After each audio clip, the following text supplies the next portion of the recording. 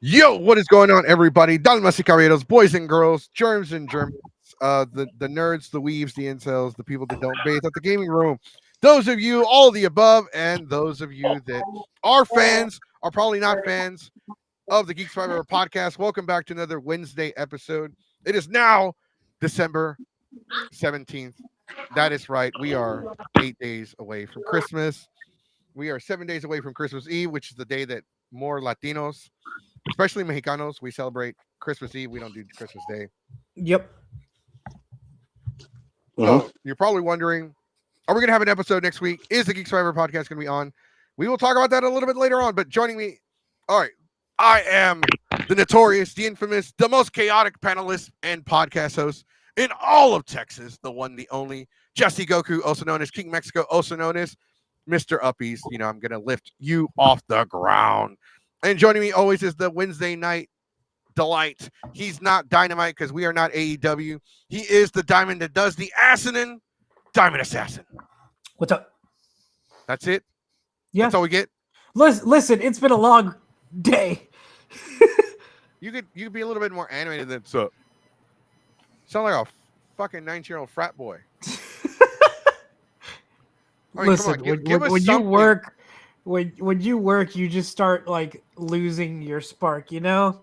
I am busy, sir. I had to sleep all day, roll out of bed, stare and think about my life. I had to heat up my leftovers. I mean, come on, bro. I got a lot going on. All right. Well, I mean, that's all we're going to get from Diamond. He's already sick of being on the show. He's like, fuck it. Where's that help wanted sign? There it is. Yeah, we might be needing we are in the market for a female co-host, though. Somebody to kind of give us that extra voice. The other perspective. Yeah, we need both perspectives, not just because we say stupid shit. I'm gonna be honest. Sometimes. Well, you know, because I do admit that I am the stupid. Anyways, all right. So we have some special guests joining us today. We're gonna allow them to introduce themselves. They are part of a group of a new convention. That's right. Here comes a new challenger. Before we begin, though, we must let everybody know that this is a mature audience podcast only. Strong language, adult themes, extreme sarcasm, and Mexican jokes apply. That's right. We are los Latinos, los Mexicanos. This is the kind of shit that we eat. Really? In front of my latte? Yep. I mean, I think I've only eaten one of these. That's heartburn right there, man. It's all heartburn. And this is the first time our guests have been on this show. They're probably like over here, like. You got fucking weird. This is the coolest shit I've ever seen. I've been on it before. All right, so we're gonna start from HR to this. Let's start. It's all jumbled up. It's all jumbled up now. Go ahead, Doug. All right, well, hello, everybody. My name is Devin. I go by other aliases. You probably see me sometimes on YouTube, or if you see me at cons, it's Agent Doug, or it's Devin_2121. I look like the doofus that walks around like an NPC with a mask on. I'm the one and the only. My name is Devin. I am HR of the new con, the upcoming con that's coming out around September next year, Saibafest. And it's a pleasure to meet all you guys. And I always have a phrase: you either kick ass or you ass the kicks. All right. Next up is Mr. Alex. Hi, I'm Alex. I am the chairman of Saibafest. Nothing really interesting. I'm a house husband, so. Well, that's not true. You not to put your personal life out there, but you said you were making dinner. I'm making burgers. Ooh. All right. Let's talk a little bit about that. What kind of burger? You got your classic cheeseburger or just a regular hamburger? Hamburger, bacon and cheeseburger, that's what I like. Ooh. And then I like to spice up my tomatoes and cook them a little bit by grilling them and squeezing some lemon, some spices over them, then lemon and just letting it marinate in its own juices. And then throw the tomatoes on top. Oh. Damn. Hold up. Hold up. Fancy. Wait a minute. Bougie up in here. He said I'm Ratatouille up in here. I know he came in here all fancy, making me feel like I can't cook worth a damn, bro. His Hey, phone died as well too. I'm a, And then His phone died. You didn't hear, but he was like while we were talking, he's like, "Oh, my phone died." oh, I didn't hear. bro, I'm over here like I can't cook worth a damn. This is me. He's like, where's the kid cuisine? Bro, Where are the Lunchables at? I suck at cooking so bad. I burnt Lunchables, bro. Like, Mom, it won't fit in the microwave. How the bro, it's because I be fuck hydrating with that dumbass water. Dumbass ones. It'll hydrate you, but with fucking stupidity. Yes, Stupid. exactly. Stupid. All right, and next we got our final introduction is it's Mariah, right? Oh, it's Mara. It's Mara. Mara, fuck, I can't read. Like I said, No, this is how I You're hydrate. good, bro. You're Look, it's funny because it's like I'm the one that has the impaired eyes, and then yet Hey, I'm the one with the lazy eyes, so I got you beat. Bro, this is we got this two is how- glasses wielders over here. this is my co-host over here. Half the time. Am I the one that back staring? Yes. You're the one in the back. You can't kick him like that. All right. Okay. How do you say it again? Mara. Mara. I- Mara. Yeah. Mara. I Mara. will mispronounce it a couple times because No, it's okay. It's okay. I'm used to certain words in Spanish. Mara. All right. Yeah, that's fine too. That's fine too. My grandpa would call me that. All right. Go ahead. Introduce yourselves. So I am Mara. I am the VP of Saibafest upcoming 2026 September on the 19th and 20th. I am mostly just mirroring Alex because it's my first rodeo, but I made all the ideas almost. let's go. Everybody contributed in some sort of way, and I'm so grateful for that.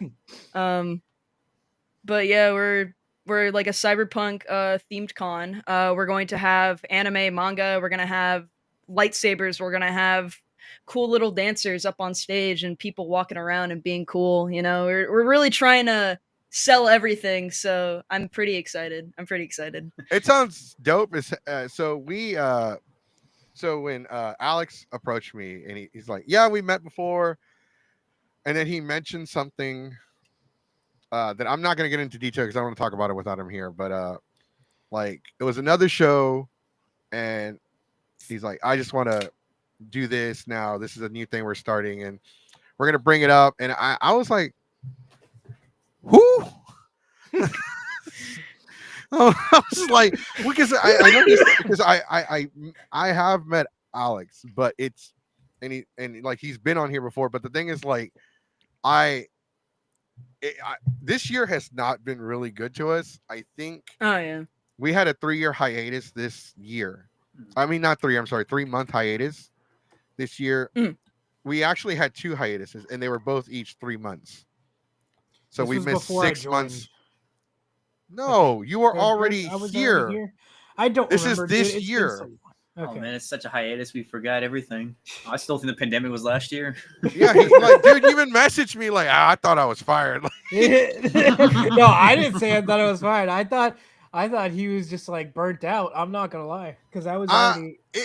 I was kind of burnt out because it's rough running before we went into the hiatus. I had a full-time Monday to Friday 9 to 5 job, and it was a set schedule. I had an income, I had insurance, 401k. I have a daughter, so I was broke, but in a good broke sense. Then You got I your lost bills the paid, but you job. got nothing. I hear you. Yeah, exactly. I didn't have anything. All of my money went to my kid, and then shit happens, and then we missed a lot this year, like 3 whole months. Welcome back, Mr. Alex. Sorry, my phone died. No, it's okay. You're good. You're good. We were just talking about the Geeks Fiber podcast, because me and you talked on Instagram, and you had mentioned some stuff that I didn't want to talk about unless you were here and then you approved, because we don't talk about our conversations that we have. We missed so much this year. So much has happened this year. Yeah, I did. And we missed so much that it was like, what? And it's like, we're excited. So first thing is first, though, we're gonna ask y'all some very serious questions. If you feel like you can't answer it, just let us. We have a little chat here that you can say, pass. We want to address you. Go ahead. All right. We're gonna keep it tough. Mhm. But the first question is, do vampires poop? Do vampires poop? No, they Do don't. you think vampires poop? I think they They pee. don't. They don't. Well, I guess it just depends on which incarnation of vampires you go with, because they do eat meat. Do they? I know. I mean, it depends on Some when do. they're sucking, where they're sucking. Yeah, if they're sucking on the wrong part, then yeah, they're weak. All I know is those vampires got waterfalls coming. I don't know about the pooping part, but The drippy red. they got My they got no Lord. inconsistency in that stream. That's all I'm saying. That's all. This is my audience right now. No, Very like constipation on their end. Severe. is that? now I got people like I'm gonna They have love somebody sharks. thinking by the end of this podcast. Somebody's gonna be thinking like, huh, do vampires poop? Like, that is a good question. All right. I mean, they're probably depending on the time of the month. Oh my god. That's one way of putting That's it. the end of today's show. Everybody, thanks for coming. This is us right now. Dude, I'm definitely the Pikachu. What? I'm the table. Yo, that's crazy. I'm the guy in the background, like, hey, I'm lucky I got into the show. He's looking the wrong direction. Yeah. I I'm too like, am part of this episode. hello. We like to address our first-time commenters. They're actually commenting on Twitch. Oh, Oxian, hello. And Oxian. we have another comment from YouTube. those organs their are organs alive. are alive, so no. And Ulysses Smart Knocker, one of our regulars, says Smart Water's alive, $5 a bottle, and the shit doesn't even work. You didn't shake the bottle. Yep. You were supposed to shake it before you're drinking. That's true. You got to make sure the context is mixed. So Settling is normal. it is. You gotta shake it, bro. Sometimes that stuff goes to the bottom. Don't tap it. Even distribution. Oh, sure. Shake it first. What do you, Hero? What? Come on. You want to be on the show? My dog. His name is Hero. He's the wonder pup of Geeks 5 Ever. So, Cybercon. First thing we got to know. Uh-huh. The name. Uh-huh. Who came up with the name and how? And, like, did you intend for it to sound like Cybermen from Dragon Ball Z? No, I hate Dragon Ball. What? Whoa! Whoa! Sir. That's the wrong person. That's the wrong answer to the You know person what? who's hosting this. Yes. As Yes, you can see yes. behind his background. I said that one time at a con and Goku. Look, I'm gonna be honest with you. I'm allowed, okay? Before I moved to the US, I thought Dragon Ball was the only anime in existence. Everyone in Mexico likes Bro. Dragon Ball. In the 90s, it was the only anime we ever saw on TV. It was either Batman or the Roadrunner, or we had Dragon Ball at night. I thought that was it for anime. To make matters worse, I thought anime was just Goku, and then my dad's my like, "No, God. you Look, idiot." He's How like, did y'all like? You idiot. in Mexico, we had more than Dragon Ball. We had Sailor Moon, teníamos Ranma y medio, Caballeros de Zodiaco, Super Oh, okay, Campeones. okay, Simon. Yeah. Sailor Moon, yeah, okay, she was Like- cool and all, you know. Teníamos You gotta realize, we had dude, Ronnie I- Kenshin. Like, I I didn't think I see have an that excuse until actually. I got I to the think US. when I grew up, I had a box TV and I turned it on. You know what my anime was? King of the Hill. bro, that we was- had one of those. that That were like, That was the warning. That was King the of the warning Hill. of get off for your No, dad. like, My it was dad not was that this. I heard bad, that just anywhere. on Schimmel. Get God off. damn it, Bobby. Okay, I Yeah, will. he's like, damn it, Devin. As somebody that's met Sean Schemmel, I will. Oh, Uh, no. Here I we will go. say, this is my impression of Sean Schemmel. This is me every He's time an I meet Sean asshole. Schemmel. I told him to his Yes, face he at Enemy fucking Fist is, that yes. he's a douche. I told him to He his is- face, and he he just is looked at me like what? And I was like, am I saying anything that's not true? What was it? Wasn't it this year that he like blew up on another person that kept mentioning on a panel Yes. about how did he feel about like the abridged version of DBZ or whatever, and he got pissed. Oh, is he the one that has an Yes, issue with I'll our watch voice that actors all. trying Yes. to? Oh. Hmm. And then there was another video that came out like months and months after that. That Because he did a better Sean Schemmel than Sean Schemmel did his own. So apparently someone came in or whatever and said that they liked voice acting or something like that, and then he got mad at the fans saying, "Do you think this is a joke? I'm a professional." And he was like, "Dude, I was just No, trying he to get can't talk shit about other. He's thing like, I was is, just trying to get you something he- said, but okay." He can't talk shit about other international voice actors anymore, because when he did Funimation, that was only in the U.S., but Crunchyroll is international. So he's that he can't do that shit no more. But for Sean Schemmel, if you watch this episode of the Geek Survivor podcast, Hi, I'm HR. If you need any Vic questions, let me Mignogno's know. better yeah. than you, Sean Schemmel. Vic Mignogno's better than you. As I also don't like Vic, but I don't like him for personal reasons. I've worked with him, I've had to deal with him, and I was there at IkiCon. I don't know about his legal shit or any of that. All I know is personally, I will throw hands. Anyways, moving on. No, we've met Sean, but I mean, anime in Mexico, like we had a big satellite dish, one of those. It was so big that it actually became illegal to own it because it could pick up like fucking government radio waves. Government radio waves, which you're not. It was allowed massive, to. bro. It was so big they concreted it into the ground. You're gonna hear people passing wind in the ISS. Bro, we were picking up channels from like central Mexico. What? Like that's how I was able to watch all my anime.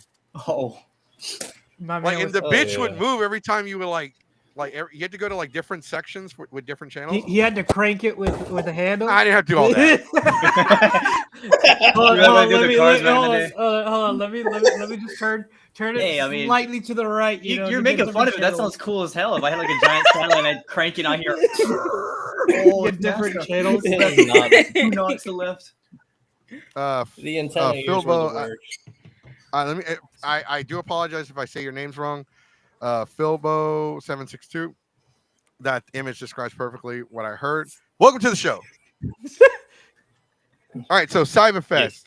Okay, so y'all did say that it is a cyberpunk. It's kind of like a mixture of everything. It's a mixture, yes. It's a variety. So Kind of like Realms and Allcon. yeah, in a sort of sense, it's like synthwave. It's like giving the vibe of the 80s without saying the entirety is cyberpunk. It's like everything you remember. It's like giving the ability of, hey, you weren't born in the 80s, but would you like to know what it was like in the 80s? Give you the kind of the nostalgic feel you feel, like like animes back in the 80s, RoboCop, all the slashers from the 80s. Gives the vibrant feel of what's to come. It's like giving the message that the con is a vibrant festival that welcomes everybody of all ages. Okay, so you actually answered another question that we had, because, well, one of the things we've talked about, and we're like I said, there are going to be some really deep questions that we're eventually going to get to, but they're going to come later, because one thing that we do on this show is we try to be the voice of the voiceless, and people have like some really hard questions that a lot of other conventions, and I'm not going to say this used to be the case. It's not the case. It's much less the case now because there's like less there's more, I guess the word I'm trying to say is transparency. Like people can see now because the internet has kind of ruined a lot, like backstage shit, like things that you could keep hidden or no longer like that's the case, right? We hear so much about so many Basically, the conventions. behind the scenes is what he's trying to say. Right, exactly. And it's like it's kind of like it's kind of hard to avoid these questions, and like in a lot of cons used to kind of like, okay, yeah, let's not talk about that one, let's not talk about this. Nowadays it's like, yeah, well, fuck it, that was back then. It's new management, new owners, new venue, new people, like it's a whole new us, new year, right? New year, and people are like, let's address what happened, let's address it, let's make ourselves better, let's rebuild, and then let's come back. Like one of the things that I mean, it's because you're a new convention, right? And Correct. you are Mhm. debuting in what is already predicting to be one of the hardest years on this country. Because people don't realize this. And I'm not trying to scare you. Like, as a matter of fact, we're excited. We're going to help you. We're going to do what we can. Like, I will go in there in a chicken suit. We And will go there advertise the with fucking trash con. bags if we need to. We will go in there. Well, I'll bring everybody from the Home Depot and buy them all passes. So if I may add, I think it's a good idea that you ask the hard questions now because it invokes creative thinking and Yeah, y'all critical have thinking. so much time to, like, okay, what if he has a point? Like, maybe we should get ready for that. Like, next Look, I year, wanna be- the thing is, wait, Yeah. what? I'll be honest with Next you, year man. is, Look, yeah, go ahead. Be honest. Be honest. look, I know people are like, is a new con even worth it? Is a new con? Am I, they're scared. I get it. I was scared too when I first started in this business in 2019, but I took the leap. I quit my job and I made something of myself. I made a name for myself, through my business with my wife. And after that, I've met the the salesperson at the hotel. He's gotten yelled at by our manager saying, you're supposed to protect your client, not let him run wild and think he can make all these things come true. And I was like, it's not that I think I can, I can't. Because of the simple fact that I've done it once, twice, so I can do it again. Mm-hmm. So there's the only thing that's going to stop me from making this is my self-doubt. And the reason these people follow me so well right now is because they know that I can do it. Because I've done it before. And people have seen my work ethic with voice actors to other vendors. They've seen exactly how much I'm willing to sacrifice and put down to ensure that they have a good show. Regardless if I do good, I could give a crap less if I ever do good. I don't give a shit. I've been there before. I've done great, and that's it. This whole year, all I've done is rebuild and try to bring the community back together in a productive, positive way. And the best way for me to do that and to give back to the community is by giving as much as I can from what I've learned and what I'm able to do and reach. The guests that we are bringing out to this convention aren't just guests you're going to see splattered all over in the same, repetitiveness of voice actors, repetitiveness of cosplay guests. It's not that I'm saying I'm better, but I know it because this is something that I want. I've studied this for so long that, going to conventions as a vendor for so long that I know exactly what is said, and it was always the same voice actors like Anime Fiesta. I love them. I work with them. They're cool people. Ramsey's amazing, but at the same time, it's like always Sabbath, always Aguilar, always Johnny. I love Johnny. I love Bryce. Mm-hmm. But I'm like, it's always the same guests, and I'm like, that are better. Not better per There's se, a lot but of just voice actors that there's more. There's a lot of voice actors that even like I watch that they get asked even if they're live on their account, like on their social media accounts or whatever, they have a Q&A, and people ask, "Hey, are you going to this con?" And they're like, "I didn't even know that I was invited." So like it's just one of those things. It's like some of them don't even know that like the con was a thing at all, or they're just like, hey, I know about the con, I just didn't get invited at all, or like not a lot of voice actors get invited to like especially like very new voice actors get called into these big conventions, big and small conventions. I wonder if it's because they don't want to take a chance. Exactly. I think that's something I was- Alejandro pull up that's different. That surprises me. He mentions before, and it was something that kind of reached out to me personally when I started cosplaying. Was I started cosplaying because I met good people who were cosplayers at these conventions, and these people were like, "Oh, these cons are great, but these prices are insane. It's the same ordeal. Oh, did you hear something happened to this or that con?" I was like, I just want to cosplay, but this is something else. And then I meet Alejandro, and he's like, I want to bring in people that you don't know. Like, do you know this person? Do you know that person? I was like, I don't know anybody. I was like, would you like to invite me? He says, oh, he did this, he did that. I'm like, oh, you know that guy? And then it started from there. And then I'm like, I understand what he's trying to bring out now. He's trying to think outside the box. He's trying to break the social norm. He wants to try to create a new bar of quality. While trying to not sacrifice things in between, and give the little man a chance to rise up and show himself out to the world. All right, we do have another guest. So we got to do a quick introduction for them.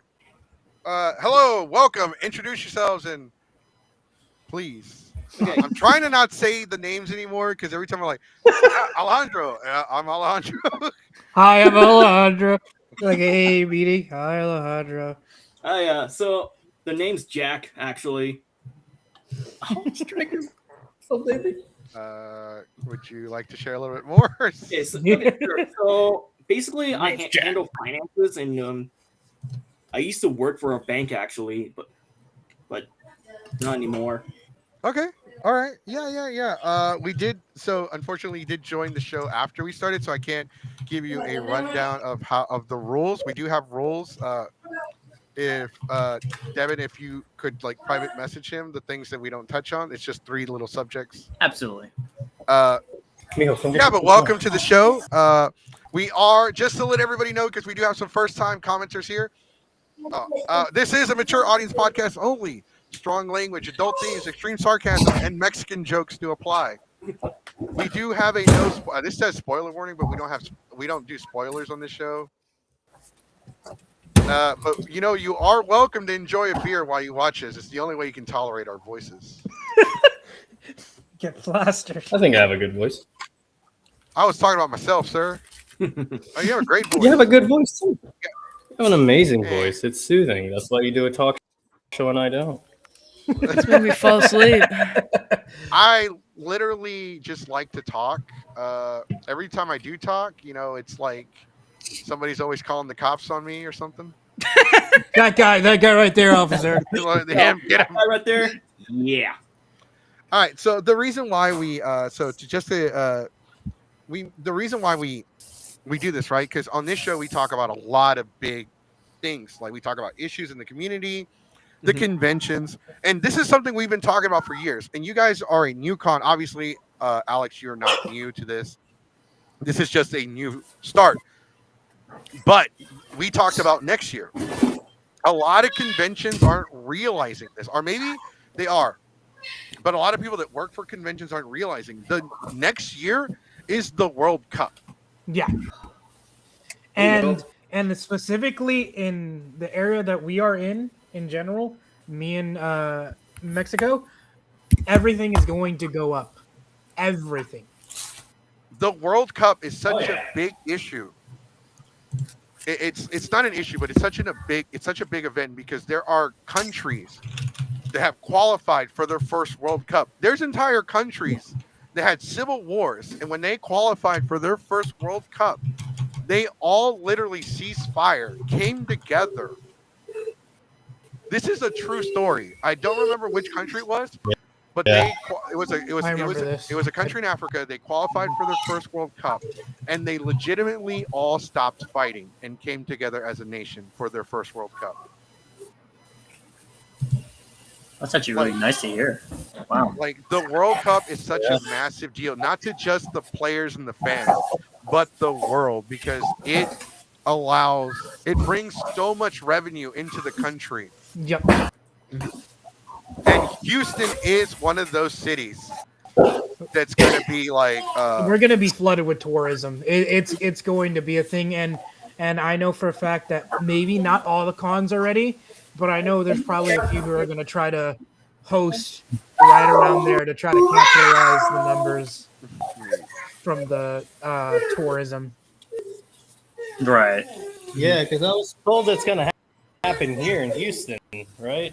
We have 2 games, I think. Yes. We do have 2 games.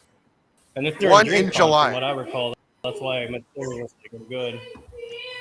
You said we have one in which one? We have one in July. DreamCon. It's happening after DreamCon or something. So they're still gonna because the city of Houston told me about this. Mm-hmm. Oh wow. DreamCon's happening in June. I think we have one in May and one in July. Yeah. Okay. Wow.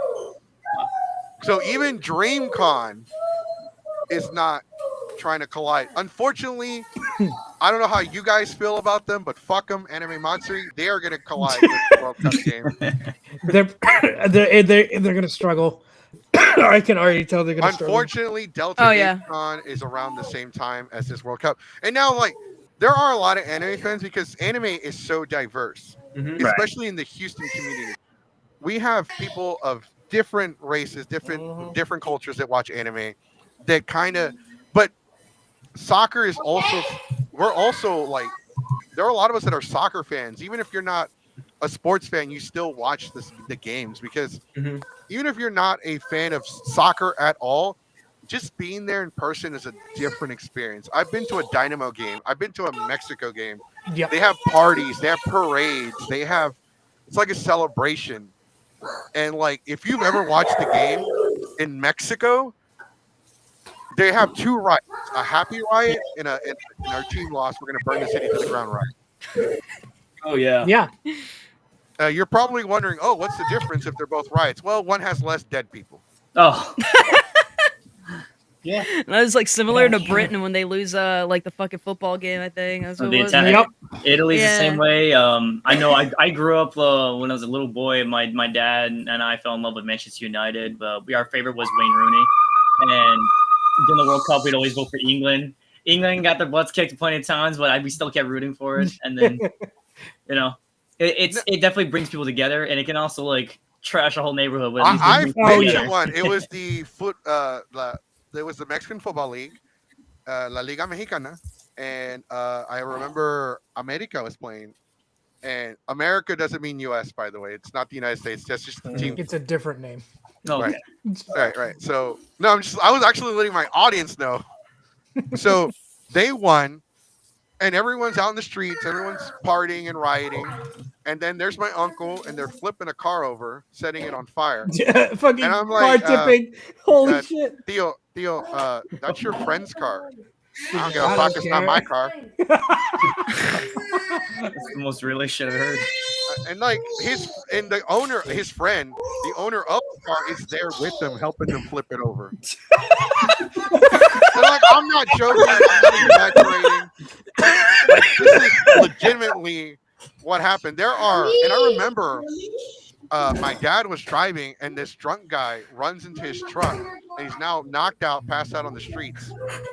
My dad gets out, like, oh no, what the fuck do I do? Like, I didn't hit him, he hit me. And then the other guy behind us gets out. He's like, just vete, way, vete, déjalo. Like, just go, just leave him. just go. Just drive around him, you know? Like, don't. If you call the cops, they're gonna take you both. Okay, no se pongan. And then like my dad just leaves, and I remember turning around and I saw all the cars going around the drunk guy in the middle of the road. There was even a police car that just drove around him. He's like, fuck this. Oh, It's so my. fucking up. It just sounds This like was no. after the soccer game. It was like the guy was like, fuck. Oh, oh. Oh yeah, nobody gives a shit after a fucking soccer game, bro. They want to get their ass home. they're probably like- they want to go see the soccer game too. They don't The want. cop, they don't have the anything cop to do was this. Yeah. like, Oh. the cop was like, he checked the time. He's like, dude, I'm not filling out this paperwork. I'm fucking going. Well, just leave him alone. He's drunk. He'll wake I'm up in a going. couple hours. With a He'll be headache. fine. He'll be It'll be fine. It was like, oh, we're out of here. I don't want to do this. Toss a cup of cold water at him. He'll probably wake up. Probably. Yeah, no. Like there was a homeless guy that just walked up to us crying. Like he's like, "Senor," he was like, "I need another beer. My head hurts." And like he was honest with us, like, "All right, fuck it, I'll buy you a 40. Let's go." I mean, at least you're telling me the truth. He's over here crying because he's got a headache. At least he's not saying like, hey, can I please have some money? No, I just my But, head hurts like- because of the beer. The World Cup is next year, Hmm. and it's not just the World Cup. We've talked about this for years. We're facing a con crash right now. And, and like I said, everything I'm saying, I'm not trying to scare you. I actually want y'all to be successful. I want to help y'all. We need something. Jesus Christ, does this fucking city need something other than anime Matsuri? We have DreamCon now, but that's not going to stay forever. We I have love- Delta HCon, but they're not going to go up in size. I love Comic Palooza, but they don't change basically anything. The closest thing that they changed last year was security for good Well, reasons, but And Comic Palooza used to be fun. I mean, but so did running for fun used to be fun. Now when you run, it's like, ugh. Just well, I fucking mean, take me once to once jail. you go to Comic Palooza so many times, you're just like, I think I'll pass. No offense, but We need Alright. That's true. other shows that are going to be successful, that are going to bring something to the table. And like, despite my personal beef with Anime Matsuri, I mean, if you look past the all the rumors and innuendo, we need something other than Anime Matsuri because there cannot be a monopoly of conventions. We need, because right now, the last time we checked, Anime Matsuri's weekend badges were at $100. You should check GeekCon right now. They're already 100 just for pre-orders. That's different though. They had Megan Thee Stallion. I'll let them pass. Yeah. There's different. Maybe for me personally, I may not know the difference, but for me, it seems like the norm is the prices are going up, the quality is going down. The quality is going down. With DreamCon though, I will say this: it was my first DreamCon. I was there for a few hours, and I instantly fell in love with the convention because it's such a. And like, here's the thing that I fell in love with DreamCon is because it's so inviting and inclusive. And I heard a lot of people talk about it before it debuted in Houston. And I heard a lot of horrible things, a lot of racist remarks about DreamCon that I will not say. And I was like, no, hell no. I'm going to go and I'm going to check it out. And the people there are just genuinely so happy to just like be together in a space where, like, this was great, and I never felt more included at a convention, especially like I didn't feel like there was anybody staring or like, why are you here? You don't belong here. I didn't get that at all. I feel like DreamCon is what the bigger cons used to be before the cities started buying out, like before they started investing in the conventions. Because what do you? Go ahead. I was gonna say, what do you think? Like, I'm gonna turn the tables a little bit. What do you think like would be something that people would want to see? Like your like personal opinion or things that you've heard. It's hard to say because when you talk about anime conventions, the bigger ones are so massive and diverse that it kind of, when you become so big and you have so much going on for different groups of people, it kind of feels like there isn't a lot of inclusivity with certain groups or certain events. Yeah. One thing. Go ahead. Well, I agree with that. I think a sense of community, and I guess like how we said in the beginning, like transparency with the con and with then also the con goers, like just to be transparent with each other and have a relationship to where, you know, people who are going to the con get full transparency on knowing who is going to show up, like before ahead of time, so that way people at least know what they're getting themselves into. Knowing like whether or not how much I guess food is going to cost, if there's food available in that convention space too, because that's a big thing. And then I guess just also knowing how many days, because it depends on how big or small. Like some cons are 1 day only, some cons are 3, some are longer than others. And then I guess just a sense of caring about concerns if anything happens in that con. Well, that's one of the things I was going to bring up. Like, the one thing that we hear that people want is something to do. They want things. They want panels. They want events. They want shows. They want to feel safe. They want to be able to talk to people, make friends. And they want a safe space without having to feel like they're going to have to give it up for whatever reason, whether that there's a, because you're not going to be able to control people. People are going to be people. So you're always going to have people that are going to go to these cons and have, you know, bad intentions and ill will to do to people and stuff. Unfortunately, I can add to that, especially when I went to San Japan. We had a person come up. They came up naked somehow, and they went past security inside Saibafest to San Japan. How the fuck did I miss? Okay, so we were at San Japan. I ran. This is Saturday too. I ran the karaoke room. I ran the adult karaoke room all weekend, and I'm sitting my ass there from like 3 or 2 in the afternoon until like we kind of got a little bit in trouble. We ran it until 6 in the morning because we still had people. Like we still had like half a room of people, and our waiting list was 3 hours long. Oh God, I forgot. No, wow. We were averaging, if we were speeding through them, 12 people an hour, right? And you're like, people listening are probably like, oh, that's not a lot. 12 people, couldn't you speed it up? No. If you're doing an average to 3 to 5 minute songs, or if somebody decides to do Freebird, 10 people is good. Wow. And we had 300 signups. Wow. Yeah, at AM, the karaoke list was entirely clogged, and I volunteered. It was super unorganized. We had to pick up something last second so we could actually get the karaoke signups like on board. So for the first day and a half, we didn't even have karaoke available, and it sucked. Like, I gotta ask. like, yeah. So were you a volunteer, or were you part of the karaoke team? So I was a part of programming. Okay. I was on the team making sure everything was like organized, and one of the things that I was given was karaoke. I was in charge of karaoke. So somebody had to volunteer to lend us their equipment so we could actually do it because it wasn't provided. So Which is weird.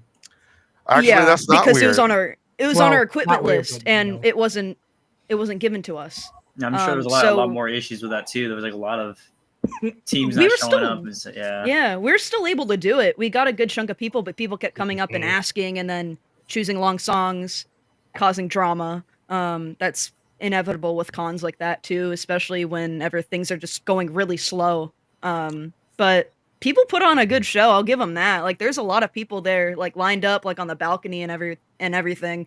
But that's one thing that like cons and like people that don't know like about like behind the scenes stuff, it's very difficult to like put that together too, because one small thing could go wrong and it just ruins everything. It's and true. It sucks. Yep. That's why I always request an hour setup time for karaoke, because it allows us to. For San Japan, it took us 2 hours to get everything running. Oh yeah. But we had the room to ourselves the whole weekend, so we were just able to just leave everything until Sunday afternoon. Here's the thing, and I'm gonna sell ourselves to y'all. If you guys decide to do karaoke, Geeks 5 ever host karaoke. We did it for Delta. We did it for San Japan. We do it for Ushicon. We've done it for several conventions. I can't list all of them right now. We do it for Anime Tyler, Texas. We provide all of our own equipment.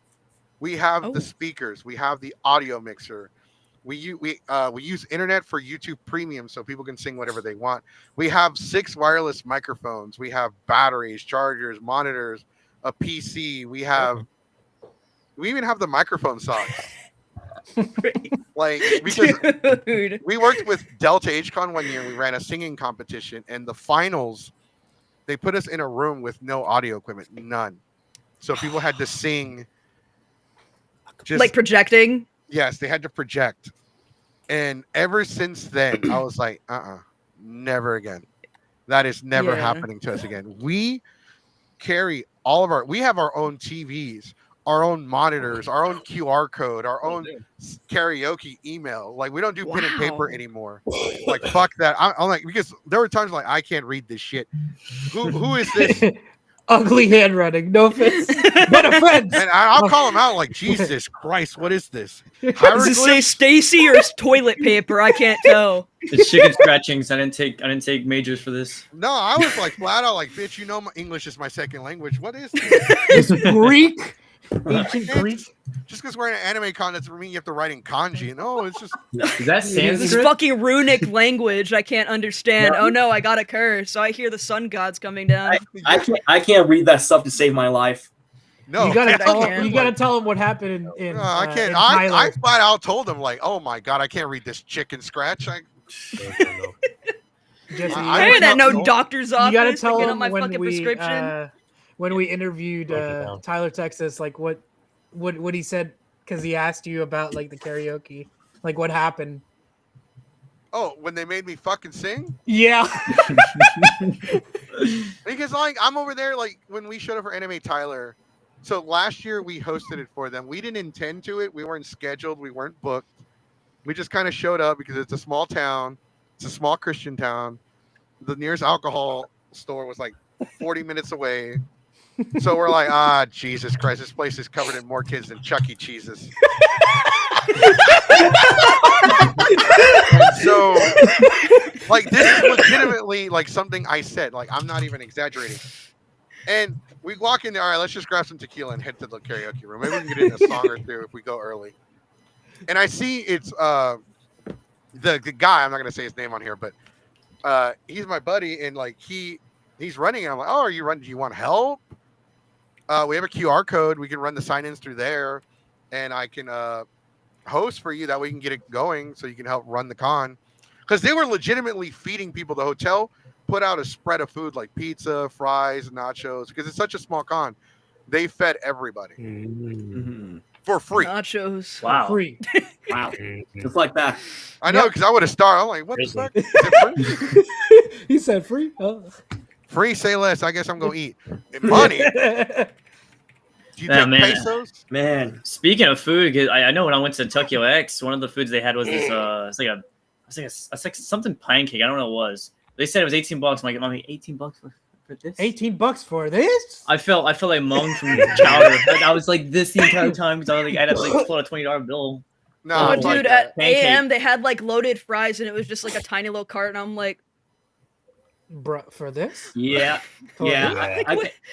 $16 for a tiny thing of fries I can get at McDonald's for like $3.25. What the fuck's wrong with you, man? I would have been pissed. I would have been like, bitch, I'm gonna go back there and cook it myself. Give me I'll grow now, the give me potatoes in the back spatula. right now. I'll do it. I will double your sales. Oh, no. Triple it. But I legit have no appetite whenever I'm at a con. oh That's yeah, true. no, it's Yeah, called cosplayer.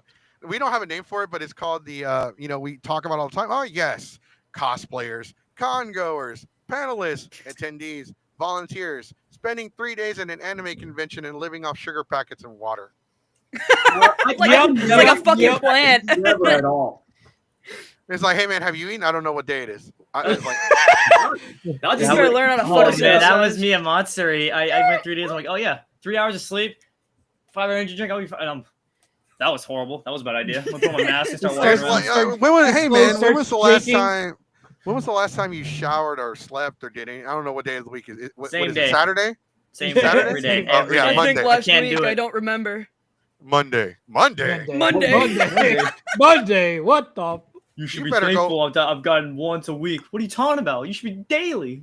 Right, and like here you go, shameless advertising, because whenever you attend a Comic-Con, Anime Con, Gaming Con, the Texas Renaissance Festival, or any of those in between, or even your local orgy hosted by the neighbors.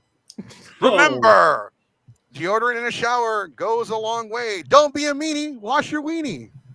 True. Someone needs to dress up as a superhero, be like Deodorant Man, and have like the belt. That's okay. full of deodorant. Before you continue with that, 'cause we have thought about that. We've done that. It would sell. Picture. I do remember this. It wasn't Now deodorant. get the people at Carp fucking go around and hand people deodorant sticks. We did dress up as a bar soap. I did. I dressed up as a bar soap, and somebody hot glued the rope on top. And if you know, you know about the soap on a rope. But the amount of people that looked at me that looked offended at the time. I think there was a guy at San Japan when I first went for 2022. He walked around with the sign that says, "If you smell, I'm gonna bonk you with this," or something like that. I can't remember what it was. But it was just I was on you freaking out with a band saying, "If you smell, you're getting bonked." It's funny This is Mel walking around because with this. there's a picture from like 2016, me, San Japan, dressed as a bar soap. If you're gonna be a bar soap, I'll be Febreze Man. And I'm over here doing so Ginyu cool, poses Febreze. with like one of the Ginyu Force cosplayers. Yeah, I remember in I'll be Senior Lysol. I got you. Senior Lysol Febreze Man in a bar soap. yeah, I remember in Anime Matsuri 2024 or there was like a few people that were handing out like deodorant, soap, like, and they had the sign that says, "If you need it, just say it. Don't smell bad." See, no, that's where they fucked up. No. That they fucked up because I wear deodorant and I would still be over there like, hey man, let me get a week's worth. Let me get a month's worth. Hold up. I'm about Of to the save musk me. or the that- deodorant? I'm gonna save I'm gonna you get some like money. what you got? Deodorant, toothpaste, toothbrush. Let me get a month's worth. I'm about to save myself $15. That's how you saving 50% or more. Yep. I'm trying to find the damn picture, but it's been so long. Oh, I know the feeling. We were okay. So when it comes to the karaoke, though, we do provide our own shit. Like, yeah, we've gotten some complaints, but that's because we told people, like, look, it's going to be at least a 3-hour wait. And then Jesse's good enough to like make sure that no one goes too far in songs too. Right. Well, like, it's because we were an all-day karaoke, so in the beginning it started slow, so people had like they signed up for multiple songs. And they would go up multiple times. And then when people started showing up after it got crowded, they're like, I haven't sang once, but he sang like 5 times. I'm like, I know we tried to stop it, but it just got packed and we're trying to like, and then some people would cheat. They'd use different names on the list. So like, oh, and then because I started making fun of a Mexican Deku. Fuck it. Fucking Deku again. Don't you have better shit to do? He wanted to sing his heart out. I made fun of him, but he sang 11 songs at that point, so I got a pass on that one. But yeah, no, like there's something that we do that a lot of other karaoke artists don't do. We do something called the community song. We pick a song, and then we invite like, oh, this is the next song we're gonna do is the bad bitch song. So if you feel like a bad bitch, regardless of gender, why don't you come up to the stage? So it's a bunch of people. No one gets a mic. They have to sing loud and proud, and then we play Lady Gaga "Bad Romance." That's so like good cool, though. That's like that's such a good thing like to have. Playing Bohemian Rhapsody and everybody singing a lot. Oh yeah, we do that. Oh, one. That yeah. one's called the national anthem for white people. That's right. The for white people. That's a good one. We do. We have the "Do You Feel Like a Queen" song. It's Barbie Girl. The bad bitch. It's Bad Romance. The national anthem for white people is Bohemian Rhapsody. It's I can vouch for that.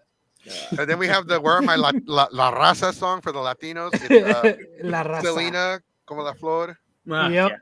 Yep. We have like we always start off with one song everybody knows. We start off with the Pokemon theme song. We make everyone in the audience sing. Yep. Just don't make me sing the Barbie Girl song. Hey, that's you got to come to the stage voluntarily. No, for yourself. Get a couple of drinks of me. I'll sing any song. No, he will. He will. Speak for One time I yourself. did because I lost a bet. Start singing apple bottom jeans. Like at one point at San Japan, somebody requested the cha-cha slide. Nobody sang it. Everybody just got up on the stage and like Start dancing. dancing. Yep. That's how it goes. You're gonna have them doing the Thriller next. Same thing with Footloose. You play Footloose or what is this? No, nobody's ever requested Footloose. I'm surprised. What? No, these people are getting too young, dude. We Yeah, got like the toddlers. Pink Pony Club. That was one of the most requested songs. Something from Demon Ice Cream, K-pop, something. Oh, Demon Hunter. Demon Hunters. Yeah. Oh, you talking about This is the cosplay, by the way. Demon Hunters?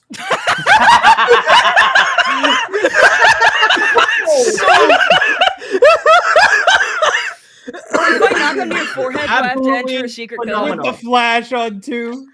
I don't know why. This was like 2016, bro. Like, I was happy to have a phone. A man with a dream.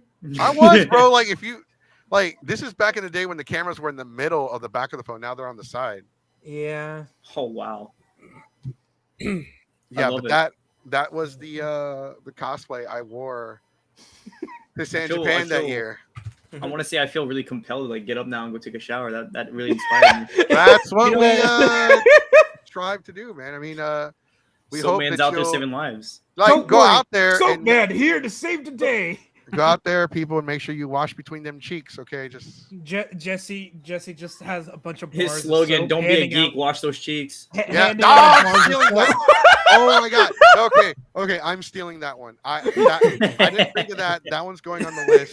Don't be a meanie, wash your weenie. Don't be a geek, wash them cheeks. I love it. And then Jesse grabs in his bag Irish Spring soap. Just pegging people with Irish. Hey, I'm not Spring. Irish, Vato. I'm gonna throw some Pablo Los at you. Pablo Someone's Los. gonna come and try to rob him around the parking lot. He's gonna put a soap inside his little sock and start doing this. Nah, bro. Like people don't rob me, man. Somebody stole my, and this is a true story. Somebody Oh, stole no. my identity and gave it back.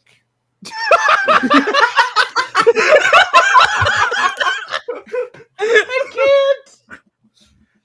And then this motherfucker had the audacity to text me, bruh.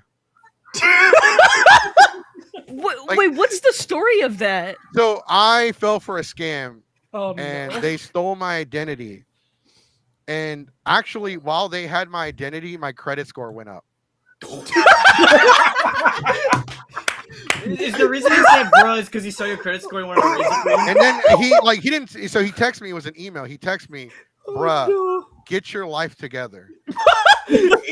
This dude was like he felt so pitiful for you that the man became a hero And then overnight. he was like one of those like scam dudes from like India, like where they're like, Oh my god. and like he like this asshole had the audacity to tell me like, bruh, like the best man, I can give you $20. That's the best I can do. Dude was like, "Ew, you're this poor." He offered Ew. me money. Scammer offers you sounds money like as a Scammer power offers move. It someone sounds like money. a robber that I- breaks into your house and then he sees it dirty. He's like, "What the fuck?" And then he just goes and starts cleaning everything. And he leaves a little note saying, "Like, get better, bro." I know. Get your Oh no, shit feel better together. soon, little bro. Oh, he my- just my sends dad his little actually link for his tried. PayPal. So you can send him like $5 or something like that. Like, and then he returned it like it was like something he bought at Walmart. Like, I don't want this anymore. Oh man, I haven't been addressing the chat. Jesus Christ. Hey, Oh, yeah, God. I was about to say Ulysses. He's got a good one. It's don't be a fool, clean your tool. No, stop. Cosplays, the soap cosplay is hella accurate. Don't be a fool, clean your tool. Did you did not just say that? Okay, so this is so long ago, I kind of forgot what we said. But yeah, karaoke. We do. If that is something that's in the cards for you, for your con, that is something that we be willing to do. Is that a shark? Oh shit! It was like a shark. That was a mic. No, it's a whale shark. Well, shit. I kind of figured it was a whale shark. I just didn't know which shark it was. Bro, sharks are shark to me, man. We exist too, damn it. It's okay, Cyber. I don't know who you are, but you're my friend now. You can't leave. I will say this: like, it's something that we enjoy doing, we like doing, and we try to spice it up a little bit. We do the community songs. We actually try to force the staff to the cons we hosted at to sing. They never want to though. They're like, ah, fuck, no, hell no. I think that's I how will. we like. Okay, fuck yeah, let's go. I think it's a great idea, honestly. I think it's really cool of an idea that you guys bring your own equipment. Because a lot of people have a worrisome, and it's like, you know, yeah, sure, you gotta sit there for 3 hours, but that's a given. Like, you go to a restaurant and like on Friday, like at 9 at 9, it's gonna get packed. It's just how it is. But I feel like you having all the equipment, you providing like certain songs that they like, and then providing community songs is kind of like, oh, I don't know what the song is, but I'll sing along to it. Oh, okay, this is dope. They know their songs. I feel like it kind of opens that avenue up for it. You would think so, but there's a couple songs where people just stood there staring at the screen like, Oh. What the I feel fuck? like you'll Dude's like- I feel like nowadays if you just play certain different anime theme songs, people will start losing their shit. Oh, The yeah, thing they is, will. Like, we don't tell people like, okay, the reason why I do What the YouTube next because song there are a is. lot of people that want to sing anime songs, but like there's like 2 or 3 songs that everybody fucking sings, and it's always like the same one from like fucking Yakuza. I forget which game. Oh, What are they- Bakimi Tai. I think so. I Yeah. don't know. I zone out every time I hear that The song. Dami Dane song. Oh, that one. Yep. Yeah. So like Pink Pony Club and was one of the songs we heard a lot, and I didn't, and my dumbass thought that was like a My Little Pony song. I'm like, God damn, Dude, I would be Might as well be. dude if I it's a strip club song apparently. next time, Jesse, next time where it doesn't matter, I'll try to see if I can get off to go to a con when you're hosting karaoke. I'm gonna just every year pick different dumbass songs. I'll pick We're Number One from Lazy Town. I'll pick shit from like shows. And Oh, stuff don't and play just that. I'll start- start dancing, dude. Oh no, because people already do Dude, like dance is Barbie. visual. Once Barbie Girl is You're so played, right. it goes off hinges. Like, I think one of my favorites is actually "Stay with Me." I love doing karaoke for that one. we Good one. The one we do like with the Geeks 5 Ever staff is either I want it that way or bye bye bye. Yes! So good. And so like the thing is we're panelists, right? But we don't call ourselves panelists. We're like the WWE. They don't call their wrestlers wrestlers. We call ourselves entertainers because that's what we are. We're entertainers. I'm an entertainer. You're a nasty. Because I'm not here to lecture you in my panel. What? Well, Fluffy. Don't From think you're Fluffy. nasty. Oh, nasty. Okay. Yeah. Because we're here to most of my panels are comedy anyway. I'm here to make you laugh. I'm here to piss you off. I'm here to make you feel some kind of way, right? I don't know about pissed off, but It's not working. Oh, I mean, I'm not it mad depends on the enough. panel. Like, I want to start a brand new panel called. I don't have a name for it yet, but it's going to be about how Dragon Ball Evolution is not the worst live action movie. Of oh all my time. god. It's gonna, Because- it's gonna be Dragon Ball D Evolution. So just No. get Mad Simulator. There is a movie that no one has ever watched that is by far so terrible that Dragon Ball Evolution looks like a masterpiece. It is called The King of Fighters, the movie. King of Fire. That sounds rancid. The King of Fighters is based off the video game. King of Oh. Fighters. Yeah. Mhm. And it's the same thing that they pulled with what's it called? Street Fighter. All The these Street people, all the Fighter. people in this show today that've been to Mexico have never heard of the King of Fighters. What the fuck? It's a sport over there. Korean So- Dragon Ball. It is a Japanese game made by SNK. They made Fatal Fury, City of Wolves. Oh, okay. So King of Fighters is a big deal in Mexico. They made a live action movie. It is so fucking terrible.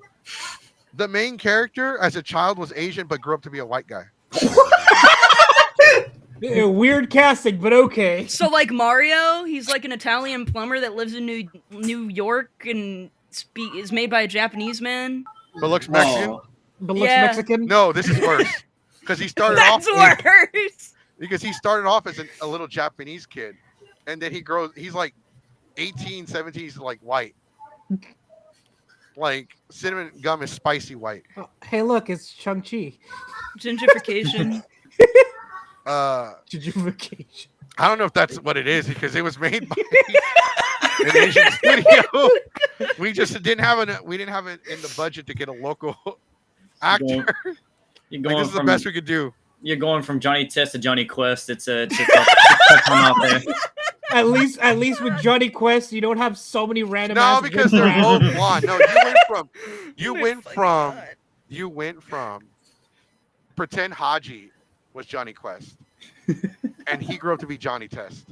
That's how big the racial difference was, That's horrible. and that's just the one Fucking character. And it's like, are you sure? Because he's like white throughout the entire movie. I've seen he's white. In the flashbacks, he's Asian, Race traitor. and then he's like, his dad is Japanese. He's Japanese as a child, but he digivolved into a white guy. What did you? Digivolve. That That's sounds the best thing I like can come up with. that sounds like Chuck Norris became Mr. Miyagi. It doesn't make any sense. to me. Exactly, no, it's exactly what it is, but reverse. Right. Okay, I got you now. In reverse order. That's a crazy concept. I You mean, know what it was, it's, and you know then, what it's like to suffer? I was once Asian a long time ago. What do you mean a long time ago? What do you mean once Asian? and I then, was like, once Asian. Long time ago. there were so many crappy anime, like video game live adaptations made. They made a Tekken movie, which was also shit. I wouldn't They I know. didn't made- know they made a Tekken movie. They did. It was horrible. They made the King of Fighters, which was worse. The King of Fighters is by far the worst live action movie of anything I've ever seen. What I remembered young, which was the real live action Mario Bros. And people shit on it. And I saw Oh, Mario one. Brothers is still better than the King of Fighters. I thought it was good. It was funny. Are you talking about, are you It talking was about funny for the 80s and time. 90s? I got a Yeah. good chuckle. Yeah, I was I like like- 5. I watched it because I like the shoes. The I only like the shoes. That's it. I like the pipe. The pipe scene was funny. May I interject for a second? Could you read the last comment from Geek Cred Trivia? Michael Jackson started off as black, then Digivolved into Oh a my white guy. god! Oh my Pretty god! That- no, yes, Is that that's, even allowed? We It is are now. It is now. It happened. We are a Yeah. diverse podcast. We're all all the hosts on this show are people of color. So Oh my. Look, I may be pale as hell, but whoa. I think Alejandro's also digivolving. Who's getting pregnant in the back, bro? All right, so That was my kid playing with his cars. I kind of figured. Yeah, I kind of figured he was zooming across the hallway. All right, so let me get you to. Let me just get you like a poster from the movie and a poster from the video game. Oh, this is gonna be Oh good. dear. Because I have never seen. Seriously, I'm turning off the At least the King of Fighters, I've never seen the movie. At all, So so. Got you, man. they have Okay. so many damn games, it's kind of hard to pick one. So, and okay, I just gotta make sure they're also compatible. But yeah, it's pretty up there. Okay, so this is like a universal poster. Like a majority of the characters, it's got to process and be slow and all this bullshit. There it goes. So this is like some of the characters from the King of Fighters. Yeah, I remember. I love the game. It's You know amazing. that they had a movie. I've Okay, already got so my the ass kicked in ones- this game, of course. The ones I want you to pay attention to are the guy in the middle, Terry Bogard, Yep. the guy Terry. with the white headband, Yep. and the girl that the fan service girl at the Yes. white, Yes. I know which one you're talking The one about. with The the one that fan? has the fan. she's a ninja. So those are like the Could've three I fooled want you to focus on. Okay. Keep staring. Keep staring. Yep. All right. Yep. Not at her cleavage, but I'm a good boy. I don't look at it. all right. This is the movie poster. What the fuck? Yeah. This is like No. a porno. No. So the ninja girl, that's her in the middle. Fuck! I installed the wrong King of Fighters. Dude, I think I got the wrong Hey, copy. You know what this reminds me of? This reminds me of like it's like when you try to do like an indie film. This is your indie film right here. So, Wait, I gotta find it. There's one where I think it's like it's an Asian guy, but he has the spike collar and he's really buff and stuff. He's staring at the screen. That guy in the red, it reminds me of that guy. Dude, the So, okay, Photoshop on so the this- eye for the red eye. So the guy with the white headband right here, Yeah. the guy with the white headband, that's him right there with the red vest. So that's the white guy I was telling you about. I thought that was Terry. No, Terry Bogard in the movie is a middle age or old. He's a middle aged FBI agent. What the hell? So he's just dead. He's like old enough to be someone's dad. Yeah. I hear a Nerf gun. Alex, would that make you an FBI agent? No, it gets worse. It gets worse. I actually found an image. Oh dear. I found an Yeah, image. don't And before fucking we hurt move yourself, on please. back to the Yeah, subject of that's the scary, con. man. I broke enough bones on it. All right. This is Terry Bogard in the movie. Oh my god. Oh god. No. It Oh, he just looks awesome. it just looks like He looks like he's an on his way to a extra. Limp Bizkit concert. He looks like an extra. He looks like that one guy. He's like, all right, let's bring in the stunt guy. All right. And That's he's an FBI agent in the movie. That's he. Doug. Why does he kind of look like the guy from the Rookie Cop? I can't remember his name. It's so bad. That's the guy from regular show. He'll tell you, "I've run this trick for 1,000 years," and he's pretty much the only useful guy that's in that episode. And you never see him again. He randomly combusts. Yeah, so it is the worst live action movie. I was actually going to dedicate an entire episode of the podcast to talking about this because Jesus. Dragon Ball Evolution is not the worst live action movie. I still will never forgive the last Airbender. I think it is. Oh God, the first one. You talking about the first one, aren't you? Yes. Oh, Yeah. Yeah, Ong went crazy, dude. Is that Chris Hansen? Somebody said that's Michael J. Fox in cosplay. That's horrible.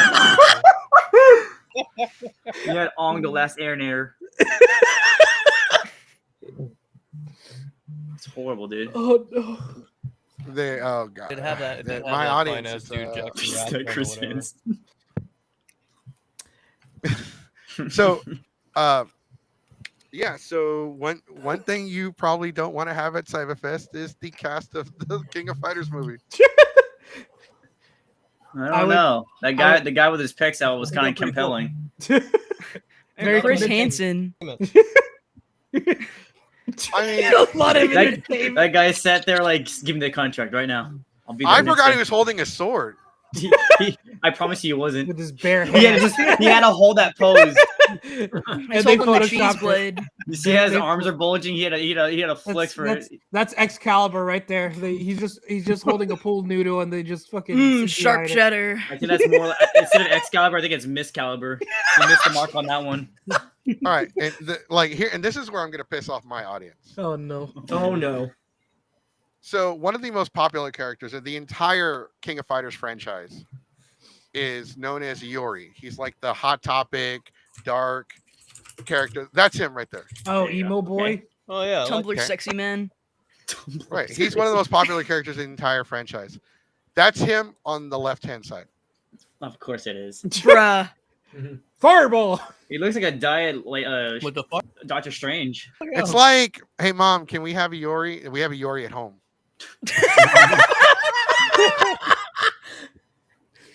Instead of Doctor Strange, it's Doctor Deranged. Yeah, you actually, I kind of, if I had not seen this movie before, I could not tell you who any of these characters were. The eye of Mama Coco. Why they got Ada Wong in the back? And not mode. And guess. It's not Ada Wong. It's Ada Gone. It's, Ada Gone. That's a tough cast out here. Darling, I'm in a fighting movie. No Just game. kinda- Just kind of like looks like the lady that says no capes. The costume department used all their budget at Walmart. All right. That's Oh, enough. man. That's 5 and below. Five and below. 5 and below would have been an upgrade. I think they just got a bunch of crackheads on the street. That Dollar Tree goes crazy. Like even like, and they included sex scenes in the movie, and they were even What? those were terrible. Dollar also General Walmart bought sexy. too? They were all CGI'd in. Oh man, tough time out here. Nah, it's like it's a lot of dry Rock humping drum. with all your clothes still on. Anyway, so It was just a face. it was just a phase. I'm glad this was my phase. I'm good on that rest of that. I love so you mentioned before, because we're gonna move away from the King of Fighters, but Yes, please. yes, because that, like I said, that's a whole panel discussion. I right feel like there. that derailed us so far. Well, duh, we got to advertise a little. Like, hey, next You got next year's two around the people corner. ADHD over here. It's gonna go crazy.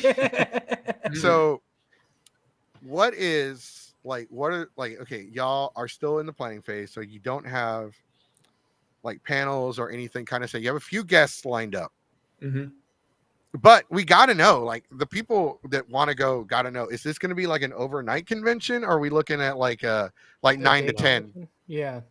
Up till 12, I believe, right? Up till So 12. this is gonna be basically your day's gonna start normal. So I'm gonna break it down so there's no questions about it. Yeah.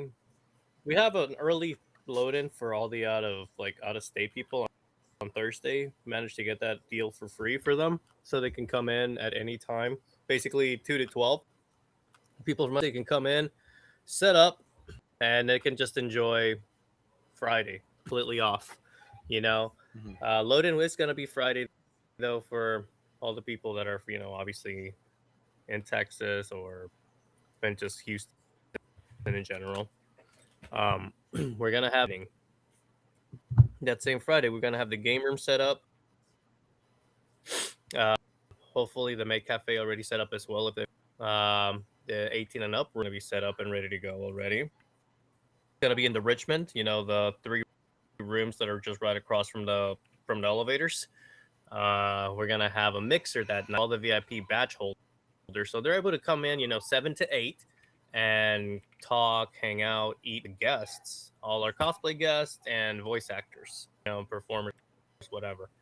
So they're gonna get to hang out. Now we're gonna open up that Friday starting at 6 until 12, and we're gonna leave that Friday just free for people to come and enjoy the market. And that Okay. That's it. Just if people want to show up with their friends, if they already bought their badges and they're like, oh, well, there's nothing to do on Fridays, because I used to be like that. I was like, ain't shit to do. Like, I'm going to go lay down in my room and whatever.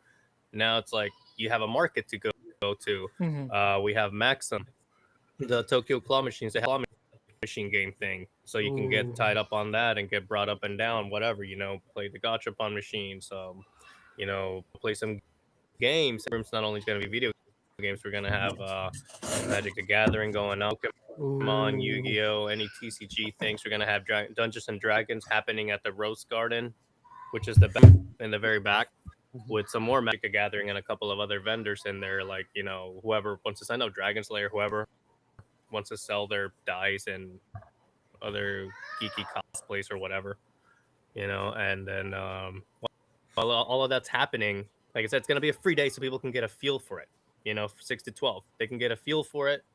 We're going to have some of the food trucks already set up outside of the hotel so they can go eat. They don't have to worry about, oh, now I got to drive somewhere and find a restaurant and spend hella money, No, we're going to have 4 different food trucks right there just for you to go out and eat if you don't want to eat at the hotel. Basically we're making everything as accessible as possible for all the people attending, and but yeah, it's gonna be basic morning con.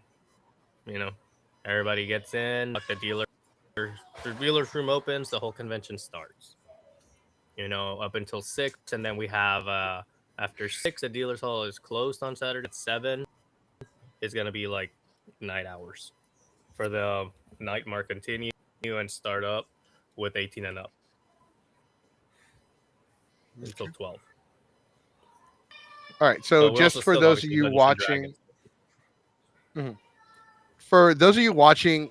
location is the West Chase Marriott near the Memorial area. It is off of Westheimer. It is the largest convention center before you upgrade to it's one of the largest ones before you have to upgrade to something massive like the George R. Brown Convention Center. Right. So that's actually a lot of space to fill because they have Delta HCon there. They have the Arcade and Pinball Gaming Expo Retro. I think it's called Arcade and Pinball Gaming Expo, something like that. They also have the horror convention there. They have a lot of conventions there. They have TsumiCon there. And some other adult conventions I don't really know for sure. So this is September 19th through the 20th. You're looking at a Friday. Saturday. Saturday and Sunday, or how does the 19th and 20th? Yeah. Saturday, Sunday. So with that being said, because we talked about next year, you are, and this is what I'm like I said, everything I say is just information. Gotcha. So you are 2 weeks after San Japan. I believe I'm double checking that right now because I was actually researching it. Yes, you are 2 weeks after San Japan, which is one of the biggest anime conventions in the state of Texas and the biggest in San Antonio. So do you think that actually is really that actually to me does seem pretty good because a lot of people get paid bi-weekly, so at least you'll have another check so you can go and throw some money at some Pokemon cards in the market. But there are so many shows nowadays. And so we got to ask, you have panels. So this is a traditional convention? Well, per se, I mean, or is this we do have panels, and we do have panels. So one of the guests actually wants to, so here's a different thing. I'm actually bringing cosplay guests from out of the country. 2 of them. Okay. 2 cosplay guests from out of the country are coming out. We have Captain Ghostly, which is already, everybody saw him obviously on Instagram, the floating Ichigo swords. And that's kind of how he got his following, aside from the, fully functional Chainsaw Man cosplay and awesome props that he has made. So having 105,000 followers is no easy thing, and he's big, and over there, well, obviously we're in Waverham. And, he's coming in and he offers a free workshop. So he's going to teach everybody how to make, their own props through the workshop. And also you're going to have a chance to interact with them. and so do a panel. He's gonna do panels throughout the day where he's gonna That's sick. bring all the EVA foam himself and set a class up so he can teach Oh, every wow. single person how to make what they're gonna make that day, and they get to take it home. That's actually he's pretty cool. Coming in all the way from Belgium, and the last cosplayer is the biggest. Like, say it. Should I just say it for these dudes? I mean, they're all gonna be. Should I just say it? Honestly, Should I say it? If I you mean, want do to. the people want to know? Do the people want to know? Because the people Sure. here, if they want to know, I can just drop it. if I say it's biased. I Oh, go ahead. Sorry, think the interrupted you. people I want to interrupted you. know. Go ahead. Go ahead. Let's ask I think the they wanna audience know. first. It's Taran. It's Taran cosplay from Italy, the biggest male cosplayer in the world, 1.4 million followers. I feel like an idiot. I feel like a dumbass because you Now- said now this. He's hot in I form. said That's all it. you need to know. Now you have to look it up, Jesse. Now you have Bro, to like, look it let up. me put it to you like this, and like, this isn't like a knock at anybody. And this is a story I'm going to share. We, my ex-girlfriend, who's the mother of my child, we went to PAX South, and I was only in town to see her, and the Royal Rumble was right across the street. So she's like, I'm like, hey, I need to buy a badge. We're going to hang out. Oh, they're sold out. I'm like, well, I can sneak in or something. And then one of the streamers who's like a guest there, he's like, hey, I know who you are. And I'm like, do I owe you money? 'Cause I'm broke. And he's like, no, you're fine. I've heard about you. Okay, he gives me a badge. I'm like, thanks, bro. I'm gonna apologize. I don't know who the fuck you are. I don't watch anybody stream or anything. He's like, let me let you in on a little secret. We don't watch each other either. I don't So, watch like, your stuff either. So I don't worry like. about No, it. we don't. Nobody watches each other's stuff because I didn't know who anybody was, but a couple of people knew who I was because I even met John Gramillion, who's the voice of Gentle Criminal. He's like one of our Oh best my friends, Oh yeah. and he knows who we are. He's like, "Oh yeah, you're the podcast where y'all talk shit about each other." Oh, yeah. And now he's he's pretty attractive. Oh, I know. who And he this has a guy cool is. accent too. He's Italian. Oh, I want to go to yeah. the gym with him. Let's see how much he can lift. I I've think seen he'll this bench guy. That will press me happen. if I go to him. Well, I actually have video Well, he does evidence. that. He holds, I have video no competitions evidence. with you. I can my goal is to leg press a car, and I'm halfway there. And a car weighs about 2,200 pounds to 2,400 pounds. Just check out the rest. Like, of I the literally, so like, I can. My goal is to bench press 500 pounds and leg press 1,200 or to 2,000. Right now on the bench press, because I have a shoulder injury, I'm stuck at 350, and because the legs, I'm stuck at 1,000 pounds. Jesse, you got to show the picture of the cosplayer. Oh yeah, wait a minute. Hold on. Well, I'm not a slouch. I mean, I got a new cosplay debuting at Saibafest exclusively for the convention. Yo! Yo! See, I'm gonna do that, but dressed up as one of the Demon Slayer characters. Oh my god, he got. I'm gonna dress up as Tanjiro Okay. with a paletera. He's got this Let me get SpongeBob ice the- cream. He's crazy. I might actually bring some real ice cream. I might eat them. I might not give them out because You're gonna ask for it. You're not eating in front of him. He's gonna pull yeah. a punk card. Where's my ice cream bars? As a matter of fact, we will post a link to his Facebook so y'all can go and stalk him. Okay. Okay, never mind. Way Didn't to work. phrase it. It went back to my Facebook. Hey, let me- Oh, there it goes. Yeah, Facebook. So we're gonna go ahead and post that in the comment section, so you can go and lick your computer screen. Oh my god. Yummy. Jesus. He is super. I love Italian. Look at this man. No. Peak Zorro. Peak Zorro. Yes, sir. And I thought I was Italian. This man put me to shame. I stepped down and said, "Yes, Dad."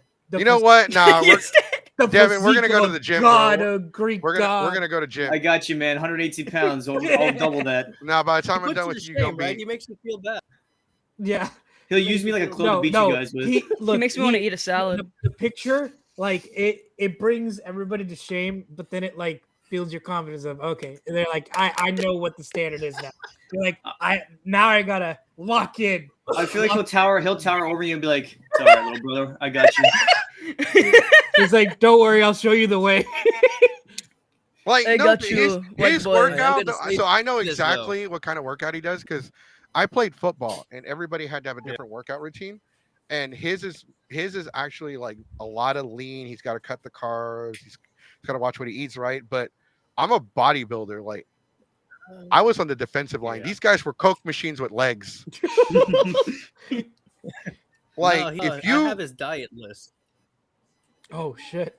really, holy shit! Now I need to We have know. his diet Like the list. guy, I have everything for him from him. the guy that when it comes It's to working wild. out and weightlifting, the guy I look up to is Eddie Hall. Eddie Hall, I remember him. Eddie Hall is Johnny like Sins? I just need Seth Rogen screaming in my ear. Isn't Eddie Hall the man who can lift like the most? he's one of the world's strongest men right now. Okay. That's amazing. I've This seen him a ever- couple times. Yep. That's pretty awesome. The guy You weighs can like turn me into a tin three- can. the guy weighs like 3 something. He's got a gut though, because when you lift that amount of weight, you can't drop the weight. Yeah. Like when I was working out, because I was very close to 400, I had to start eating like 4 to 5 times a day. Because I was burning more calories than I was putting on muscle. It's a lot of work though. I appreciate this guy though. Like he does put in the work. He definitely diets. It's tough, bro. It is Dieting is tough, especially tough. if you want like the look, like the Wolverine look. You gotta dehydrate yourself, and it sucks. Not just dehydrating, but like it's a lot of like snacking in between and then powering through. Like No, not when like you're a- going into a competition. You can't well, that eat as too. much. When I'm when more you're about to do referring to- cosplay, Well, yeah. when you're about to do cosplay photo shoots, and like this is a tip to everybody that works out, that does photo shoots. Take some 10-pound, 15-pound dumbbells with you, and before you do a photo shoot, do 3 sets of 10 before you do the shoot for a pump. Yeah, because That's that when it pumps your it muscles swells up. up your muscles. Yeah. And it actually makes for a better picture. That's why everyone takes their pictures as soon as they finish a workout. As soon as you're done at the gym, straight to the mirror. And then all right, let's get the makeup done, let's get the costume done. It's gonna smell like crap, but it'll be worth it for the pictures. Oh Yeah, they like that. Yep. You know what? I totally understand. And next year, I'm gonna get really wide, so the point where I walk through my door and I get stuck in between the corridor. Is it gonna be that episode from SpongeBob where you ate the Krabby Patty, Squidward, didn't you? And his whole tentacles he's got these are like massive thighs. legs. Thighs. He didn't skip leg day for You the tell life the of him. story about your dad, Devin. Oh yeah. So my dad was actually like, even when I known him as like when he first had me, he was lightweight, but when he got like to his 25s and 30s, he was weighing I think 478 pounds or something like that. Holy shit. And it got into such a bad problem to where he decided to get off the pills he was on and started losing weight, and they took out a portion of his stomach. So he went from shit. I think he went from like 475-ish to like 210 to like down to like 180 pounds. Now he went from he went from Thor from God of War to Odin. Holy shit. Yeah. God damn. He's got the mouth like Odin too, but What happens you when know, you get your stomach taken out? yeah. It sucks. He doesn't Mine regret it with though, the door because frame. he always hated having to break his beds when he laid on them, or broke a chair because he was always on it, or had to like worry about his high blood pressure. So it's pretty amazing. It's crazy. I mean, you like, can't really like beat it when you have kids. You're gonna have high blood pressure. Period. Yeah. it's I mean the whole working out though, for a lot of people, it's not just about controlling your health and high blood pressure. It actually helps if you're suffering a lot from mental health. Mhm. Like you just feel Mhm. different at the gym. You got your own headphones on. You don't have to listen to the crappy gym music that's playing in the background. Sounds like ass. It kind of sucks that it's like you're more motivated whenever like you're really down and stuff than Mhm. when you're actually like in a good mental space, but then you're just like you try to start again and then you're like, nah, I'm good. I can skip that one day, and that one day starts accumulating over and over. I feel like when you have a Yeah. negative perspective, it's because now your focus is on being what is the word? I'm trying to look for the word. Defiant. You're being defiant of your situation, and I think that's what causes you to have motivation for that. I think my motivation overall is not just like for me, it's a lot of mental health, but for me, since I was a kid, I want to be like the Mexican Brock Lesnar. That's such a good goal. Like that man carried a tree to the gym. That's what I want to fucking do. Like Just ask our ancestors. I do uppies, so I call like at the Renaissance Festival I'm known as Mr. Uppies. Mr. Uppies. I want uppies. And one of the things I do is I'm able to lift people that have never been lifted off the ground. Like ever in their whole entire life. Wow. And it's such a confident boost. Well, because they're plus size. Oh, yeah. Okay. Because they're plus size, and like a lot of girls are like, my boyfriend can't even lift me, and then I like toss her in the air, and she's like, Jesus Christ. Jesse, you gotta tell them that one story. So there was this guy who I lifted at Ren Fair this year, and he weighs, I think he either weighed almost or was 400 pounds. Wow. And I bear hugged him into the air, squeezed his back, popped it, and then put him down. And he's like, bro. I'm like, bro, you're not even that heavy. I could have flung you over my head. You could have suplexed you, bro.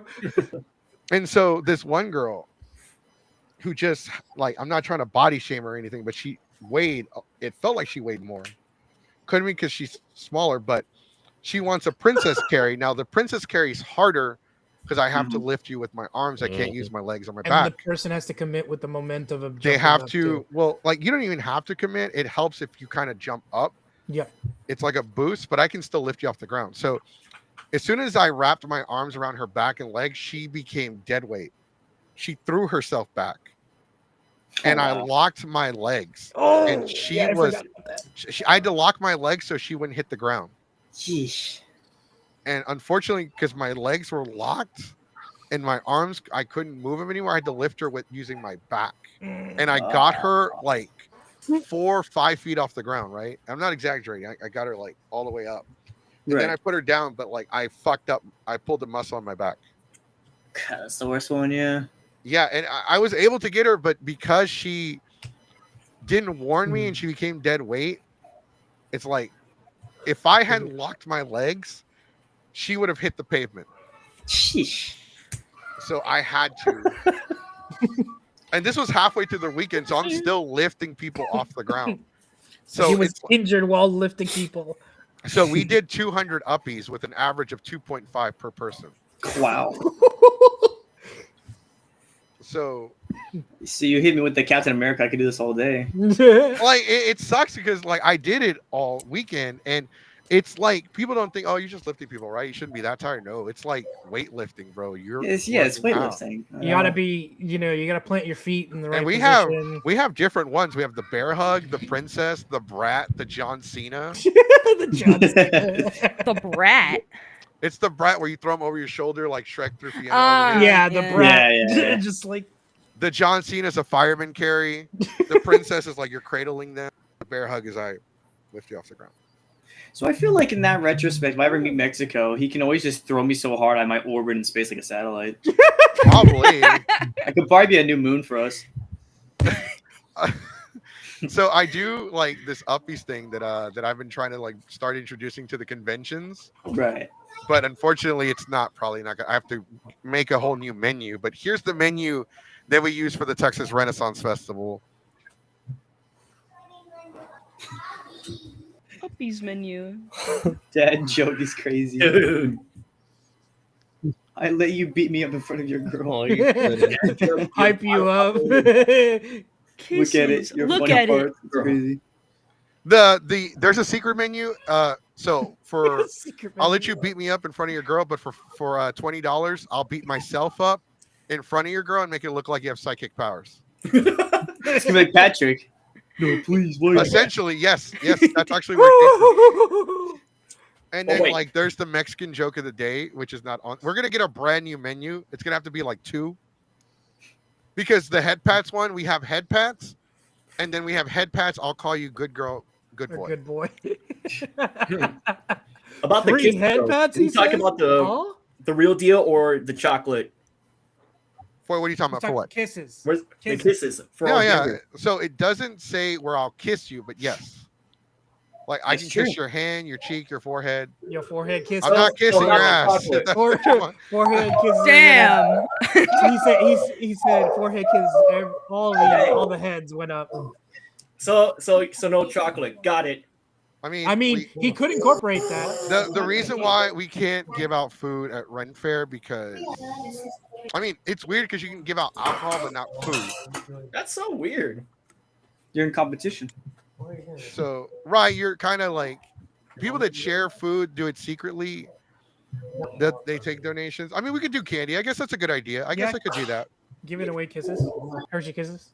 The only problem is there's thousands of people that go out there, so it's kind of hard to get that many Hershey's Kisses.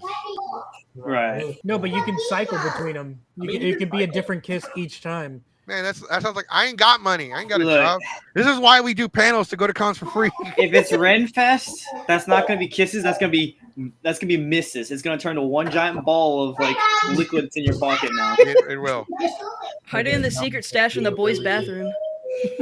There are no bathrooms. There's a porta potty. The Porta John. Yeah. There are no bathrooms in Boston, say, I'm Nope. afraid. Are you going to the right one? Like the There's Texas the Ren Fair? bathroom. Yeah, but we're talking about the campgrounds. Oh the yeah, okay. campgrounds. This dim, I'd rather take the food. Oh, people! I know for a fact people smuggle food all the time. I mean, especially when it comes to Renfest. Right. People smuggle food into the Ren Fair, but like in the campgrounds is a little bit harder. Like you're not supposed to give away food, even though people do it. And even if you do give away food, you gotta like there's still thousands of people that are gonna like possible traffic. Plus, there's a lot of distrust out in the area, and I don't want to make people uncomfortable. We did Pokemon cards this year. We gave away 6,000 Pokemon cards. Wow. Oh my god. We did a lot for the community. I love the Texas Renaissance community, and that's the thing that I did bring up earlier, like the Texas Renaissance Festival, even though it is a different community, because we had this talk on Monday. I don't know if you guys, I don't know, like if y'all obviously y'all run a con, y'all are aware of other shows, but Ecchi Expo and Anime Frontier were this past weekend. Yes, that's correct. Same weekend. There was another convention behind the scenes that cited Ecchi Expo and Anime Frontier as competition. They were called the Southern Pleasure Retail Toy Expo or some bullshit like that. It was a sex toy convention. Yes, I was gonna say it is what you think it is. I think there's something called Spencer's. I don't know. Maybe it's. Well, it's a convention where it's like where a bunch of retail stores go and like people that make floggers and stuff like that, because like floggers are technically considered adult items. Yeah. We are anime has become so big and diverse nowadays that we overlap with other communities. Anime overlaps with TRF. It overlaps with like the bondage community or the or I don't know what it's called, the kink community. I'm not sure. Yes, the kink. BDSM. BDSM. Beat something DVD SM. I don't know what the fuck. Yeah, it's BDSM. BDSM. Thank you. Why did I call it DVD? Because I think you were mixing anime with the actual topic, so you probably thought of DBZ. Hey man, I'm thinking about DBZ all the time. Hence the shirt. Oh, plus the background. I mean, you can't really see it, but the room's covered in Dragon Ball. I'm obsessed with Dragon Ball. I admit it, but I'm not gonna be like, if you don't like Dragon Ball, then you're a piece of shit. No, I'm not that kind of guy. I'm more of the kind of guy that's like, people have told me, oh my God, you only watch Dragon Ball? You don't watch enough anime, bro. Maybe you watch too much because you fucking stink. Yeah, I've had people get mad at me like, you like Goblin Slayer? That's your favorite? What is wrong with you? I know. I roll dice. Dice says I swing. I'm pretty primitive as it gets. Well, why didn't you like Jujutsu Kaisen? Why don't you like this one or Inuyasha? I'm like, I haven't seen. They'll name the most obscure animes that I've never even heard of. I'm like, oh, you watch shonen anime? Yeah. I've had somebody get mad at me for not watching Boku no Pico. I'm like, what? I'm not falling for that trick, dude. Nah, bro. You're like, yeah, I don't watch Boku no Pico. Yeah. Like, No, actually, I had someone else pay me $20 to watch that in college. Bro, I'm so... Did you do it? Wink, Needless to say, wink. needless to say, he's $20 more. Hey, $20 is $20. Oh no! I don't know, man. $20. That's it. Though, $60 is You could have gone. You know what? But we'll do a special just for you. Instead of $20, we'll give you $19.99. And uppies. Dude, you're gonna be a little more upset if I got like $19.99. Just a whole penny. Yeah. I guess now I should. Now I should be happy Cybercaster's about like, it. huh? Like, what's going on? Yeah. We were talking about weird stuff, Cyber. Okay, so we were talking about adult content. So you already brought it up. We're transitioning back to the interview. You brought it up, and I think it's really cool that you guys are doing a family-friendly convention, right? You said all ages, right? Because for one, we have an abundance of adult conventions nowadays, and here's the thing: there's a lot of adult. There's more now than there were 10 years ago. Absolutely. But there are more, like, as people get older, like I'm a lot older. I remember when you had to watch anime on YouTube in parts. Yep. I remember when Naruto Shippuden was only 30 episodes in. And then the guy didn't he would either type in the episodes, so then you'd be like, wait, what the fuck? Or you just couldn't find it because it wasn't uploaded yet too. When YouTube, you couldn't upload a video on YouTube longer than 10 minutes long. Yep. Yeah. That was the day. I remember when we still had Tanami. Oh yeah. Oh my god, yes. Yeah. That's how old I am. I'm pretty fucking old. And like the anime community then versus now is completely big and diverse. And we've all gotten older. A lot of people are now having kids. Like a lot of people have kids now, whether they're married in a partnership or they're separated. There are a lot of people that do have kids. And that's the one thing that I appreciate now more than I did before is growing up, we were closeted anime fans. Yep. Like you got your ass whooped. Bully. They left you in worse shape than the US economy if you were a Pokemon fan. Dude, I can't tell you how many slurs Got hit would with a be double-decker thrown recession. at me. Dude, the amount of slurs that I would get just for liking certain things, it was Bro, and then it sucked because if you're an anime fan and there was a younger anime fan, you'd have to scapegoat him, look, fresh meat, get him, not me. Wow, Jesse. I honestly I can't really say it was that bad for me too, but it was up there. I think the first anime I watched was Hamtaro. And I were trying to tell people in elementary, I'm about to bully you. They pointed he kissed his boy, and they run away. I'm like, what the fuck? People don't even remember know Hamtaro. Every time I mention up, they're like, what? You know about Hamtaro? What's funny was I had an ex-girlfriend. She's like, oh, you like that anime too? And she showed me. I'm like, that is not Hamtaro. What is that? It's anime. I'm like, that's not Hamtaro. Get that? What is that? Bro, I would have accepted Cardcaptor Sakura. I would have accepted Beyblade or Bakugan. Or because Metabots. In my defense, I was 5 years old. My dad bought the retail Hamtaros. You could literally play them on your PS2. So I got to watch it on the PS2, and I only had 7 episodes. 5 when the PS2. Fuck. No. The PS2 would probably. I would say the PS2 was my first one, but my first game I ever played was Resident Evil 4. God, my first console was the NES. Even though the NES is older than me, that was my first console. Oh my god, yes! I used to emulate that all the time. My first console was the Atari. My first console was the Sega Genesis. We didn't have first console was the DS Lite. I had an Oh no! See, back in my day, and the computers weren't affordable. Ping pong. When people were like, "Oh, I used to emulate that shit as a kid," we were poor. As we remember growing up, giving the family computer cancer with LimeWire because we trying to open up Kiss Anime. Kiss Anime. Yeah. We couldn't afford to. Our computer was so shitty that we couldn't emulate shit. You could not emulate NES, much less the fucking other games. So we just went and we just found that one friend. Hey, you got an NES? Can I borrow it? We'd borrow shit for so long they had to borrow it back if they wanted it back. Dude, so, I actually have a story for this actually. So my dad always grew up in the streets, and we would jump from apartment to apartment. But when he was in the streets and he had to do not as a gangster, but a lot of rough people, nobody bothered him because they knew he was the guy who can go and jailbreak, who could just JTAG or jailbreak any sort of thing and burn videos.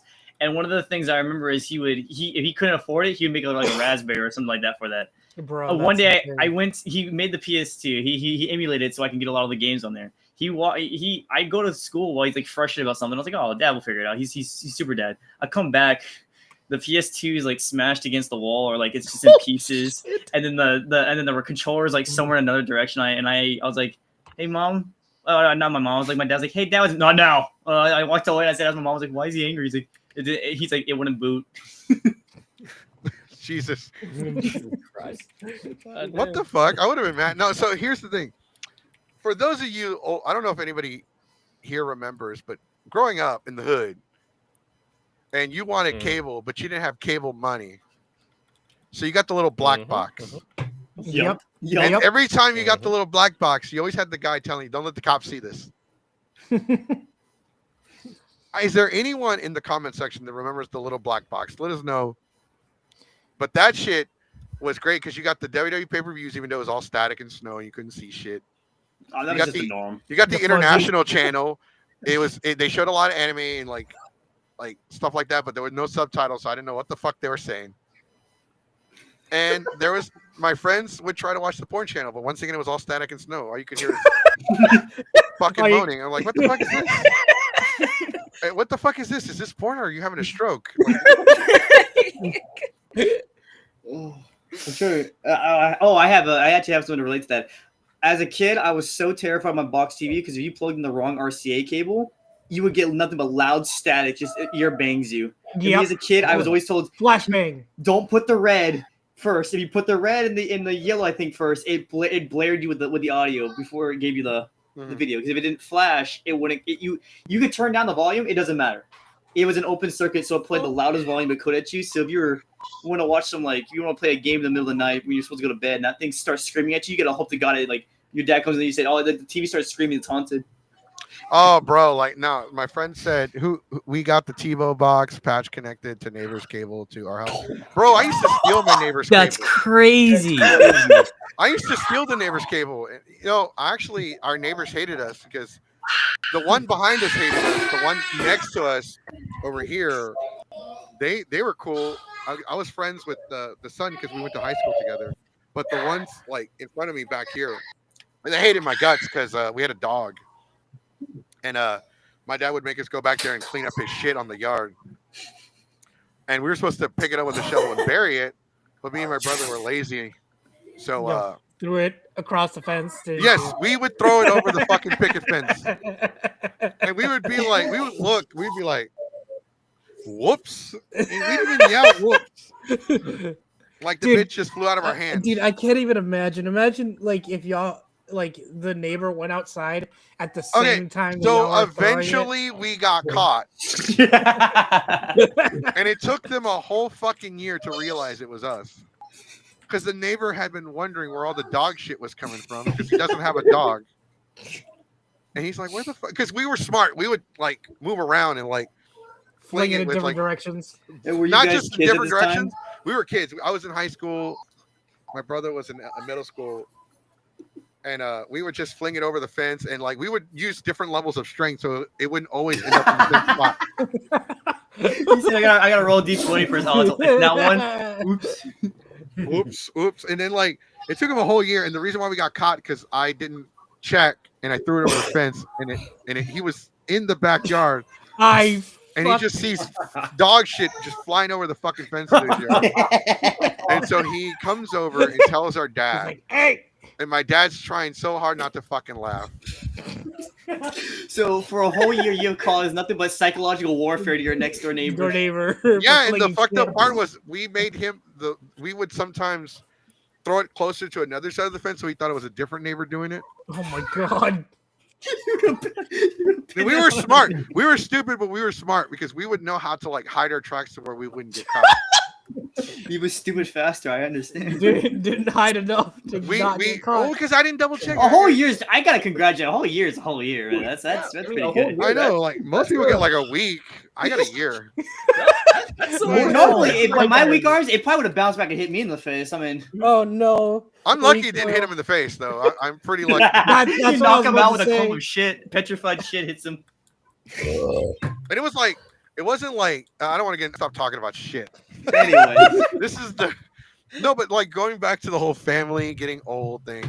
I think it's really cool that you guys are doing an all ages con because people don't realize this, but you can make a lot more money with a family friendly convention Yes. than you actually could with 18 plus con.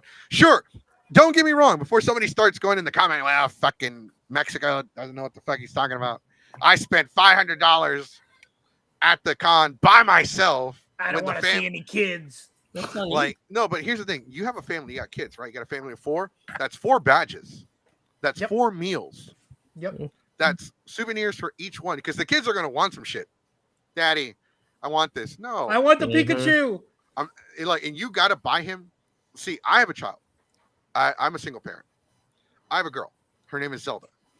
And she's a little shit. We went to Walmart and she wanted some fucking toys.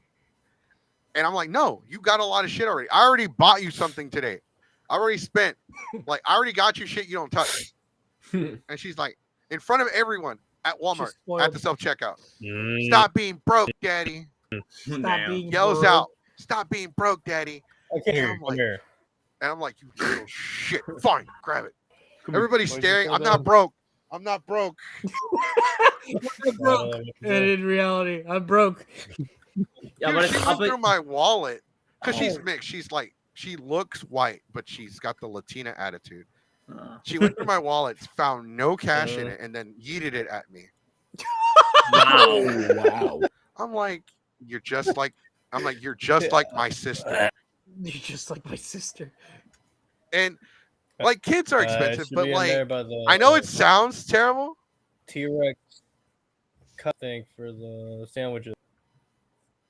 Okay, he's talking to his kids. Oh, All right, I know kids can be, but like, it's something else. It's a different feeling. It like life tends to make a little bit more sense when you have kids. yeah, absolutely. And like you deal with that shit because you realize that god damn, this is what my parents went through. Yep, it's a privilege to have. I know children. because It's I almost like remember it It's is getting a, unwanted nostalgia. Oh, yeah. I see it. it is a like, blessing and a curse at tossing the shit same over time. the fence and pissing off the neighbor. My Yeah, yeah. Because like I remember as a kid, I'd always bug my dad and talk to him in Chinese about buying a Pikachu plushie all the time. oh god, my parents were straight up 100% Mexican, so we couldn't ask for shit. They were like no, or they were like Yeah. Don't look they were at like, shit. Don't want shit. Don't and smell shit. they're like not even like just that. But they were like they would threaten you if you would cry. They're like, Oh, "If growing you up, fucking cry, I'm gonna beat you when Oh, we yeah. get home. Just wait, just wait. What's waiting for you?" You don't want to know Growing what up, my dad said. My dad when he's I remember this. I remember I asked him like, can I get like a pet Pikachu as well? Like everybody else has one. He says, I got one. You want a Pikachu? You go outside in the middle of the night. There's a possum. There's like this fat possum that runs across the fence. Yeah, if you catch him, he's yours. That's your Pikachu. Just make sure to spray paint it while you're at it. Yeah. Okay, and that kind of reminds me. And then my dad would say no later. So he goes to China on a business trip, comes back with a Pikachu plush straight from China. Holy shit! Crazy, dude. I could tell you, it's so much There's different nothing like from Pikachu. China compared to the one here. they look like the He's possum. all messed Oh, up. His eyes are a lot smaller. Wait, what did the No, Pikachu look no. like? Did the At one Pikachu point, look he like the got possum in this, Devin's yard? His tail is a lot like flipped Spray the painted other way squirrel. around. So he one day my dad comes back from China, and then there was this giant Pikachu plushie he bought, and you know, like one of those animatronics where you press a button and it just starts singing. Oh, it's Oh, one no. of those like activated like plushies. Oh, we couldn't so buy. it just starts singing in Chinese straight up. Do you remember the song? No, I don't. So all it says was Pikachu in Chinese, like Achoo. Achoo. Achoo. It's not Pikachu. It's Achoo. That's wicked. Okay, that might have not been Pikachu. Keep We, going were still the not, wrong Pikachu. we could not have animatronics in the house anymore because we bought a Furby once. And the Go baby Pikachu! shut up. Achoo. Oh, And no. but I was gonna.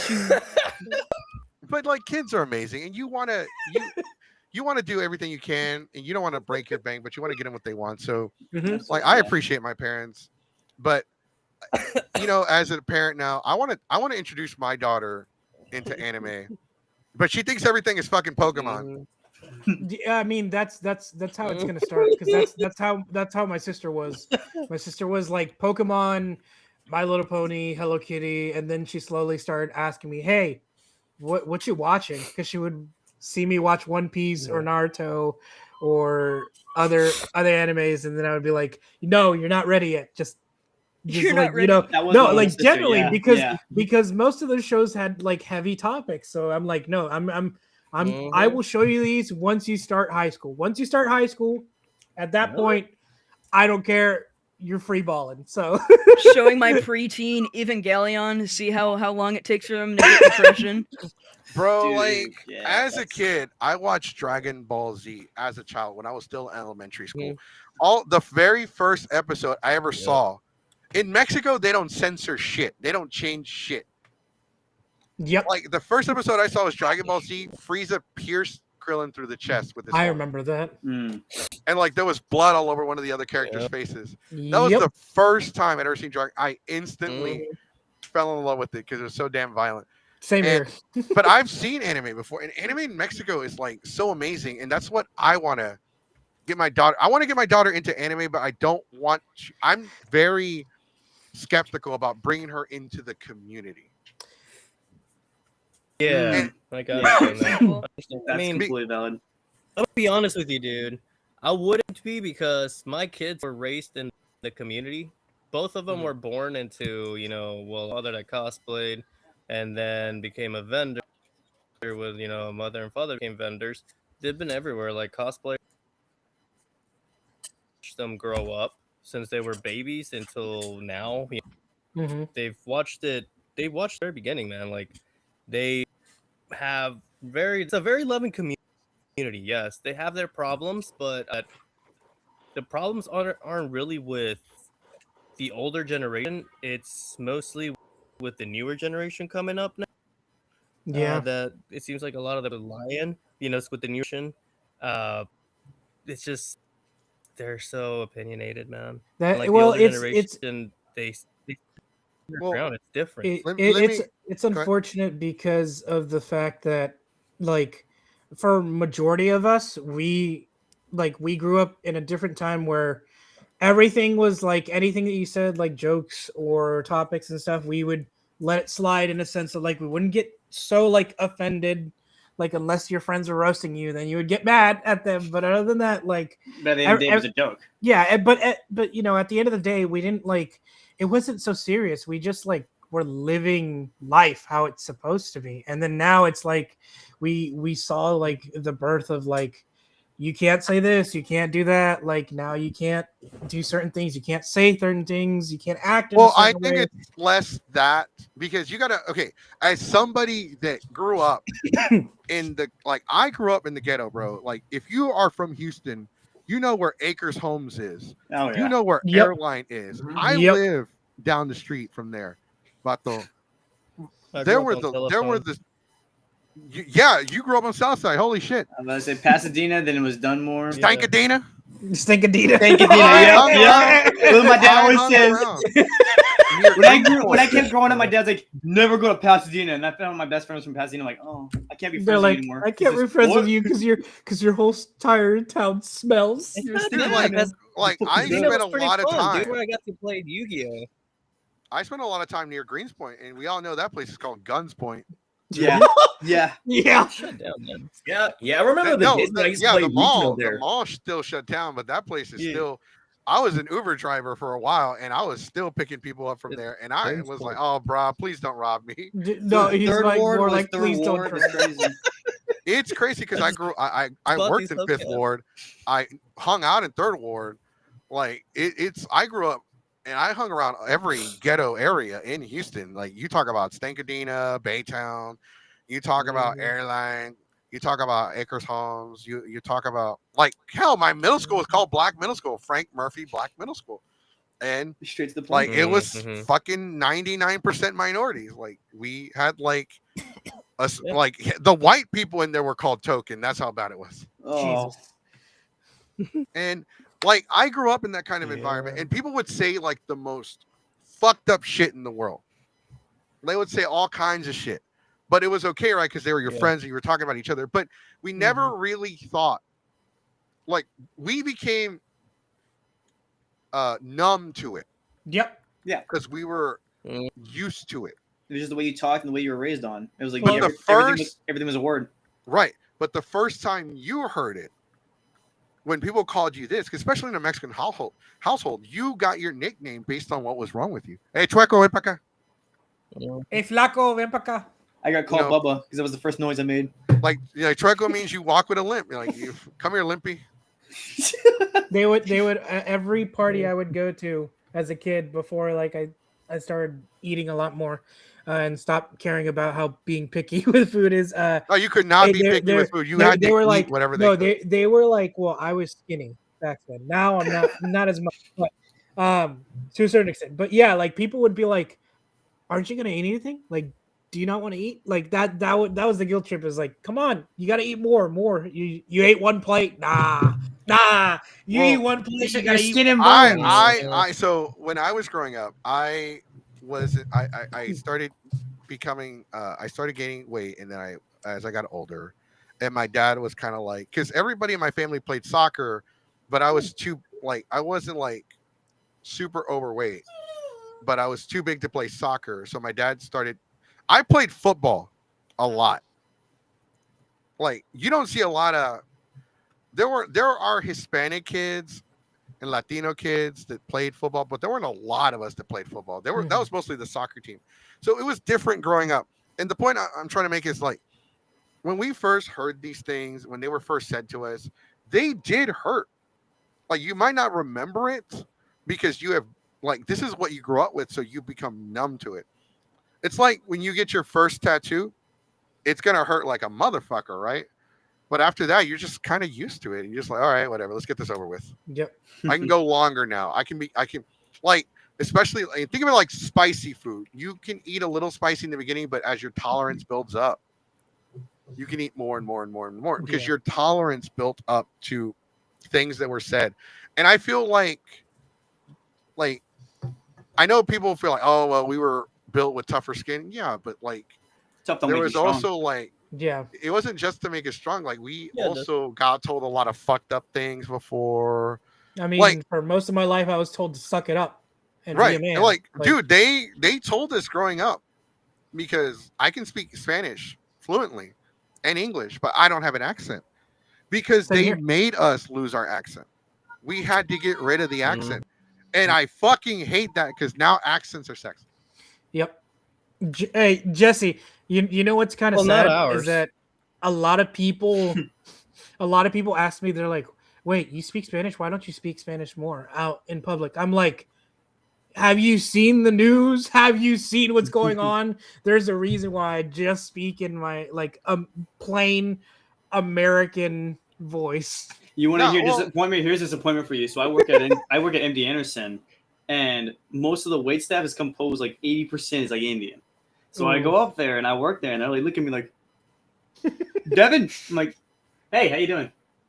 And they asked me the 3 fucking questions every Indian asks themselves, and I'm Indian, just to make it clear to everybody here. He says, what part of India are you from? Do you speak this language? Do you understand Sanskrit?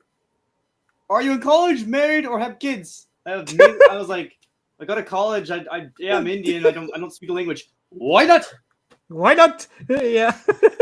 Are you a first generation here? I'm like, no. I'm like 3rd, I think. He's like, you think? Oh, yeah, my mom was adopted. What part is she from? Mumbai.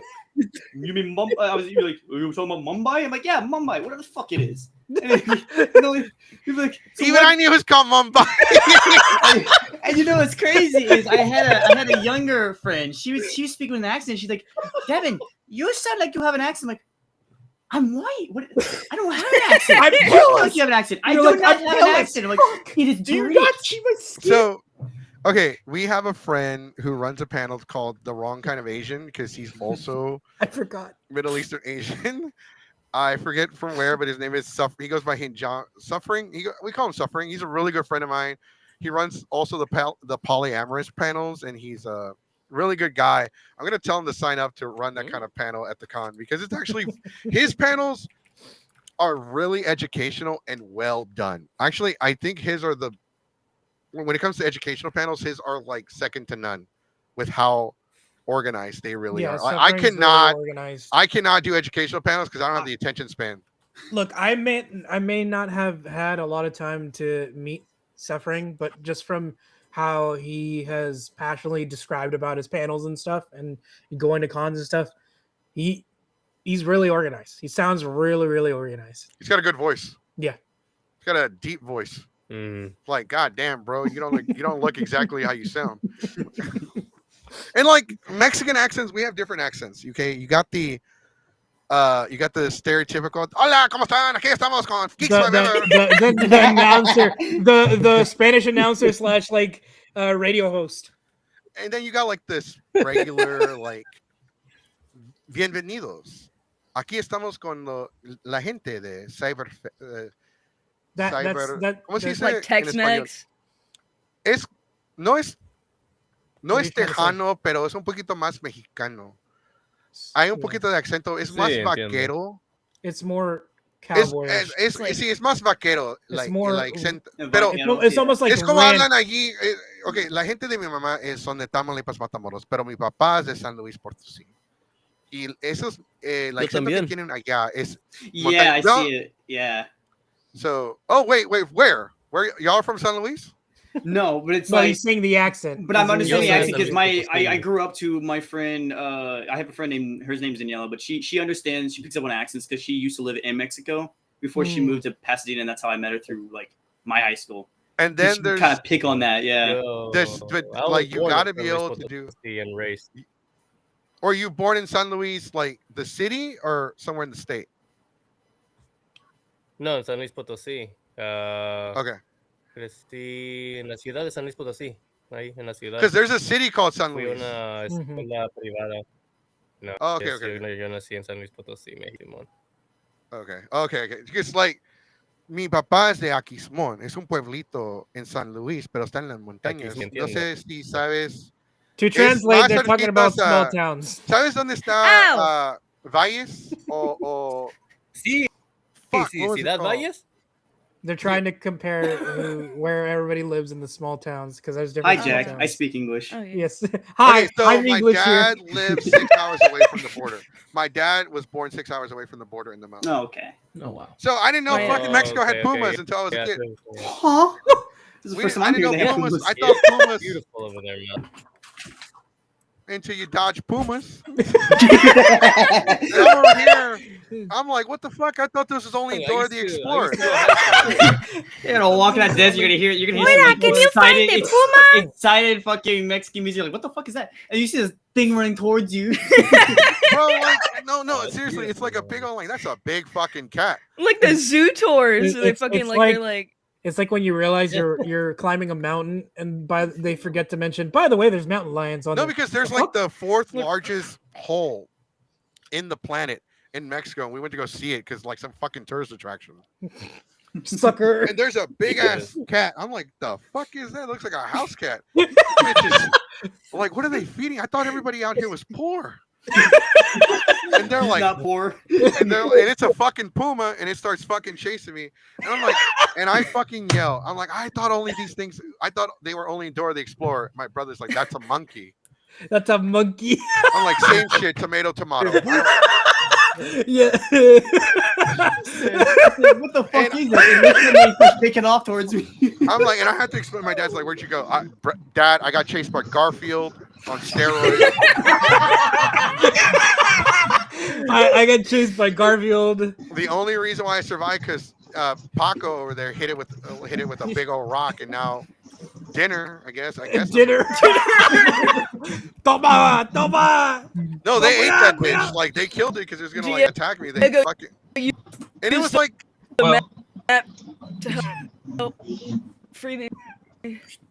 Hello, everybody. On a mountain lion, I can pay that. Hello, welcome. We have to do a quick introduction for you. I'm Ren. Sorry for the incredibly late introduction.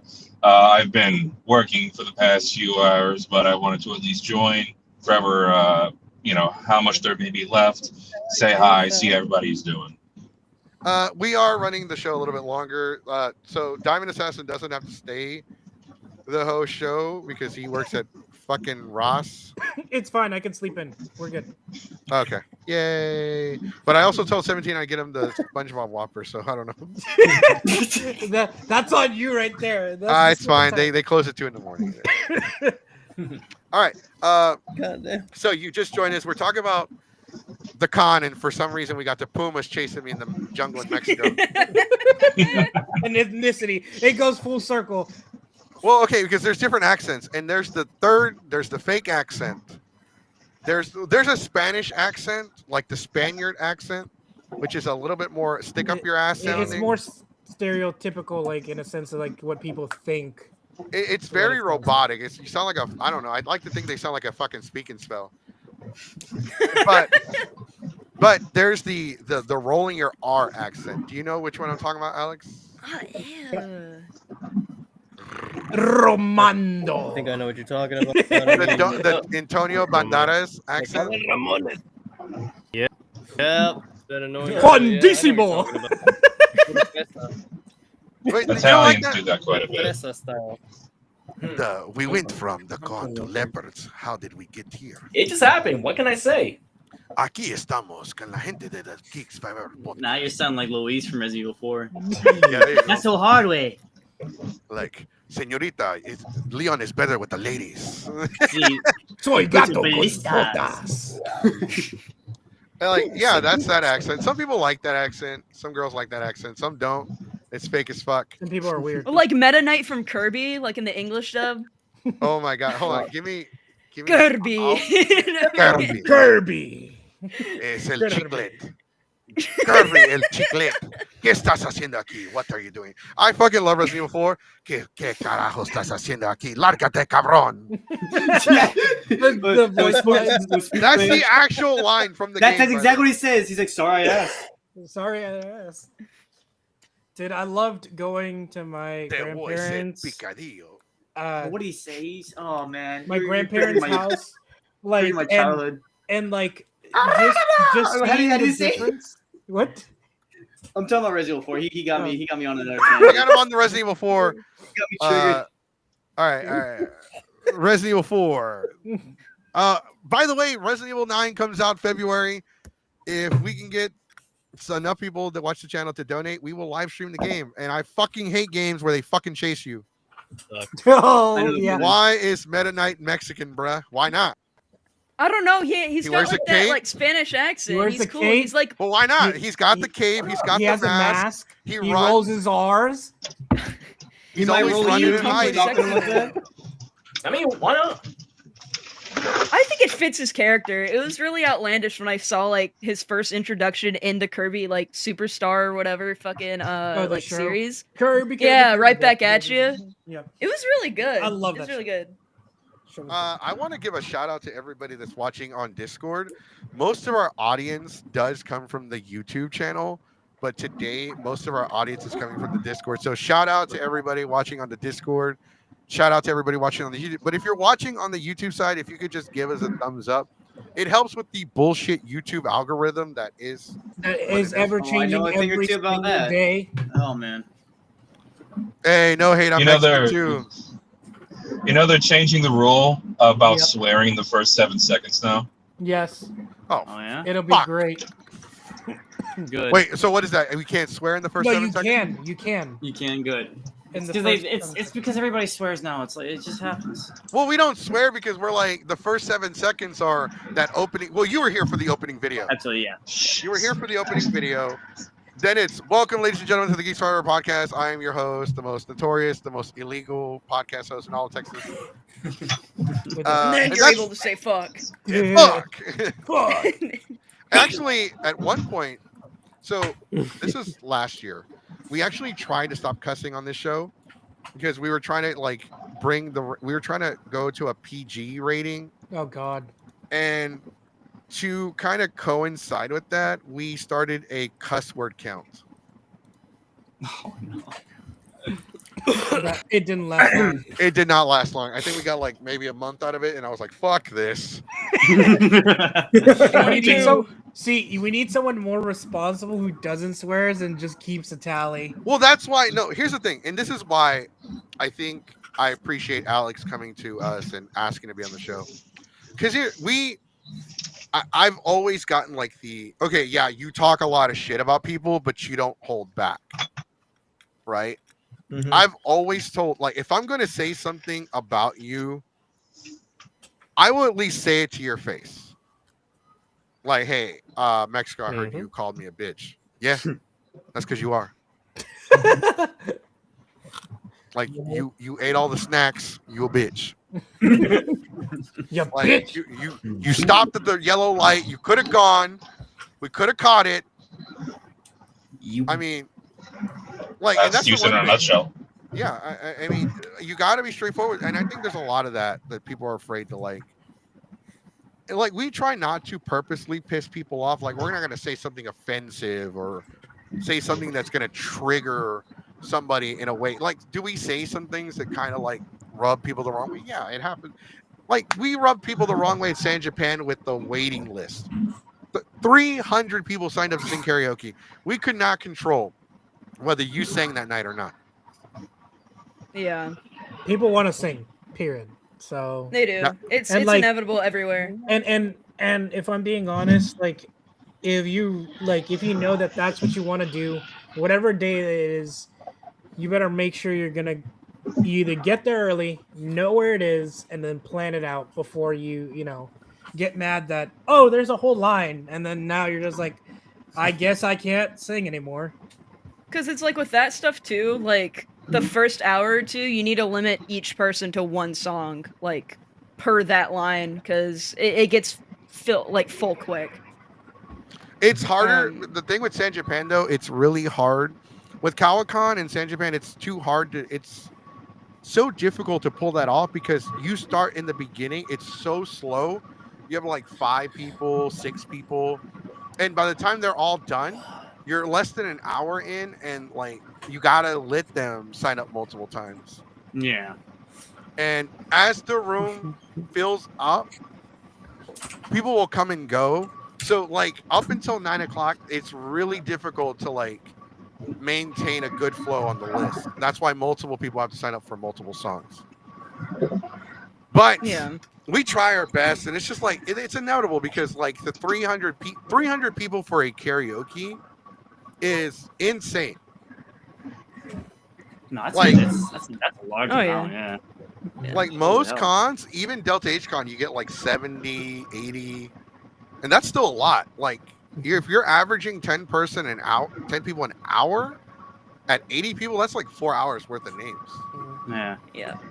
And you also have to keep breaks in mind too. Yeah, I don't know. Maybe it's personally me, but I think that's such a bullshit thing to be upset about when you know full well how many people are in queue. Yeah. And we tell people all the time, and we do more than just like karaoke, okay? Because we have to bring something new to the table. And this is where I was talking to you earlier about, and Ren, I know you just joined us, so I'm gonna like reiterate everything that I said earlier. You guys are into. Actually, I will say I've been listening for the past 2 hours. Okay, so you heard a lot of the shit we said. I heard a lot, questioned a lot, absolutely. Question a lot. I'm sorry the possum scared you. Listen, meaning then there was tools, and I don't know what was going on. I don't know if that's even Christian, man, but you know what? It's okay. It's all right as long as my mother doesn't find out. Okay. Here at the Geeks 5 Ever channel, we don't judge, but we will laugh at you. With you and at you. What the hell is that? What? Hold on. Where is that? We got sound clips. You know what it just reminded me of? What?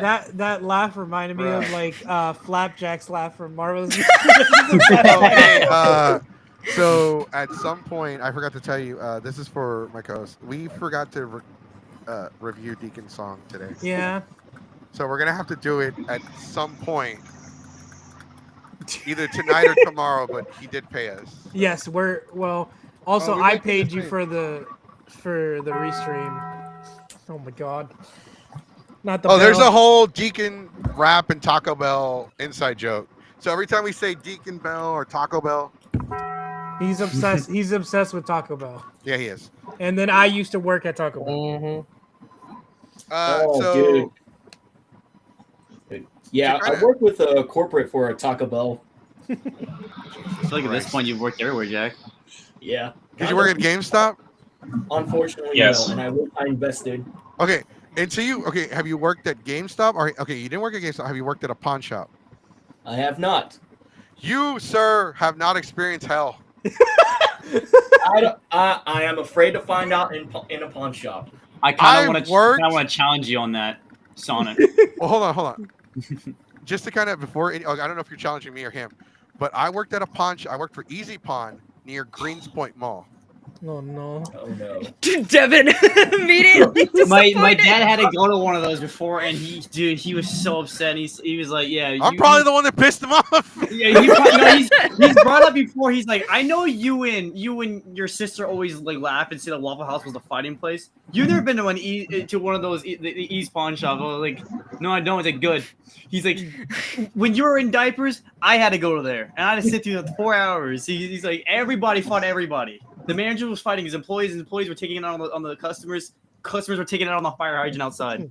World Star before World Star. You haven't worked at Little Caesars, man. That shit was fucking brutal. I've That was heard miserable. horrible things about it. Yeah. Yep. One of my my managers almost like fought a dude. He was like, "Where's the fucking pizza?" And he was like screaming over the counter. He almost jumped over the counter, and she went out there and she was like fucking yelling at him.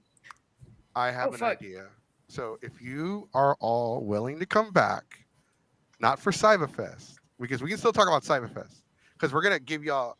I haven't talked to Alex about this yet because we were supposed to talk about it backstage, but we do offer a 3 podcast deal. I didn't know if we wanted to take it because 1 podcast when the con is like a year away is not enough, right?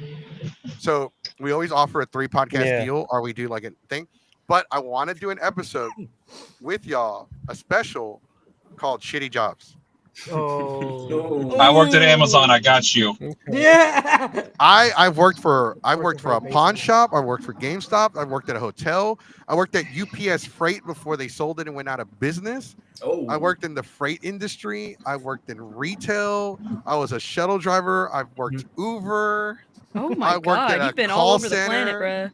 I've worked for a call center for a Medicare company. Oh. Okay, Johnny Cash, you've been everywhere. No, I haven't Mr. been everywhere. Worldwide. Dude, I used to call hospitals and argue with them over the phone in front of the customer. Dude. Listen here, bitch. You better. Oh my god. My Going to first Domino's, McDonald's. my first employer who hired me spoke only Mandarin to me. Oh no. That's better than me. The fucking employee, my first employer, assumed I didn't speak English. The only word he could ever study to teach me was late. You're Dude, late. my first job was You're working- late. So when I first started working at the YMCA, they put us Oh, in a no. after school program, and it was like elementary school, middle school, and high school. And they thought it was a good idea to put me, a high school student, In to work charge. with other high school High school kids. Oh I no. was like Oh, no. 16, 17 at the time. And Oh, then they no. got mad at me, like, because I was 16. I was going to be 17 later on in the year. I was 16, and they got mad at you. Like, because there was a girl that was constantly flirting with me, and she was 15, and I was 16. And they're like, you can't do that. I'm like, I'm 16. What do you want me to do? Like, I'm not. And they're like, wait, you're supposed to be 18 to work here. Oh. Like, work the spot where they put me. I'm like, I'm not. Bro, my first paycheck, I was so disappointed because I discovered what taxes were. Oh, yeah. When I worked at a Chinese buffet in Pearland. It's literally just this Chinese, I think it was Eastern Chinese buffet. I maxed out my hours in 3 days. Damn. Damn. You know what I got? 190. Ooh. Jesus. Dude, my first Bruh. paycheck was $24. That's kind of sick. Mr. Mans was living in the hard life. Because I was part-time, they took me out of the daycare thing and put me like as a soccer referee because they didn't have a lot of positions for high school students. Oh, Racial profiling? No. No, it's Yeah, hell yeah. what the I don't fuck? think- 'cause they didn't have football, like Yeah. because this is back then when a lot of high schools didn't have soccer programs. yeah. Oh yeah. Yeah, when I first worked in a Chinese restaurant, I could only talk to 2 people. Everyone else just spoke to me in Cantonese, and I don't know Cantonese at all. Well, I Fuck don't. is Cantonese. So you can't speak it with ease. I got you. With ease. I'm like, okay, I can talk to y'all in Mandarin, but not Canto. You know Speak what? Mandarin for us. You know what though? I feel for you, bro, because I can't speak either. But I have eaten a lot of Chinese food growing up. So Chinese with the Siamese. Oh yeah. When I was a little kid, I thought Chinese and Spanish was the same thing. So I went to my Chinese friend and I tried bro, to like, teach what do you him- even I call taught- I taught how Chinese to- food I- in Spanish? Like they just said el comida de chino. Yep. Eres chino. Yep. $10. Andres says $10 per hour, third shift warehouse, straight out of high school, 40 hours a week. That Oh, sounds like man. utter hell, dude. God. Wait, no, wait. What year? What year? Yeah. Because that What might year? be a blessing or a curse. First. $10 got an paid, hour like- at like 2009. That was like great. Like anything like early. 2012. It was a lot. 2017. Oh yeah, fuck Yeah, that. that's You fine, got yeah. fucked. Yeah. Oh, that's horrible. Yikes. I'm still upset that there a lot of places are bumping up the minimum wage, but here they're like, nah, you gotta work for it. 750's good. Which brings us up to the other point I was going to make during the show. We've already said it. There, you guys, next year, it's not because lack of trying, right? And I believe in you, Alex. I feel like you have like a lot of drive. Tienes cojones, güey. Tienes ganas, cojones. You got balls. You got desire, right? I could get that from you, man. You have the drive to actually like. Tiene ganas, güey. do Tiene it, yeah. ganas. Mijo, tiene ganas. I know Mihu. That's the only one I know. Mijo. It's not Mihu, it's Mijo. Mijo. No, I like it's my not. version better. Mihu. Mihu. No one. Next year, it's going to be next year for a lot of people because they're not. People think that starting a convention is fucking easy. Everybody wants to be a voice actor. Everybody wants to start an event. Everybody wants to do a convention. Doing We've anything seen nowadays is hard. Right. It is We've hard. seen a flux in trade shows. There are more trade shows now than actual conventions. And it's not because it's cheaper to run a trade show, have a few guests, run a dealer's room, smile, take a picture, get the fuck out. Yep. Yeah. Easy maintenance. And with next year, you and that's why we do what we do. We want to help because we want to be there. We want to be a part of this journey because if we feel like it's going to be a really good one. We had to research you. We had to research your stuff a little bit because you did mention something earlier that you're like, I don't want to like this. We're not going to bring it up, but because that happened during our hiatus, so I had no clue what the fuck you were talking about. I didn't want to tell you. I'm like, yeah, what? So I had to look, but like I really appreciate that you like were man enough to like say, yeah, shit happens. But I'm dusting, and I think you said this. I don't know if I imagined this because I'm fucking ADHD or autistic or whatever the fuck. But like I'm dusting myself off, and I'm gonna try again. I don't know if you said that or if I imagined it, but that's what I got from you, bro. Oh yeah, I am. Look, dude, I'm gonna tell you the truth. It's not no anybody, man. Everybody knows who I am. Everybody knows who I am. Everybody knows my brand. Everybody knows what I've done. Everybody knows who I've worked with here. And everybody, the one that really fucked me the most was earlier this year. But I'm not giving up. I did what I did. I took a chance, and it got shitted on me really bad. I stood my ground, and I didn't just abandon everybody like everybody was texting me to do because they didn't want me to have any backlash. That's not what I do. It's not who I am. Right. So and I stood my ground and I put on a show for everybody, even though it wasn't anything that was a sponsor. But I did it because guests came out.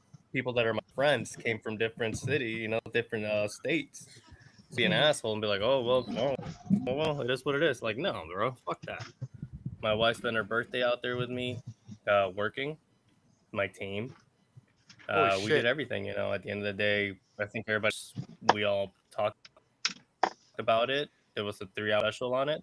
My Sue went on air for me because even some of the, you know, the guests and performers were like, your part, it's enough. People came on together on the show and defended me, knowing exactly what was going on. I have an issue here and there, but what I find more funny is the fact that I'm hearing it's just people that just like drama for no reason without knowing anything. But at the end of the day, and that is one thing that I was able to show. And not only that, I didn't just tuck tail and hide. I ran a show with Traders Village, brought out the same guests, the same performers, and, you know, took care of everybody as well as I could. You know, got a better deal through Traders Village and got everybody paid on what they wanted, you know, and more.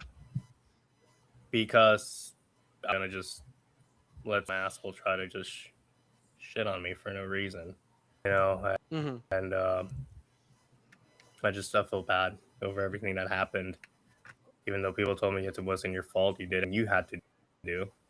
To feel responsible. So you know, that's the difference. I didn't just run and hide. I'm gonna share something with you that I probably shouldn't share.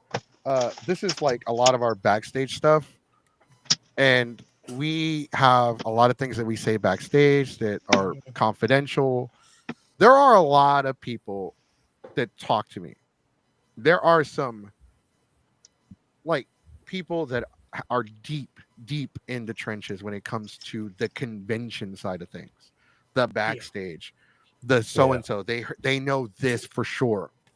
Like we say a lot of rumor and innuendo because there are certain things we cannot say on the air or share because it would put them in danger, in jeopardy, or it would just destroy any like that credibility we have as to far as like, okay, this is what I heard, this. But once it becomes public knowledge, then we can share, because there's a lot of misinformation that's shared about ACON. That is one we're going to use. There's a lot of bad information about ACON that's being shared right now, and we have gone on record and said that the rumors, tell me what the rumors are live on the stream, and I'll tell you yes or no if they're true or not. And I've told everyone, the rumors that you are sharing, those aren't true. I can't tell you what they are, but I can tell you that those are not real. Like, I know, like, people share things, people tell us things, and I can say this about you, bro. Like, the reason why no one really, like, no one has said anything bad about you, because, like, I guess that wasn't, it was that one person talking about you, right? But it wasn't, like, reputation breaking stuff. And then we were on hiatus. We normally, like, research things when they go out. But like, bro, there are so many cons that try and like fuck up, and then they try again, and they get like their reputation goes up. Look at Weebcon, right? One year they had whole wheat canned bread. Where the fuck that guy Pete? Yep, whole wheat Pete. He's out there tackling people like he's a fucking football player over here, like trying to. I know. Yeah, I know who he is. He's cool to me. He's probably cool with you, but like there was a lot of controversy with him one year at Weebcon. There's a lot of controversy with Weebcon one year as a whole. Right. Well, like not, but I'm not like, we talked about the convention as a whole, not just him, but he was just part of the problem, right? So there are people dedicated to talking about just this person or that person, but we don't do that. We don't dedicate shows to like individuals that could ruin somebody's life, because everyone makes mistakes. People. Yep. It's but have you learned from that? And I feel like yours was a setback. It wasn't so much as a mistake rather than a setback. There's a difference between a setback and a mistake. I feel like you had a setback, you learned from it, and now you are going to move forward in a different direction that will work better with your convention now. And especially now, bro, like there are so many conventions right now. We are averaging one convention every 2.5 weeks. That is the average. Right now, a bunch of conventions are, like we said, a bunch of conventions are not going to live next year. Acon's gone. A-Fest is gone. a lot of them are struggling to even Exactly. Anime get the Austin numbers. is gone. Anime Texas is gone. We almost lost Ecchi Expo. Wow. Because they're not making the numbers that they should. And priority, obviously, most of each of the names that have been dropped have their own different reasons on why, why they're not doing so well. And we can go on and on and on and talk about what's wrong with each one. But at the end of the day, like we are seeing specifically in Texas, things are not looking good for cons here. Which is weird because it's not really in Houston. Yeah. Like we just Yeah. lost Anime Houston because of Yeah. a scandal. A lot of these are scandals. People taking the money and running. People just doing all kinds Yeah. of fucked up shit, right? But you're not doing that. I don't Mhm. think that you have a reason to like be like, because you kind. It felt like you. To me, the vibe was like, hey, look, this happened. I feel kind of like you felt very remorseful, and I understand where you're coming from, but like I feel like you can hold your head up high and try again because your reasoning behind it, like you want to do this for the community, right? We have less and less community run conventions. There are companies that own a lot of these conventions now. It's And more corporatized. It's more well, yes, and because when these companies buy these conventions, people need to understand, Yeah. and this is for my audience, not every convention is profitable. Yeah. There are conventions that lose money every year, but they're funded by the con chair, the owner, or the sponsors.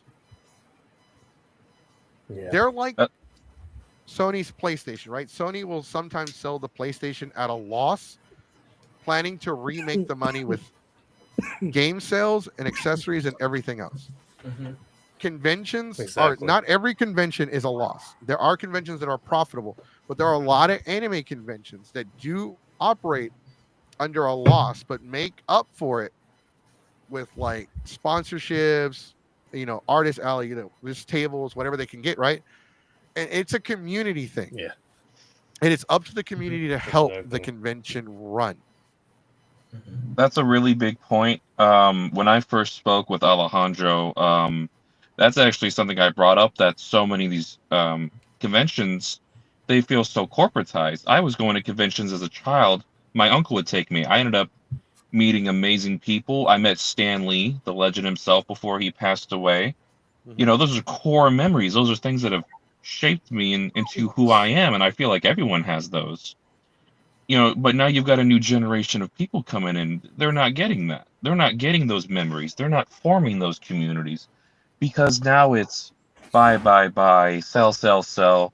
There's no memories. There's no fun. It's corporations just trying to sell a product to you, trying to sell, instead of people coming together and expressing who they are. Nerds, geeks, maybe they're afraid to express who they are in their daily lives. Maybe they've got things that they've dealt with. But these spaces, they're safe. You can be who you want to be, and you don't have to be afraid. And that's, not how it felt at so many of these conventions this year. It felt terribly corporate.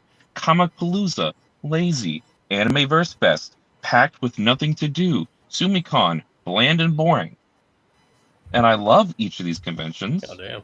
And I don't, want to see that happen to them, because I do respect them, because I've gone to a few of them for years.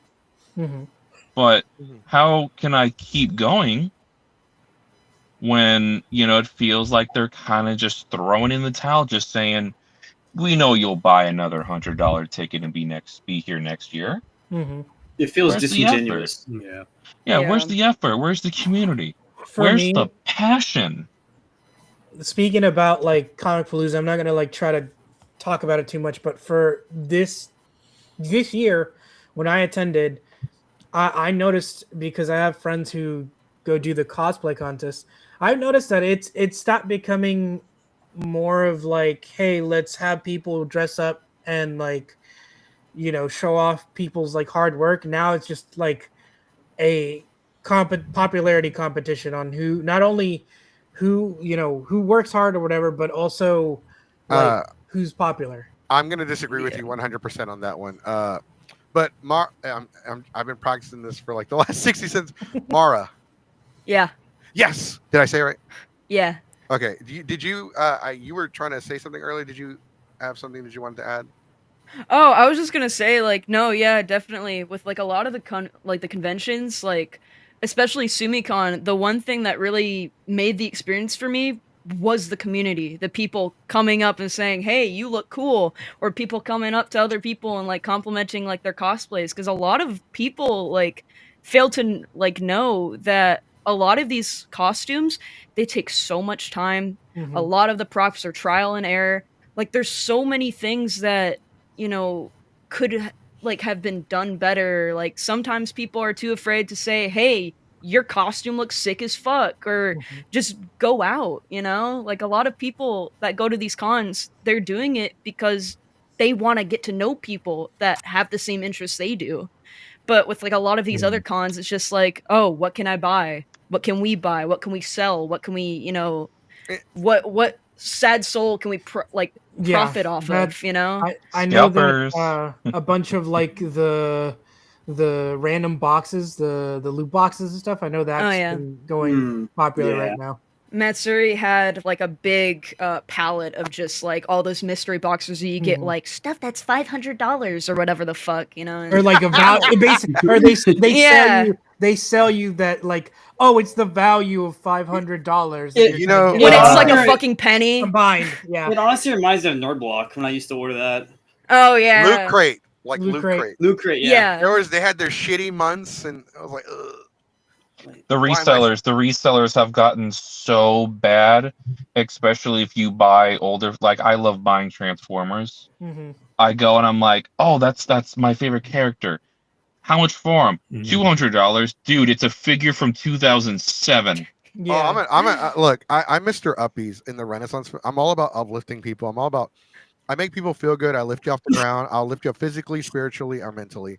I'm all about making everybody feel good. But when I went to fucking Hot Topic when they were doing the Dragon Ball Z releases for the Funko Pops, we were with a client and this guy grabbed he brought his girlfriend and they took a child with them and they grabbed like 15. And I remember screaming, "If I don't fucking get one, someone's getting stabbed in the parking lot." And he put one down. Because they would limit them to 5 a person, so he took it. That's when they would buy all the Funko Pops.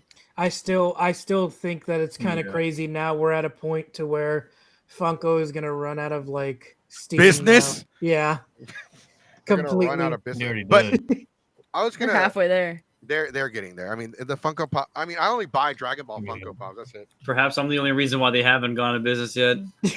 I mean, because now it's like YouTubes that are like really getting interaction. Yeah. Well, then there's also people like who are buying 3D printers because 3D printers is now have evolved now, so people are starting to make like custom like figures that they can sell. Yeah, they used to mold them by hand. Now they can print them out. Yeah, I hate painting them. Lazy as fuck. I mean, here I'll give an example. People have been told me that like this is an official figure, but people can now print this. Yep. With better quality. And it's wild. They'll run it through a scanner and then convert it into an STL object and then be able to extract it from there. My dad also 3D prints too as well, so he literally tells me how it's done. I'm like, geez, man. It is incredible what 3D printing from the beginning till now, how it is. Like it's just insane. This right here is 3D printed. Yeah. Oh, that's sick. Yeah. I can't do that. I'm not artistic at all. Like I can probably draw, but that's about it. We were how did we get what were the main point you were making was that from my perspective is that the community is what lifts the cons, not the corporates who run it or the people so that brings us to another valid point, right? You got to understand that a lot of these conventions, and for instance, and I don't know, Mara, sorry I think you mentioned you worked with Anime Matsuri. Yeah, I did. I volunteered for this year's. Okay, I know if you were like staff. I'm like, shit. Oh no. So kind of, sort of, not really. Okay, so my beef with them, I used to be friends with John and Denise. That's usually how it goes, yeah. And I had a falling out with them, and then something happened in 2018. and they kind of threw me under the bus for that incident, and I will never forgive them because Oh, they do that. it was a little deeper because this was a national thing. Oh, Oh. And like I was visiting my grandfather who was in the hospital at the time, who died in July, and this was in April, so he died a few months later. This was also the same year I found out I was gonna be a dad. So I used to know them. I was gonna at one point when they were competing with KamikazeCon, they offered me a staff position. I didn't take it. They got mad. Well, John got mad, and I went to KamikazeCon and I'm like, dude, they're down the street. Like, how the fuck am I gonna get to the Woodlands? But I volunteered for Anime Matsuri.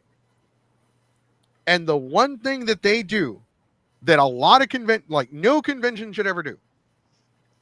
No convention should ever treat their volunteers like shit. Oh no, definitely not. Yeah. You need volunteers as a convention. You need volunteers. You need panelists. The volunteers are like the heart and soul. Yeah, because they help with not only the workload but also like raising other people's spirits up, like the whole entire team. Who's gonna help you? Who's gonna help you build and break down for a hot dog?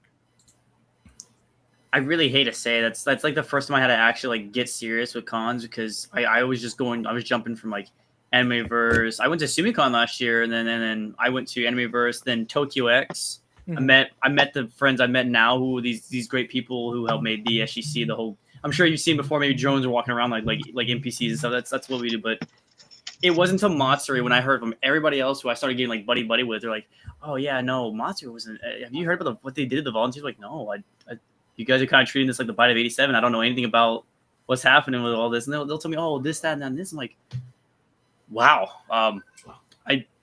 I was just honestly in the exhibit hall. I wasn't really paying attention. That's horrible. Now you hear all these stories, and it's not just Matsuri, but it's like what you're saying is like basically those volunteers get treated like crap. Yep. Then everything else falls apart. They're like the foundation. They fall apart. Everything else starts crumbling from above. Mm-hmm. Right. They so I volunteered for Anime Matsuri 1 year. I think it was 2000. They were in the Woodlands. I want to say 2011, 2012. Yeah. Wow. 2011. I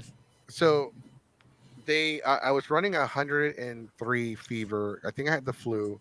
Oh, I remember this. And the guy, he's not my friend. I'm not going to say he's my friend, but the guy who is the coordinator for the volunteers. We were friends at one point, but he's I'm not going to get into details to why we're not. He still asked me to come in, like, bro, I need the help. I need all hand. Like, can you come in, bro? I'm running a fever. So I came in. They had us in a room, like it was like a tiny office space area. Kind of like, it looks like a shitty panel room, and like all the volunteers were just kind of like laying around. Like there was chairs, people were on the floor, on the chairs.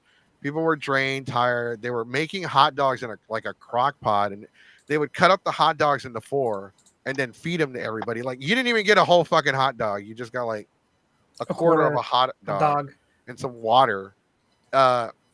You know, nobody was allowed to cosplay, which is fine, I guess. They made us wear their crappy blue volunteer shirts. But the guy in charge was walking around in a corset and vampire makeup and bullcrap. I'm like, dude, you're covered in pigeon shit. What the fuck is going on? They told us not to cosplay. And he's all like, he was never around. They actually fired him in the middle of the weekend and had somebody else take over. What? Wow. They treated us so bad. I said, fuck you. And I'm keeping my badge. If you want it, like, you can try to take it away from me. But you've worked my ass off. I'm not even staying here in the hotel. Like, you didn't give me a room. Yeah. Like, I've already worked so many hours for you. I'm done. I'm sick. I already told you 100 times I'm sick. And like, that was just normal for Matsuri. They treated all of us like shit, and like they pissed off. And the thing is, this is why I bring this up, because in the convention community, when it comes to anime conventions, for the most part, or even some Comic Cons, a lot of the same volunteers volunteer for the same fucking cons. Yep. So when you treat them like shit, they're going to talk to other volunteers. And don't be surprised that they don't show Mhm. back up again. And this is There's a why turnover rate. there's a like, yeah, the turnover rate sucks. Like they don't come back. That's what turnover means, right? Yes. Yeah, yes. turnover, Yeah, that's turnover correct. means that they leave. It's the rate between how many people are coming in and how many people are leaving. Yes. And they're always like only a few people that are like absolutely gun ho about getting a free badge this fucking convention. They keep coming back. For the most part, it was always new young volunteers. They rely on the youth of volunteers that don't know anything about the con to come and volunteer. Yeah. And like the panelists there are another part of the community. They're like the lifeblood. Guests and panelists are like the lifeblood. That's what keeps the cons alive. Without your guests, without your events, the bands, the panelists, you only have a glorified flea market. Pretty much, yeah. Mm-hmm. Yeah. And panelists get treated like shit, and they would start late. Very unfucking professional. Oh yeah. So the big issue that I had when I was volunteering for AM is that a lot of the people that actually had panels, like the volunteer panels or whatever, they wouldn't show up. So we would have a lot of open slots. Especially this happened a lot this year. There's a lot of people that were excited for a panel, and then come to find out we couldn't contact them because they put in the information incorrectly. So that spot would just be open, and we would have to try and say, hey, you know, there's this panel like right next door if you want to go there and you're bored. So it got really awkward. Ren can even vouch. It got really awkward really fast, and it was just a shit show to say the least. It was really disappointing. I can tell you right now, I would go in and I was kind of working with the tech people, just making sure program is moving smoothly. Because I was with Miss Mara on programming. I walk into one of the rooms and I'm like, "Where's the panelist?" And she goes, "Oh, you're the panelist." And I'm like, "I got to do a panel for the fucking Minecraft movie?" and I actually killed it that day. I had people coming up to me saying that was the best panel of the day because prizes were be given out. I was making people smile, even like the kids and everything. Kids, adults were having fun. I even trolled the audience because I'm like, "Oh, it's noon. We got a special surprise for you. We had extra budget here at Anime Matsuri, so we got the one, the only, the man who played Steve. Give it up for Jack Black." Everybody lost their shit for like a collective 20 seconds. went quiet, and I just went, "Oh, I'm just messing with you. You think we can afford him?" Oh my god! But they loved it. They loved it. I feel like we could collaborate one day on a panel because I legitimately during all my panels I will tell people, like especially like the ones that we do where like we do the super cosplay dating game show. If you've ever seen a cosplay dating game, ours is a little different. We call it a show, and so we had whenever we start the show, I'll do this elaborate, loud DX WWE style introduction. And I'm like, "Ladies and gentlemen, in this panel, I will go out of my way to offend every single one of you. So if you have thick skin and you are eating and you like really get upset, please make your way to the door. No one will talk bad about you, no one will offend you. But if we tell jokes and you find them offensive and you leave during the middle of the panel, we will sing one song and one song only. Every party needs a pooper. That's why they invited you. Party pooper." That's so fucked up. That is fucking hilarious. You do the dance. See why you're at it. The thing is, I make a lot of Mexican jokes. I make a shit ton of Mexican jokes because, for one, I'm Mexican. And like 2 people left one of my panels and they went to another panel. And I went into the panel. It was karaoke. I kept making Mexican jokes. And then 2 people left. They went to another panel. And I put my friend in charge. "Hey, I'm going to go invite the other panelists and see if they want to sing." So I went to another panel. And I'm like, "Hey, don't mean to interrupt, but we're running karaoke. I don't know if you want to sign up. We'll let you skip the line." "Oh, like 2 people said they left your panel because you were making a lot of racist comments." "Oh, yeah. yeah, we were making Mexican jokes. And then I looked at the people. Huh. You're mad at the Mexican for making Mexican jokes, huh? Okay. That's usually how it goes. I'm like, ¿sabes qué? Me voy a ir ahorita, pero yo te tengo, yo te agarro. ¿Quieres tamales, tamales, tamales, chicle, chicle? It's the Speedy Gonzalez thing all over again. And Yeah. that's the thing, I'll make fun of myself, or I'll encourage the audience to troll us. I'll even yell at people in my look, you can troll me all you want. You can try. Try it. I For the will love be of God, try. I'll be 10 times more. I will troll back. Like, me and this 10-year-old went back and forth. It was so fluent. Sure. People thought it was scripted. For 10 minutes straight, we were throwing insults at each other, like daycare jokes. You know, growing up when everybody was young and kids. Well, for you, that was like what, a week ago. Yeah. Yeah. It was just so like, and it wasn't something I planned, and it was just like quick. It was quick responses back and forth, and Because like, I even yell at people like, "Hey, with kids, it's so easy because they just say whatever the first thing that comes into their mind. So it's just it was hard. It was easy. definitely a challenge." And I've yelled at people in the back like, "Hey, you in the cheap seats, keep it down. I gotta cater to the VIP and the press. How you doing, sir? Thank you for spending your money here." Fucking amazing. Absolutely fucking amazing. Real quick, I'm gonna sign off because my device is on death's door right now on like 2%, and I got work tomorrow. No. But fantastic meeting you. This was amazing for the short time I was here. Would love to return in the future, and I hope you have a fantastic, wonderful night. Yeah, we are gonna get some Krabby Whopper, so it is gonna be a good night. we appreciate you for giving us your time and letting us be able to put the name out there and whatnot and just try to Let the help man you go. out. His phone's about to die. It's at 1%. That's it. Well, y'all have a good night. This is Ren Caliber signing off. Good night, Ren. Bye. Bye, man. All right, so with with volunteers, panelists, like these things are, getting back to the subject, these are things that the cons rely on. Even trade shows rely on volunteers. Yeah. Is that, I know it's kind of like putting you on the spot, but do you feel like you are definitely amongst those cons that do? And as of late, I feel like cons have gotten better. Like, there's less treating people like shit nowadays because people do talk. We have Discord, Facebook groups.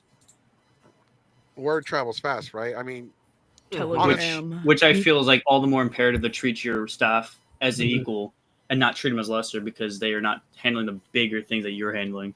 I feel like, in a sort of sense, it's like a workspace. Everybody's accountable of their own actions, no matter who's in the chain of command. Yeah. For me personally, I feel like you can build the pyramid, but you got to build the base first. And if that's a bad foundation, you don't got to worry about what's up here. You got to worry about what's down there about to crush you because you're not respecting their time that they took out. They're volunteers, which means probably they probably might get paid, might not get paid. And it's like, you got to respect that they are willing to take the time out of their day to come help you and help you establish this con and potentially make or break your entire convention, depending on how you treat them. And I think you like hit it on the head though. Sorry, I didn't mean to interrupt, but No, okay, you hit a valid point. You mentioned the word time. Here's the thing that people take for granted, and people don't come to the realization when it comes to deeper thinking and like meanings of life. There's like, people talk about things that you can't buy with money, right? You can't buy. See you later. Goodbye. Bye, Randy. There's things that people are like, you can't buy happiness. Like, I don't know. One of the things that leads to a lot of people being unhappy is stress, and stress is normally caused by like bills, being behind on like lack of funds, lack of food, lack of like you probably can't buy complete happiness, but you can kind of build up to it with money. Right. Yeah. Like, realistically, if you could get rid of all the stress in your life, you could legitimately be happy or happier. Yep. And unfortunately, money is one of those things. But what is the one thing that no matter what, no matter how rich you are, no matter how many resources, how much pull, no matter how much money, food, whatever the case is, the one thing you can never buy is time. Yep. Once it's gone, it's gone. It's never coming back. Yes, tomorrow is a new day, but it's a new day. It's not yesterday. And The these fu- people do give up their time. The past is a lesson, the future is hopeful, but today doesn't always come, and that's why you call it the present. I feel like in that sort of retrospect, you have to understand that if it was the other way around, would you want to be treated like how you may potentially treat these people who are volunteering, as you said, their time to helping out? Because they, like you said before, if you treat them like a piece of crap and you're making them do 10 different tasks and stuff, he's going to tell everybody else. And maybe they're all buddies. And if everybody don't like you, you're not going to have much of a con when the next day when you just find out like half your team is gone. Yep. I mean, look, I've volunteered for Anime Matsuri. I applied to be a staff member for shits and giggles. I went through their whole interview process, their orientation, and I was actually in there pretty deep until John saw me, and then like suddenly my application got lost. I will say this.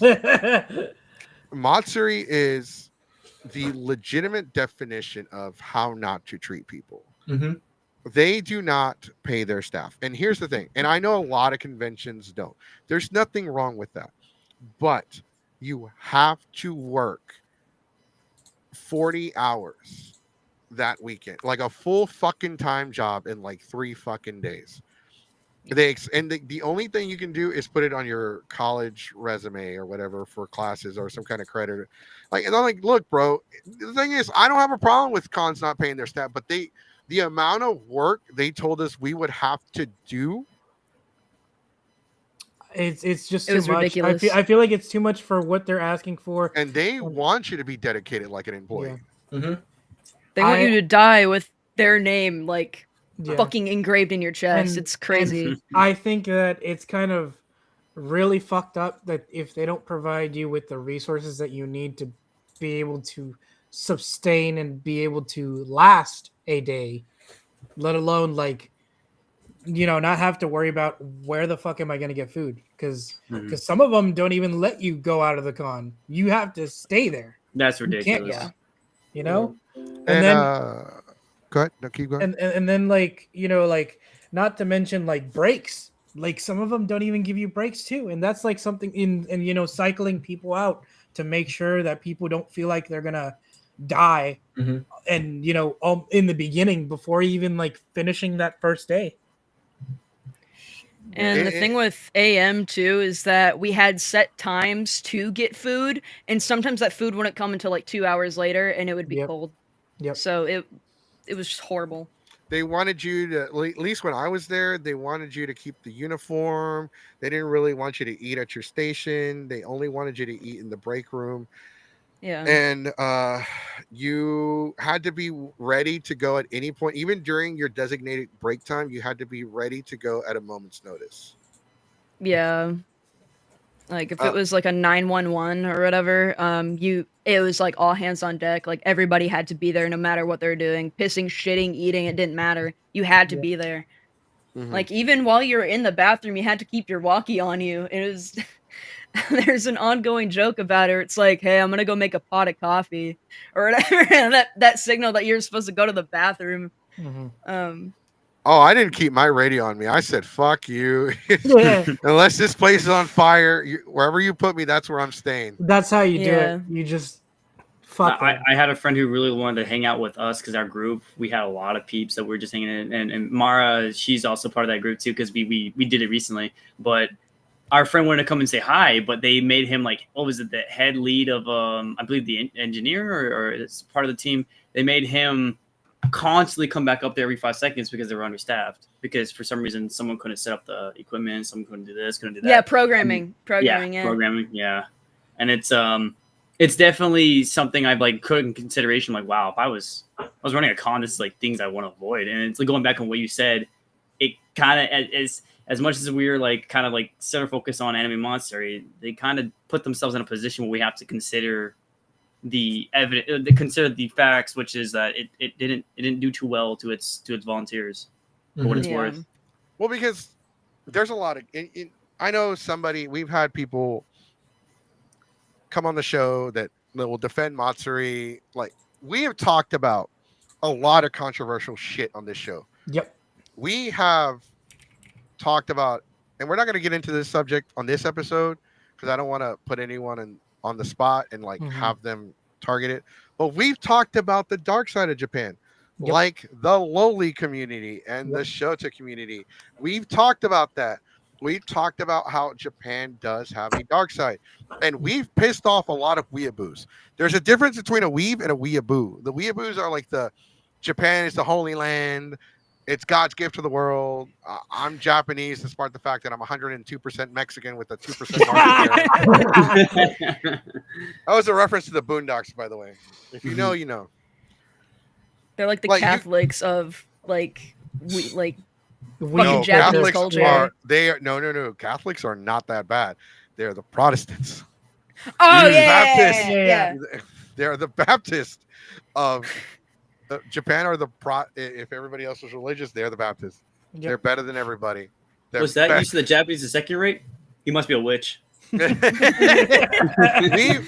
So I don't know if you're like aware, but like they outlawed a lot of things recently, less than like a little bit over 10 years ago, that things have been illegal in the United States for years, a lot longer.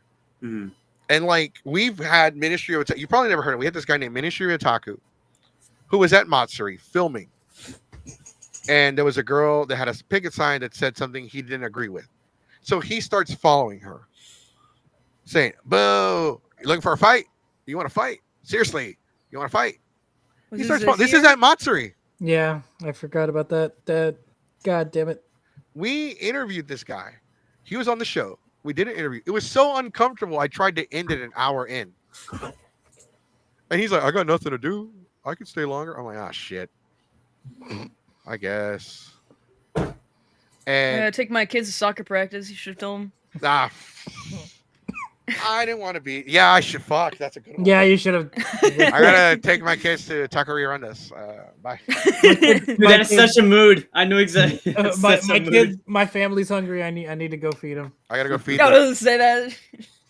Oh damn! I remember that. Yeah, I gotta feed my goldfish. Horrible. It was such an uncomfortable because if you watch it at first, You showed me a clip. I'm It was bad. enthusiastic.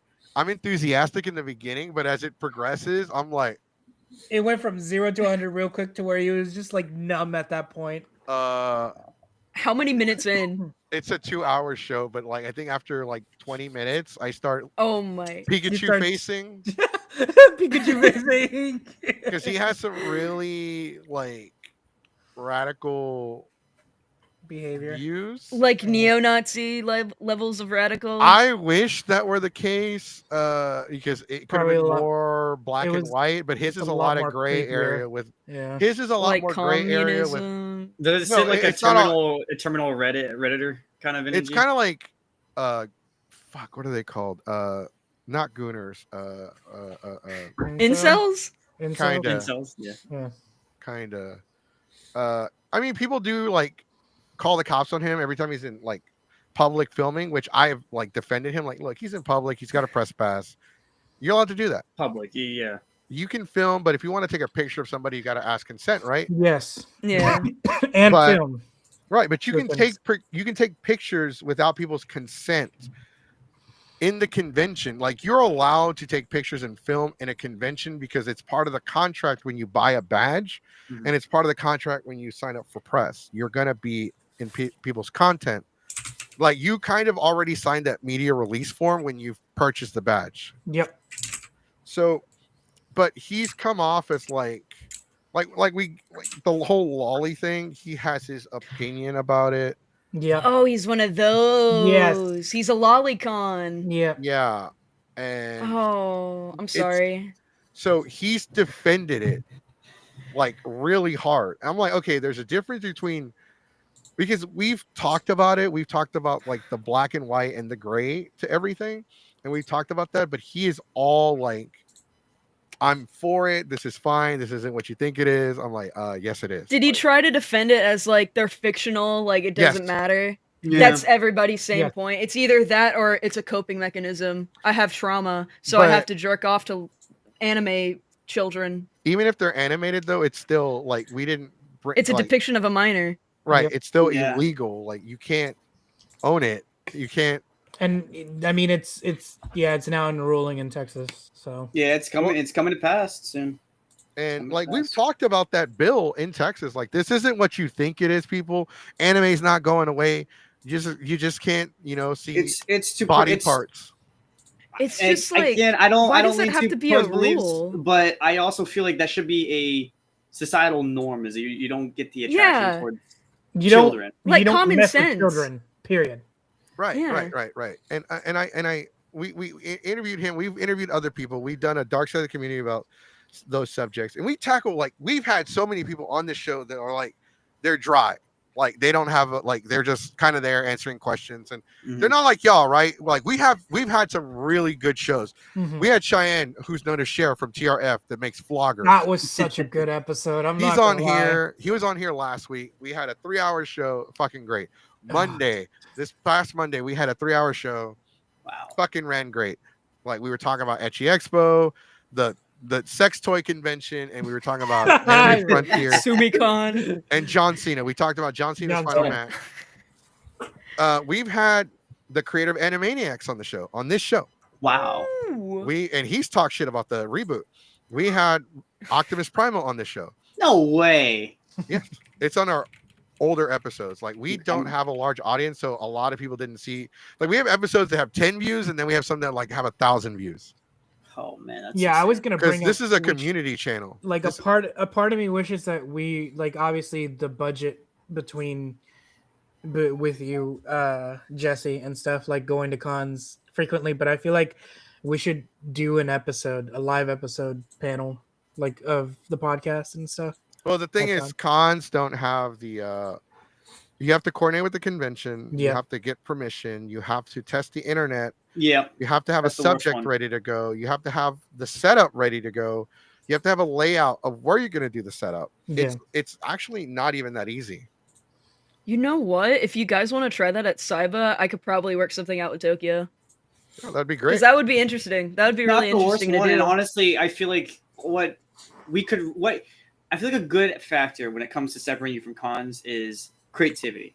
Mhm. And I feel like if you bring Doing someone something in different. there who's like you guys' podcast, it's not the same as we bring people out to panel like they're talking about like, oh yeah, I used to do this, or and it's like we bring you guys out like where you told me before you've done jokes at your own expenses, and people are like, oh, I don't mess with this. This is I don't like this guy. I was like, but he's his own joke. What's going on here? But it's Yeah, bringing, no, like- but it's bringing Like, energy. It's yeah. feeling The welcoming. scammer felt bad for him. Like, what the fuck? Like, this guy's, No, and I'll He tell dressed that. up in a bar of soap. and I'll tell people like, hey man, like look, bro, like I know this is a panel about Pokemon, but you know what? I'll do a whole panel. Like I'm gonna share with you some of the panels we do. We have mental health awareness. Mhm. We have a whole catalog. Actually, I'll just like kind of Just show the rapid catalog. fire. Just Yeah. rapid- Show us everything now. Jesse has said like he's like if I have to, I will show up in a trash bag as my cosplay. so this is our catalog. Wow. Wow. Oh, It has- I like that one. Making your own panel. A A hill hill of on dion. die on. Yes, It has sir. the rating, the description, the category. Mandatory Dragon Ball panel. I don't know why that one rings a bell. Do gamers secretly hate other gamers? I feel like I have ran into that one in Pokemon versus particular. Digimon. Well, that one's a Pokemon given. versus Like the Digimon. first thing it says is in all caps.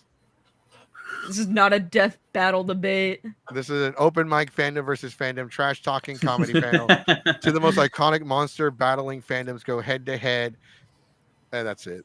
Dragon Ball versus Dragon My Ball Hero. versus My Hero would be crazy to see at Saiba, dude. Oh what my I like, God. what I like is like it sounds like you guys aren't here for the statistics of it. You're here to throw shade back, but it's like it's a friendly competition. We're here to have fun. We're here to have fun, Right, yeah. And exactly. that's where people kind of like. That's sometimes what happens to a lot of these fandoms. They gotta prove why they're right. I'm like you could just shoot the shit and just be shitters and just agree to disagree. You're both shitters at the end of the day, and it's like Yeah. it feels welcoming to other people who would just chime in or say something stupid like, oh. All Might is much more powerful than Krillin. It's like, yeah, but All Might's also a pencil. So I don't know what's the argument there. Like, okay, so do me a favor and read the do anime fans secretly hate anime? The description. Are you a gamer who secretly hates it when people only play Call of Duty? Burrito. Do you hate JRPGs? Do you want Power Wolf cancel? Join us and find out if you secretly hate other games. It's the anime one though. Like, are you an anime fan that doesn't like the new stuff? Like, Boruto. it even says such as Burrito. Boruto, Boruto. Naruto, Sun Sun. Show. Join us. Find out if you secretly hate anime. See, that's I like wanna that. see We how did that that on goes. purpose to That make was- it like. That's exactly how my A dad was joke. when my little sister was like, "Oh no, Dad, I'm watching JoJo Bizarre Adventures." Says JoJo Like- what? What'd you call me? A hill, like we stole a hill you would die on from another group called Zeros to Heroes. Oh, Shout out okay. to you, Josh and Chandler. Are you okay? So, do you have an opinion so strong you would die on that hill? Do you believe Goku could beat Superman? Do you believe Han shot first? Do you pour the cereal before you pour the milk? Join Is us. water wet? Join us. Join now. today. Find out. Is 'Cause you water gotta- wet? It's crazy. You gotta add that like That Like, good the description to comedic pull part. you in. Yeah. You're gonna like be join us sexy as we with read some of the worst fan fiction of all time. No corrections made to grammar or spelling. It will be read in all of its full horrible glory. Glory. The same Glory. energy of if you want to find out this is pretty cool, you can come up on the show. It'll really pop off. Probably. It's Yeah, we have like a pretty bunch cool. of I like this. This is really dope. yeah. So we made this kind of catalog whenever we work with some cons, and this is actually because I'm lazy, so I can just copy and paste. This is awesome. That is like really good though. Podcasting 101. Yeah. You gotta get some help It's like the panels same, up in it's there like the same too. energy of iCarly with their little like titles they do. And 3, 2, 1. So to kind of give a little bit backstory about how I met Jesse and whatnot, and speaking about like just how y'all talk. This is gonna be good because how- I don't even like- know how we fucking. So met. like on how hard is it to run anything, and specifically whether that be podcast or whether that be an event. For me, before I met Jesse, I was a part of a small group of friends, and we did a podcast. I was a co-host for a podcast for quite a while, like 2 years, and it got to a point to where my friend, his life started slowly changing. He started moving out of his parents' house. He started, doing adult things, evolving and stuff. So it got to a point to where he was like, dude, I can't run the podcast anymore. And I was like, you know what? I'll do it. I'm second in command. I'm down to learn. Fuck it.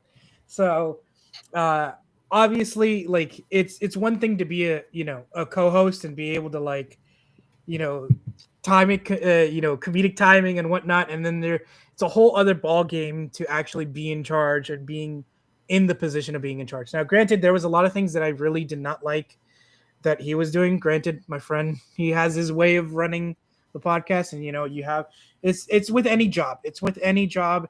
Everybody is different. Everybody has their different ways on how they want to run a big machine. But for me personally, I was like, dude, if you want to, I kept telling him, if you want to get really serious about it and get a following to boost us up in not popularity, but more like have people see us, have people invite us to go to conventions and whatnot. Because that was our dream, just to like have fun and, go live, in front of people. And it got to a point to where I was doing a lot of all the right things, but it got to a point to where, like Jesse said, he burnt out. I burnt out. I got to a point to where I couldn't do it anymore because, like, also at the same time, I was slow. Like my life was also slowly started changing. So it got to a point to where we disbanded. Like, oh wow, yeah. It was a decision that I talked with my group of friends because it was all like, it was like just a group was consisted of a group of friends. I had one person who helped me run logistics, and she helped me like guide me through the process of running it. Okay. So, thanks to her, I appreciate her completely. And she kind of backed me up on a lot of my ideas and stuff. And a lot of them did work. Not all of them worked, but like a majority of them did work. And I grew from that experience of like being able to run my own podcast and learning timing and learning when to talk and when not to talk. Obviously, Like I used to not be able to talk to people. I was very introverted. And now, like, I just can't shut up. People tell me, please shut up for a second, or just give people, time to talk and stuff. So that's why I really like it. So, and then it got to a point to where I was like, we stopped doing the podcast for quite a while, and I started getting the itch. I was like, it's like whenever like you stop doing like your favorite thing or whatever, Absolutely. you're like, I need to do this. I need to do this. So then I was like, okay. I talked with my friend who helped me out. She gladly helped me out, and we were like, all right, I'm gonna do a podcast. Me and you, we're doing a podcast. I know what I'm gonna do. I know what the premise is. I know how I'm gonna run it. I have my own YouTube channel for my own content and whatnot. And it just got to a point to where I was really struggling to get into that motivation, and it goes back to like also the working out and stuff and cosplaying. But yeah, it really was hard for me to get the motivation to kind of actually execute it. And then I just realized, you know what? I think I need to step back and just like figure stuff out. There was a lot of stuff going on in my life. And then I was like, you know what? I started getting into conventions a lot. I was like, let's see if I can find anything. And then my friend, she from the cosplay group and the convention group, they posted a video of this podcast and sent it to me, and I really enjoyed how Jesse was talking about certain things and whatnot, and I started commenting. And then at one point I was like, you know what, fuck it, because he's like if anybody wants to join the podcast, send me a message, and then send me a message on Instagram that you want to join, and I'll invite you and whatnot. So, and that's what I did, and then the rest is history. Yeah, it's tough because we tried to do when we first started a long time ago. We started pre-recorded, and then we went away for a while because I became a dad. Then pandemic kicked in. Then we had 4 co-hosts, and like one of them is still here. So there were 4: Jace, Sonic, and SJ. SJ, I fired her because she tried to take the group away from me. Jace became part-time because he runs his own channel. Sonic's on Mondays. And we were doing this every day, Monday through Friday for 2 hours. And we got sick of it real fast. Yeah, when he told me that, I was like, that's why y'all burned out. Well, no. So then the following year we ran, we were experimenting with days. Only like the last couple of years have we been running it on Monday.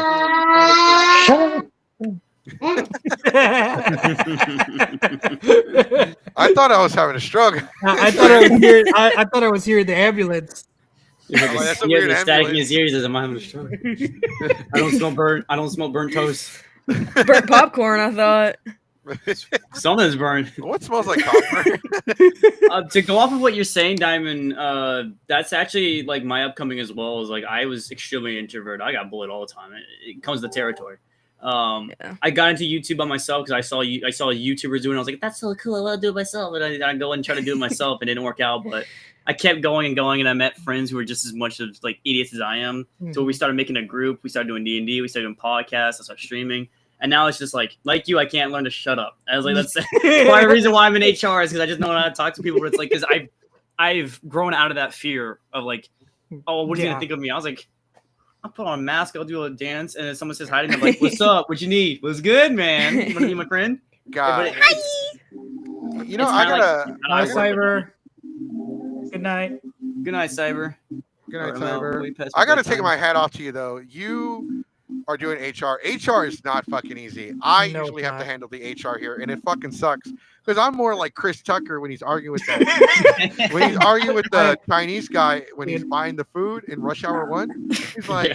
He's like, damn, Chang, you ain't got some better food, some greasy shit. It's like a lot of stuff that Jesse has to deal with, like on the backstage. I feel bad for him sometimes because I'd be like, we would talk about serious stuff because like I know how to handle at least like majority, like how to navigate and what's the next step for whatever the situation calls on. And he's like, well, shit. He's like, I I guess I'll do it. I'm like, I I probably thing, don't have but too much experience in the HR department, but I've like my other group that I'm part of, the Shadow Grid Cybernetics. I do have to play as the middleman, like try to like mediate for people, and it's like because you have people who have power, like and they don't try to be overpowered, but like they can get really aggressive about some things. I'm like, well, let's go ahead and ask this person to see if that was their intention, and then we find out it wasn't. Like, oh man, I would have made a big mistake. I was like, let's just you give it an opportunity. I was like, worst case, we wasted time, but it's like you throw out somebody who probably didn't deserve it.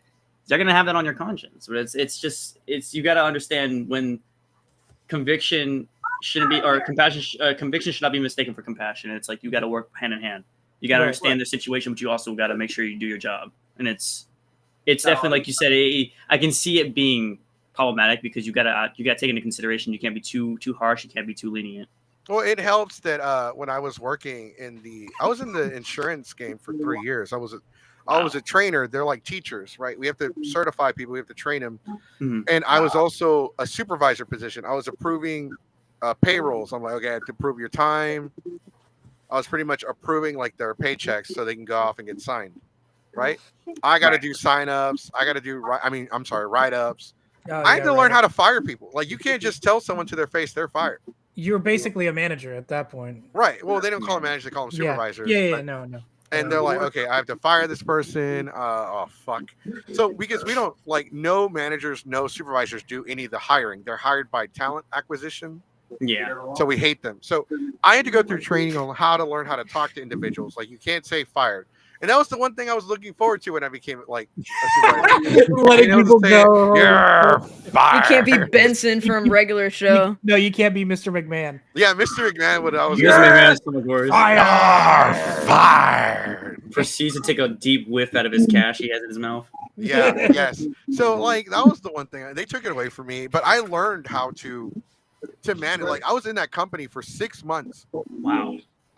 And then I applied, and I was only in there 7 months before I actually got promoted. I went through the training, I went through everything, and it was fucking hard. Like, it was not easy. Like, you had to take a test. Before you can get the job, you had to take a test, like a final exam, and you had to get an 80. That's wild. And, like, it's open notes, open book, but, like, they were very, like, opinionated. Like, all the scenarios they give you are based off of, like, de-escalation, and you're like, fuck. You're like, a swift kick in the ass is not the correct answer. You're like, if your employee does this, and this, how do you react as?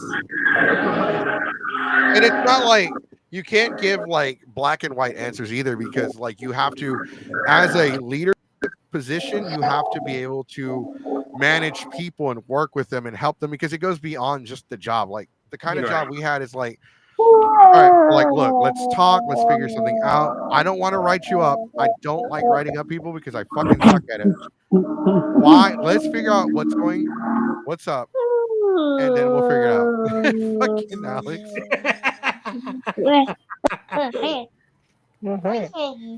I turned down his gain a little bit. Hopefully it'll help. There's not much I can do. It's fine. No, he's being attacked by his child. He's being a parent. Yeah, he's being a parent. I can't. That's why I'm not giving him shit for it. He's being a parent. Being super dad right now. Give him a bro. break. That's what me, Jack, and Mara are here for. That's right. Yeah. I mean, it's tough, and like what is? And you're probably all asking, like, what does this have to do with conventions or Cybercon? Everything. It has everything to do with it. Everything. Because like HR is not easy. You have to learn how to talk to people, how to address. Like, there's an incident that we have that we're gonna have to address on probably Monday, and I like him and Sonic are trying to come up with like the best possible way to like say it in publicly. Okay, what do we say? How do we say it? I'm like, no, dude, it's that simple. Like, look, ladies and gentlemen, boys and girls, viewers of the podcast, we'd like to address the incident that's been going on with Geeks 5 and the Discord. Unfortunately, past the comments in the beginning, we will no longer mention this individual's name from this point forward. If you have any complaints, please contact us in the Discord or Instagram. This, however, will remain free of that individual. We're not going to say their name. We're not going to say who, what, when, where, or why. We will just say that we are very aware of everybody's comments of the situation, and it is being monitored and handled as we speak. Thank you. That's what I had to do recently. I said, due to recent events, this person is no longer affiliated with us. If you have any questions or concerns, please contact the founders. But as of now, please do not contact or harass the the parties that are involved in this situation. Thank you. Right. I mean, I wish I can go out there and be like, look, We see you, bitch. We see you. Asterisk. We see you with your I don't wash my ass cheeks in the shower looking You ass. can't leave what's in the basement. You can't leave. You're my friend now. Yeah, Like, pretty sir, much. like, sir, the first off, sir, you look like you don't wash your ass cheeks. Second off, you You're look the like reason. you look You're like the you look like you touch yourself with icy hot at night. So Jesus. relax. That's crazy. That's crazy. Holy shit. That's Your conditioner wild. is the Burger King grease. Yeah, right. That's right. But I gotta be HR friendly. I think you So killed him. I'm like, you made him do a hard spit we take. have Oh, no. been made Oh, aware good. of what the situation that is at hand. We will address it when the time comes. Except for these remarks in the beginning, we will no longer be speaking about this. But we are aware and actions are being taken. See, that's the HR. Basically, you would have to you have to find an approach that is suitable and appropriate, and you have to also make sure it is transparent and accountable. Exactly. You can't just go in there and be like, he gonna get got. We see you. So kicking them in the shin isn't the option. I got it. Okay. What'd No, you do no, to this guy? We You pig have fisted him. to. You have to kick them so hard in the nuts they can't spawn the world with another copy of themselves. You hit him. You kick him so hard in the nuts that New Game Plus is disabled. No, bro, you kick them so Mix hard the in the Taco nuts. Bell bong. You gotta. Hold on. You brought it up. Now he has to pick it. Okay, you kick him so hard in the nuts that the Spanish announcer from all the soccer games shows up. Golazo! Con la Sabana América. You gotta- You kick I'm him so hard, Latin starts playing. Dominate the mail. all right, calm down, Bad Bunny. But it is a very it's very touchy because what you do can also cause a PR disaster, especially if it's not warranted and you didn't fact check something. Like if you went off of shaky information versus going to the source and figure it out yourself, then you could make a huge issue. And it's a lot of these problems is that HR is there to try to keep it to a minimalistic approach and still be able to tick off the boxes that people want to hear instead of like doing a huge announcement like, hey, this guy's touched his kids, and it's like it's like it's inappropriate. You could have just said, hey, this person, due to recent events, this person's not allowed in our con. If you have any questions or concerns, please contact the HR, and that would be this email. And So that's a little tad bit different than what we have to deal with because as a convention, you have to look out for people's safety and stuff like that. Sure. And actually, I get exactly where you're coming from because with the podcast, we get a lot of this person does this person does that. Okay, do you have proof? It's a lot of he said, she said. Yeah. We need proof. Where did you hear this from? Oh, I heard it from this person. We can't take that. Yeah. That's not credible. And because we have made that mistake where we had somebody come on the show, talk shit about an anime convention somewhere up north in a different state. They contacted me. They called me. Oh, is this what you do? Are you some kind of like, you just go on the line and talk shit about other cons like some kind of Nazi? I'm like, whoa. What? Like, first off, I didn't talk shit. We went based off of the information we were given and we gave an opinion. Like, if you have issues, you can come on the show and talk about it and we can do a retraction, but the opinions were those of the guests. And he's like, well, I'm going to take her to court. Well, okay, I guess that now means I have to take down the episode and send it to you, which is what happened. I was told to take it down and give it to him. We don't now. That's why we're like, look, the opinions expressed on this show don't necessarily reflect those of the other admins, our sponsors of the Geeks 5 podcast. The problem is because it can always be interpreted as slander, and slander it becomes defamation. Right. Since we always make sure people are aware that this is all opinion, even when we review conventions, right? Absolutely. We do review conventions. Like we had NostalgiaCon, 6 out of 10. Comic Palooza, 6.7 out of 10. Anime Expo, 8.5 out of 10. Now, these are like different years though. These are right. Like this you're giving examples. Right. Yeah. And then like, there's other ones where like, Piney Woods. Who? Out of 10. Out of 10. But it's like you said, it's opinion versus, oh, you guys should not talk to this guy anymore. Well, then it's no longer an opinion. It's more of a directive. Right. When we review, we tell everybody like everything's opinion. Everything is opinion. It's perspective. It's how we perceived it. Just because we didn't enjoy the convention, just because I got beef with Anime Matsuri and I don't enjoy it, doesn't mean that other people don't enjoy it. Right. Not everyone is aware of all the backstage shit. This is why I don't give people shit for going to Matsuri. Not everyone knows everything that's happened. It's not like national news, right? He's not like a political figure doing something stupid or saying something stupid or being stupid, right? He's not a politician. He's not like a celebrity. He's just a guy that owns a crappy anime convention in the city of Houston. That's oversaturated. Yep.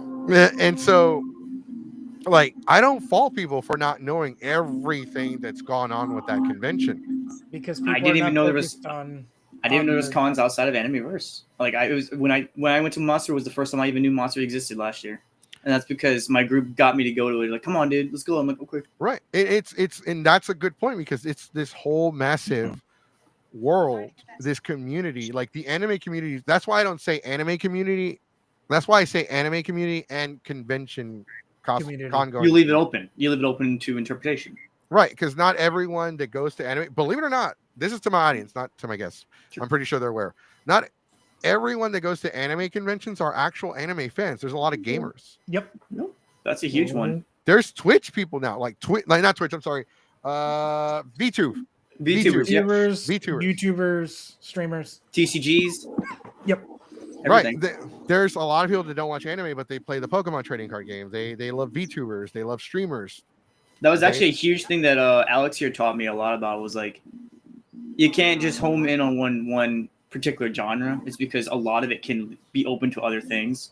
And he showed me that when we were trying to develop Saibafest, and it was like, yeah, you hear Saibafest or synthwave, and he's like, yeah, we can do cyber, but we can also do some other stuff too on top of that. We don't want to just be just one particular genre because now you leave it closed-ended for others who might not like cyber, who wants to see what else it's got for store. I don't know if I've ever been to or heard of a con that like changes each year, like the theme of their con or whatever. I think the one that RealmsCon used to. I think the only one I kind of know would be San Japan, but it's like they say on theory it's a venue change. Like I think when I first went in 2022, it was Horror Fest, and I think 2023 was I think it was Sailor, and then 2024 was, I could be completely wrong about this. I think 2023 was they had different themes, but it was ultimately the same. It was in the same area, same con. Yeah, San Japan does that. RealmsCon did that. They're no longer around. Even though it's called All-Con is everything, but they tend to be older. They're an older audience, but mostly like science fiction and older science fiction at that. Oh wow. There's a lot of people just getting drunk and singing karaoke and dressed up in Star Trek cosplay. Sounds like a mood, honestly. Middle-aged man con. Hey, I'm part of that group. I like Star Trek. It's okay. I like Star Trek. It's okay. It's okay. It's okay. I was about to say my I think my dad liked Star Trek, but he couldn't stand it because his grandfather always loved Star Trek. No, look, live long and prosper. Look, I'm one of you. I'm one of you. She's like, no, just friend. I'm friend. It's funny because as a Ninja Turtle cosplayer, you have to do this because the Ninja Turtles only have 3 because they have the grippers, the 3 fingers. I can't even do the that, Ninja bro. Turtle, so I had to learn how to get gloves. Oh. Yeah, even with the gloves though, like I still your fingers can't still move on imagine. their own. Or tape them. Oh, I got used to it to where I don't have to tape them anymore. There's a Ninja Turtle handshake. Anymore? I feel like the thumbs are the human thumbs don't represent what the actual thumb is. So let me real quick while you have your hands up. The Ninja Turtle handshake is you put their thumb between your fingers and then you put your thumb between their fingers and it's a handshake. Oh, dude, I can't do that. That hurts. Well, you can't do it by yourself, but like a Lego man. Yeah, almost like a Lego. The Lego. Yeah, honestly, I used to be I used to cosplay all the time. I am an award-winning cosplayer. I just don't like doing it anymore. I mean, I've done this cosplay. Oh, that's amazing. Yo, that's so sick, dude. Like I've won awards. I've won a Best in Show. I've won Judges Awards. I've won all kinds of awards. But I did it, and I kind of just I can't do it anymore because I'm a panelist. I'm always doing shit. Or when I do cosplay, I troll. I troll so much. I did Macho Man Randy Savage, and I was trolling people. Cutting promos. cutting. I would cut promo. Like people were like, "Can I get a picture? Oh, do you want a picture? Or do you want me to cut a promo on you?" And they're like, "What? Ooh, yeah, the macho. Let the macho man tell you something, there, brother. This whole place is just a cup of coffee, and the macho man is the cream, and the cream always rises to the top."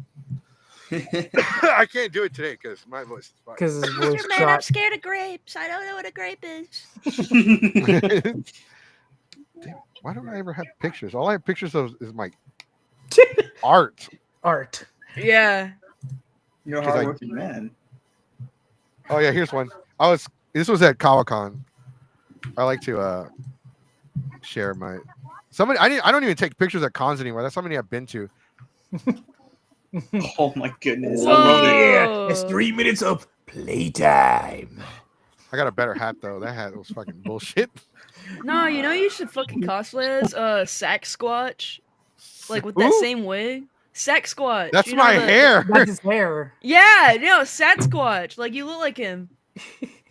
Like with So the just for the hair, record- the hair and the glasses. You just gotta like get the Jesse, like the that's a fursuit compliment. or whatever. Just take the compliment of having a wig, because at this point, that's your real No, you hair. can play saxophone. You like to play saxophone. That's a compliment. Okay.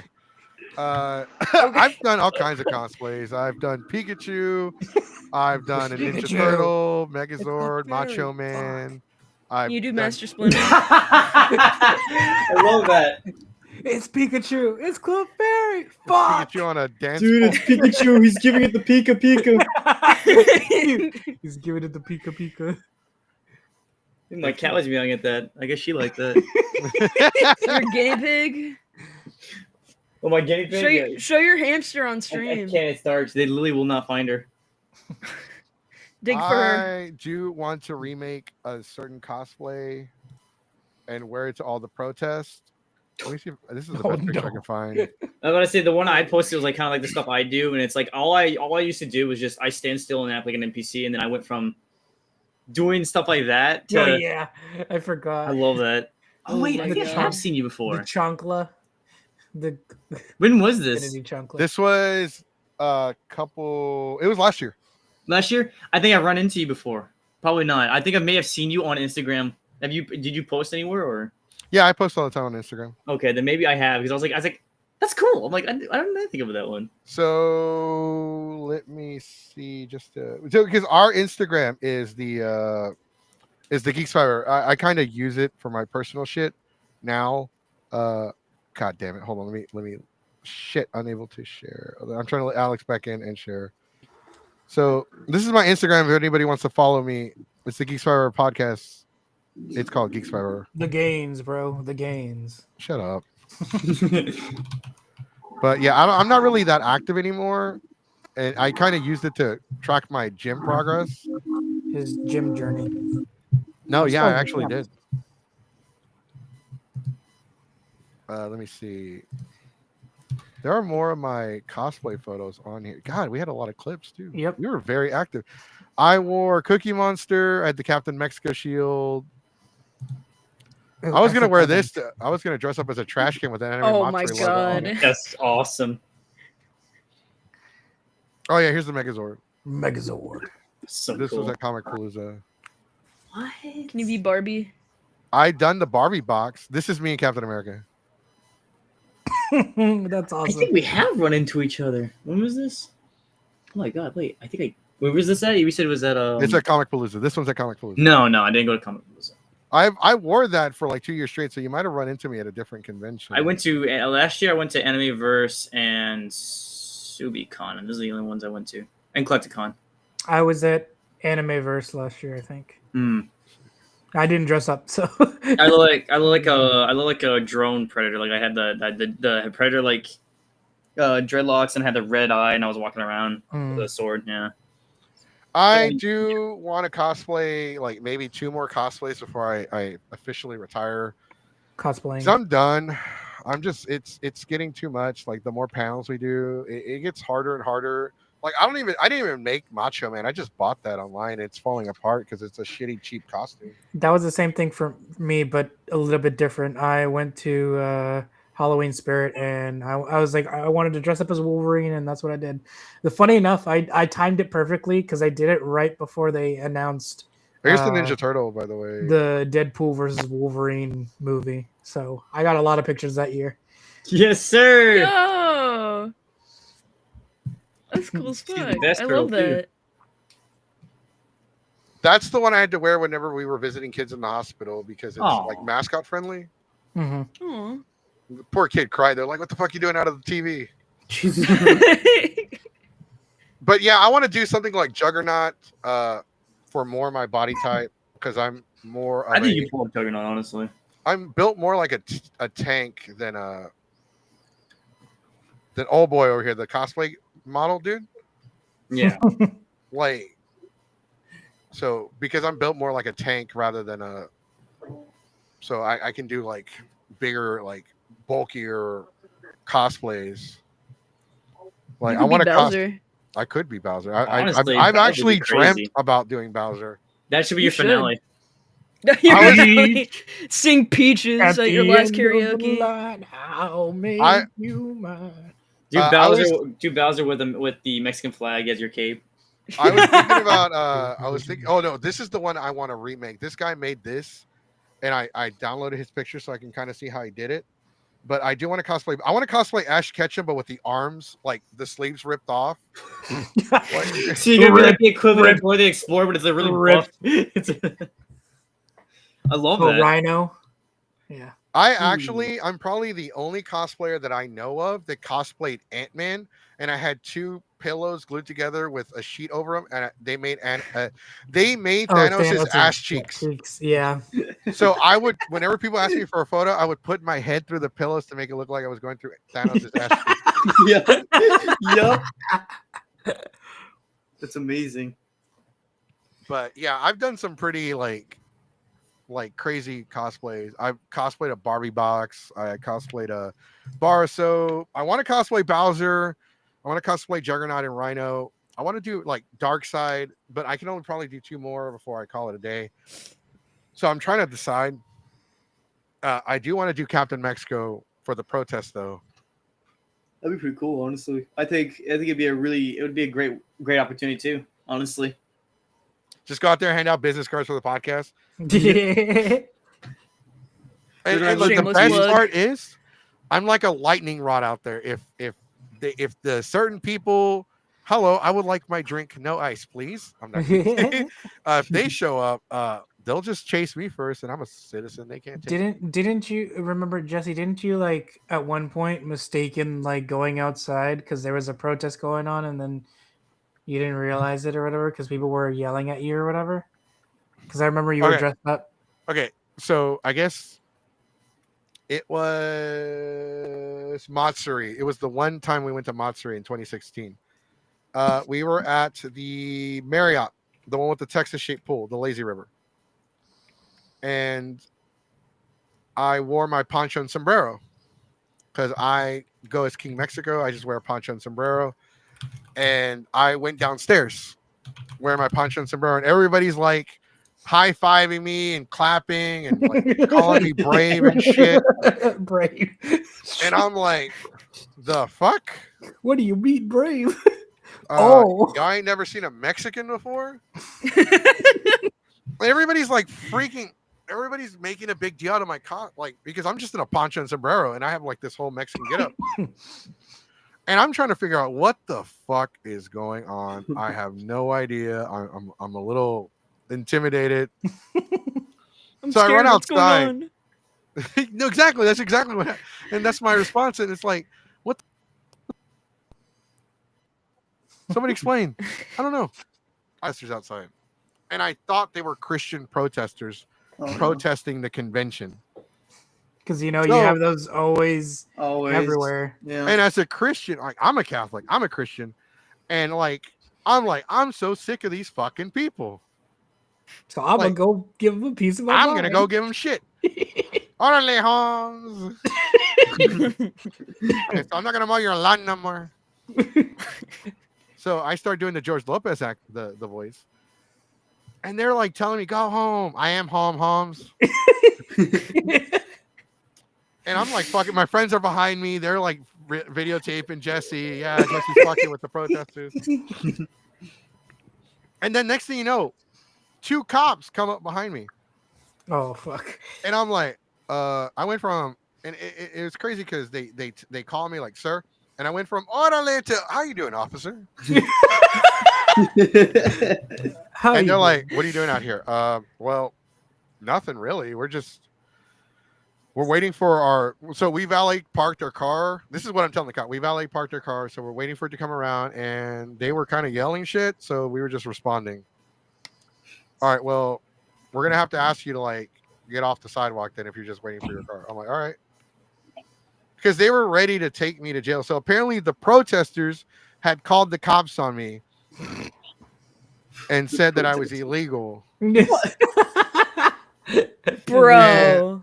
And I'm like, the crazy. fuck? God damn. And all my friends had left because when I turned around to look for them, they were all gone. Yeah, they all scattered. They saw the cops and they ran. They all ran like if they were Mexican. You got the ones who aren't Mexican running as well. No, bro. They all ran they all ran when the cops showed when you're at a party in the hood and the law was up. They just start hopping fences and shit. It's the fun. Everybody dip. Hiding under cars and shit.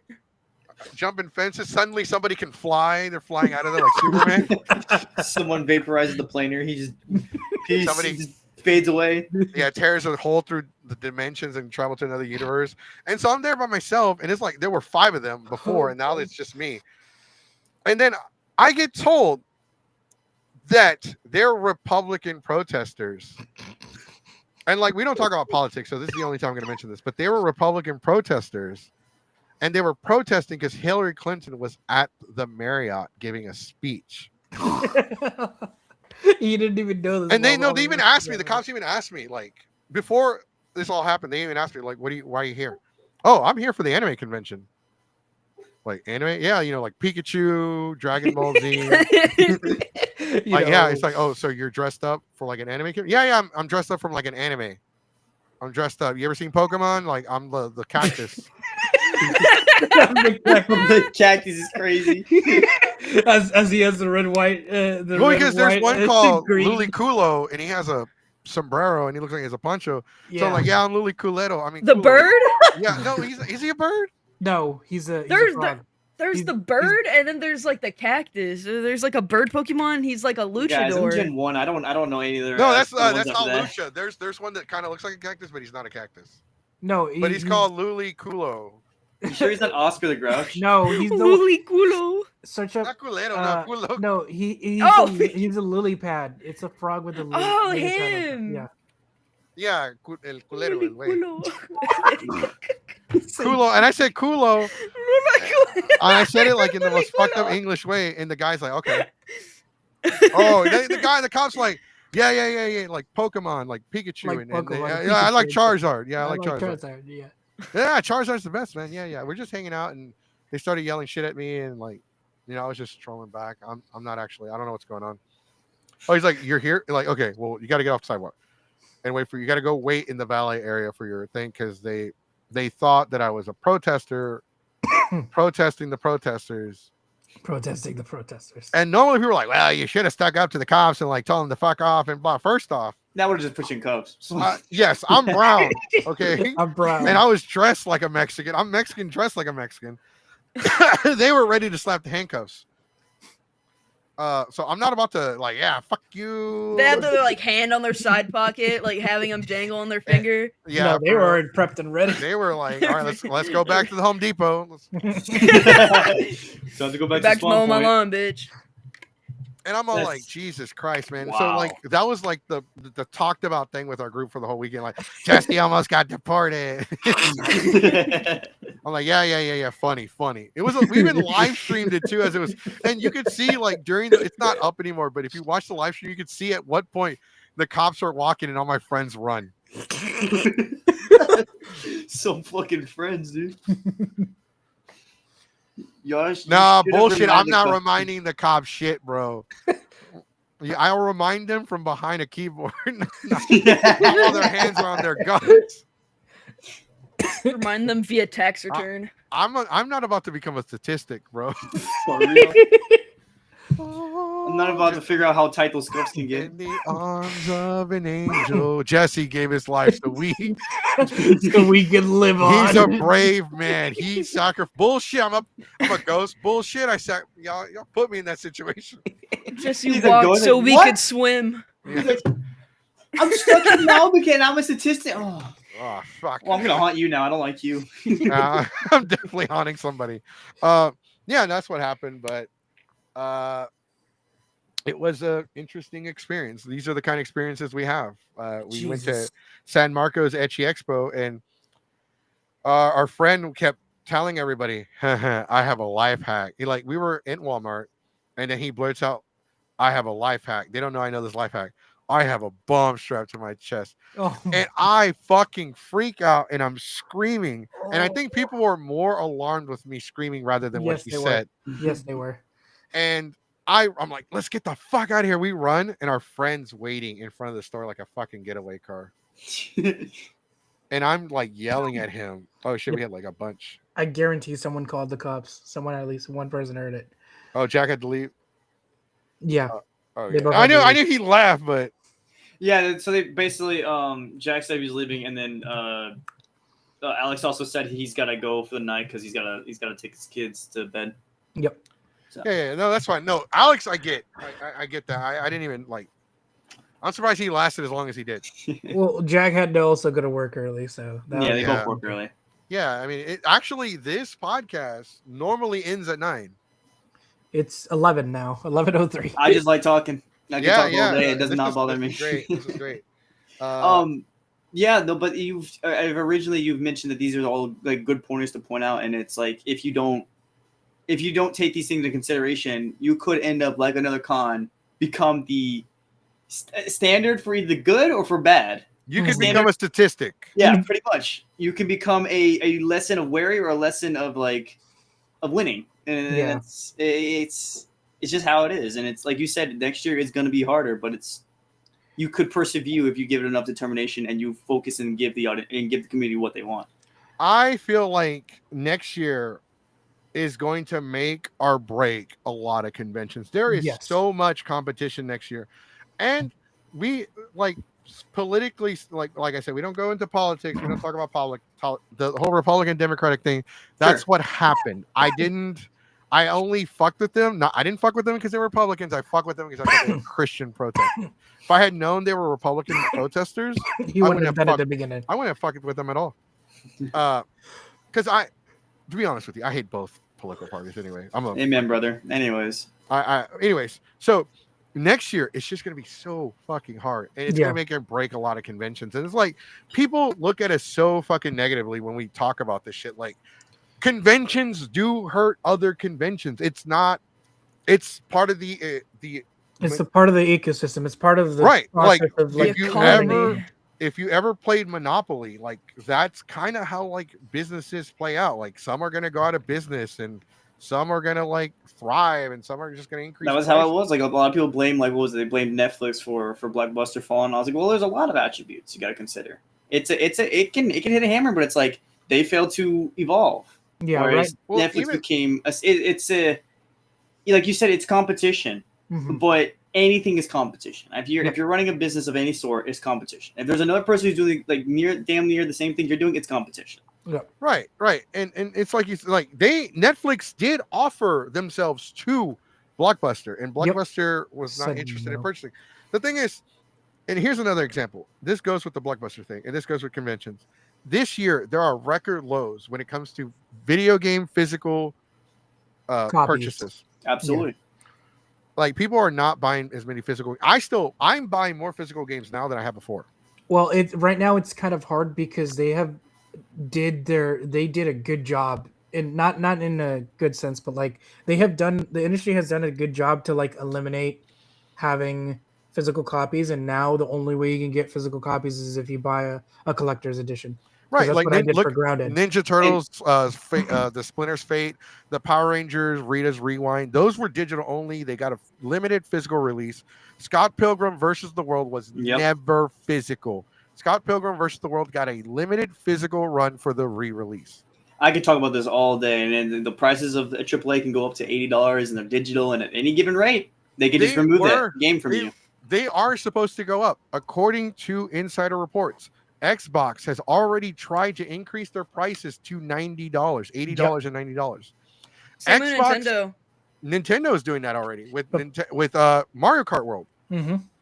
And I heard PlayStation was going to lower their stuff, which is kind of crazy. Because PlayStation is going, like, here's the thing. It's exactly what he said earlier. They're willing to take the loss. But Nintendo Switch 2 is about to go up in price. Mm-hmm. The PlayStation will have to go up in price unless Sony is willing to tank that much money. If they're willing to drop that much money. Right. The price of RAM has gone up. Yeah. Therefore, everything else has gone up. Yep. And I think RAM right now is like $333, like average. It's even more. It went up by 200%. The Xbox One X is rumored to have another price hike, close to $800. It's already bad that the Game Pass right now for 3 months is like almost like $60. For 3 months. The Xbox Dev Kit went up from $1,500 to $2,000. Yeah, that's for developers. Their new Xbox console rumored price tag is $1,200. And here's the thing, like right now, like I'm upset that they like bulked up like the 3 months because they have 1 month and then they have 3 months. Guess what they had when the 360 was out? 12 months. 12 That's months. a year. A year, you couldn't beat the deal. It was $50. It was a good deal. And then you could stack up cards too. So you can still stack cards, I think. You can, but like I still think it's bullshit that they didn't like when they came out with the whole Game Pass. Like to me, in business wise, a little bit, it's a no brainer that I felt like they should have went with a year, but they didn't care.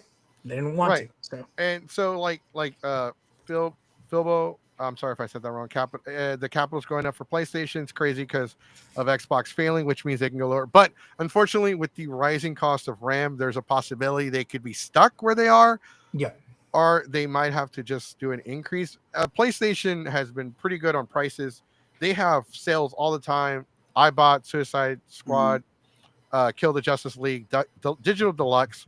By the way, it's still garbage. It wasn't worth the $5 I was going to say, I can vouch for the whole memory thing because I'm currently taking a bachelor's for cybersecurity, and one of the reasons it's hiking up is because a lot of the infrastructure or a lot of the companies that make RAM are going enterprise. Yeah. So, and because of the rise of of AI and how it can be implemented into network systems, it requires a lot of RAM usage, and that's why the prices have high. It's the same reason when you saw that when China, when a lot of GPUs were used for Bitcoin mining, and that's what caused the spike up. The thing is, Xbox is also guilty of the sudden price rise of. They've spent I think it was 90 billion or million. I don't. Yes. They have layoffs too. They are contributing to the shortage of RAM. Mm-hmm. And they're citing the shortage of RAM for the reason for the price costs. Not just RAM, but also the fact that they bought a bunch of properties and then they had a whole massive layoffs of like a lot of other studios and stuff. So that kind of like cut down on their like expenses on what they bought. And basically, when you buy out those companies and you lay them all off, they're no longer competitors against you. Yeah. Right. Yeah. I mean, Microsoft is notorious for that. Yep. My friend, his name is Zarek. He defends Microsoft. He thinks that he believes the new Xbox will be successful in the Game Passes. I don't think so. I promise you right now, the Xbox Game Pass will go up in price again. Yep. I will not waste another $1 on consoles. Everything I need is on my computer, and I'm still not even Windows 11. I don't. Honestly, unless it's PlayStation, I don't see myself buying a console anytime soon. And even then, like both game systems, like Xbox games and PlayStation games, are on Steam. So this is a hot take from me, but I think the Nintendo Switch 2 was a scam. Oh yeah, it was definitely the same thing, and except now they can disable your they can brick your console. Yeah. The Steam console. The whole breaking your console thing, that's been around since Xbox One. Sony and For Xbox, pirating. for pirating, they can ban your account, and not just the console itself, but they can ban the whole account. The other problem I have It's with that just- is like now I've been hearing a lot of the tech support and a lot of the FAQ now becomes AI. Yep. So Yeah. you have to leave that to the interpretation of an AI, and AI is a logical thinker, not a lateral thinker. You can also, but you can harass the AI and like person. Sure. Takes like a Yeah. minute or two. Yeah. Takes that's- like takes a Instagram is while. very notorious for that. A lot of people who, if they post way too fast, you're flagged. If Yep. you post something that's not right, you're flagged. If you can't argue with an AI because it's made its determination. Yep. You make a new account, now you're flagged.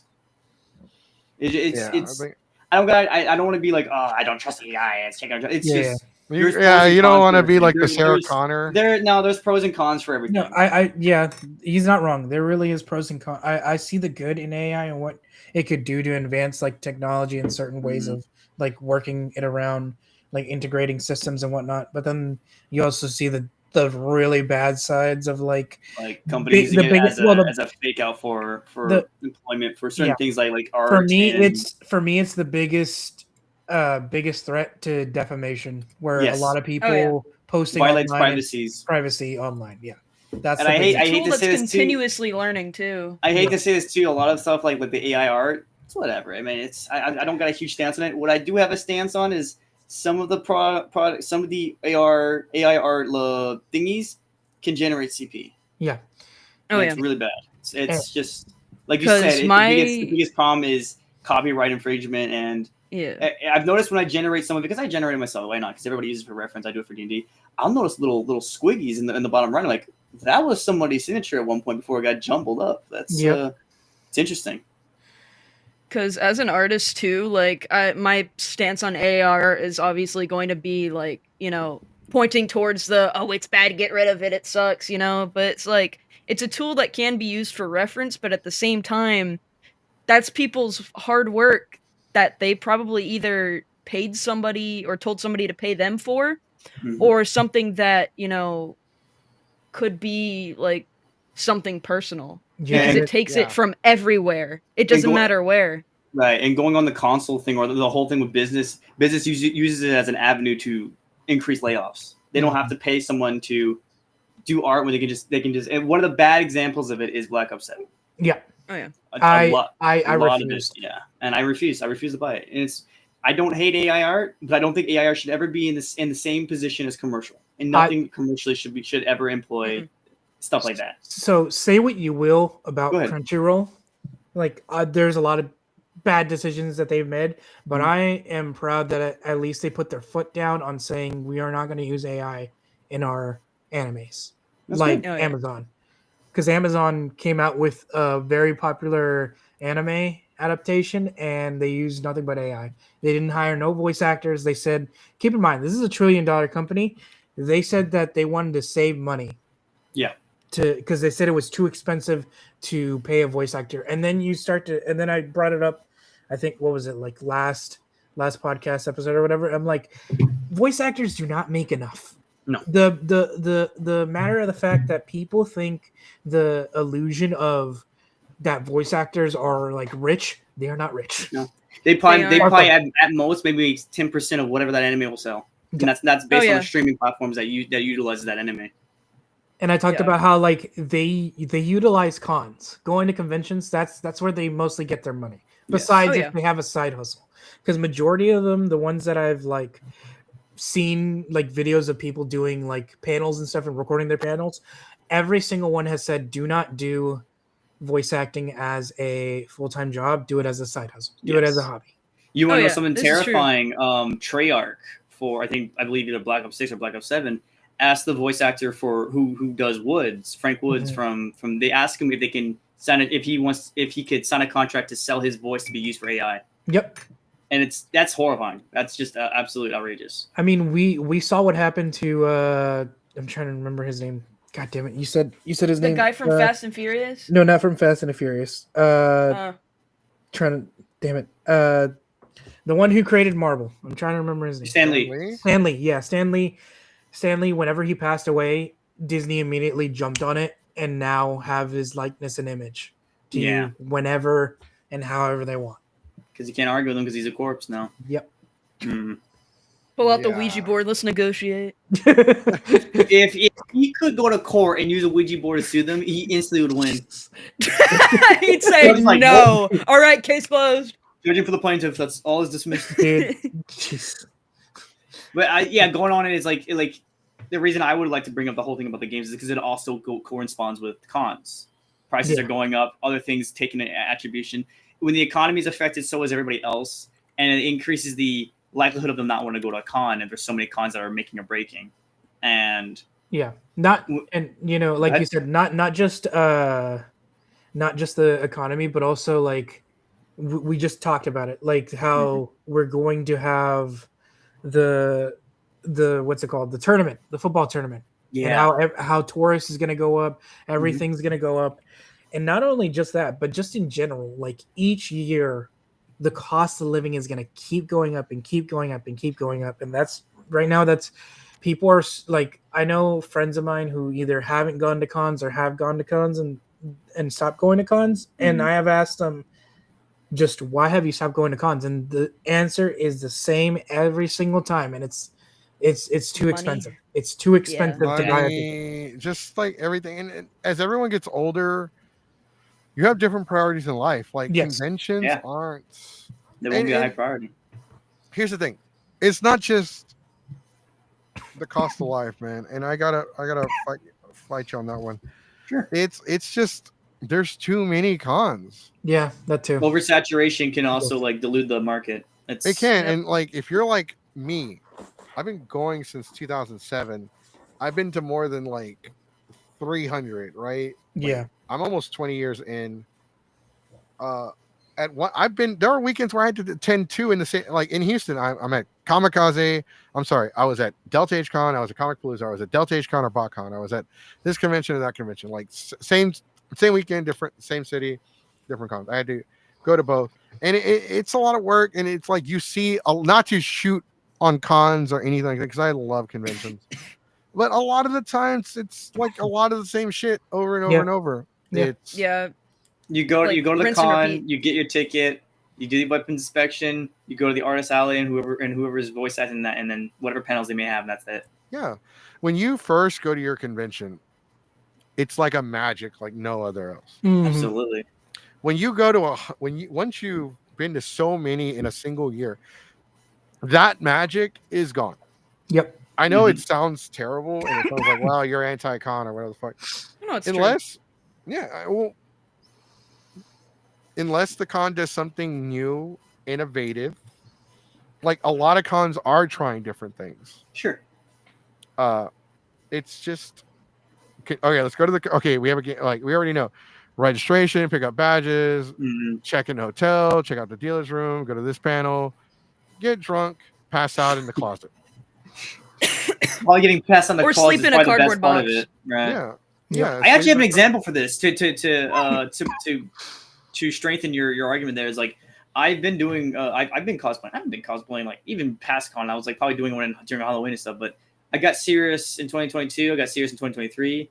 2024 rolled by, and then as soon as it hit Animeverse, I was really thinking about like if I should just stop cosplaying. I was like, this is getting boring. And then Tokyo X, I was like, all right, this is my last one. I'm gonna put up the mask. I'm gonna put up my outfit. I'm done. This is the same shit. Then I run into these random other people who are wearing the same mask as me. You're like, hey, I have this plan that I just want to kind of like get together and make a group, and we just all start going together. I'm like, oh, for real? You want me in there? and then 6 months later, I meet Mara. She and then she joined our group, and then she's like, how would you like to be HR? I'm like, me? Like, HR?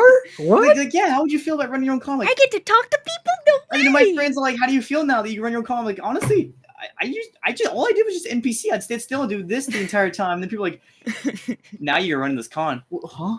You're my friend now. I went from janitor to HR. It to me, it's like it's because I had to see something new. Because like going off of what Mexico says, if you keep getting the rinse and repeat shit, you're gonna stop rinsing and repeating. Yeah. You're gonna stop going. You're gonna stop going to the sink to rinse. You're gonna go to the towel. Pretty much. Wipe your hands clean and just be done. Yeah, you're gonna dry yourself fucking off. You're gonna go get some soup in bed. Next, you know, you're a cat mother of like 60. And Sitting in my rocking chair outside. like sometimes like there are cons where I'll go and unless I'm hosting a panel, I'm in the room, like just chilling. Like, you want to go to the con? Not really. Like, I'm just gonna sit down all day, do nothing. And then I'm like, let's go. We got to go talk to, like, we got to go check it out and review shit.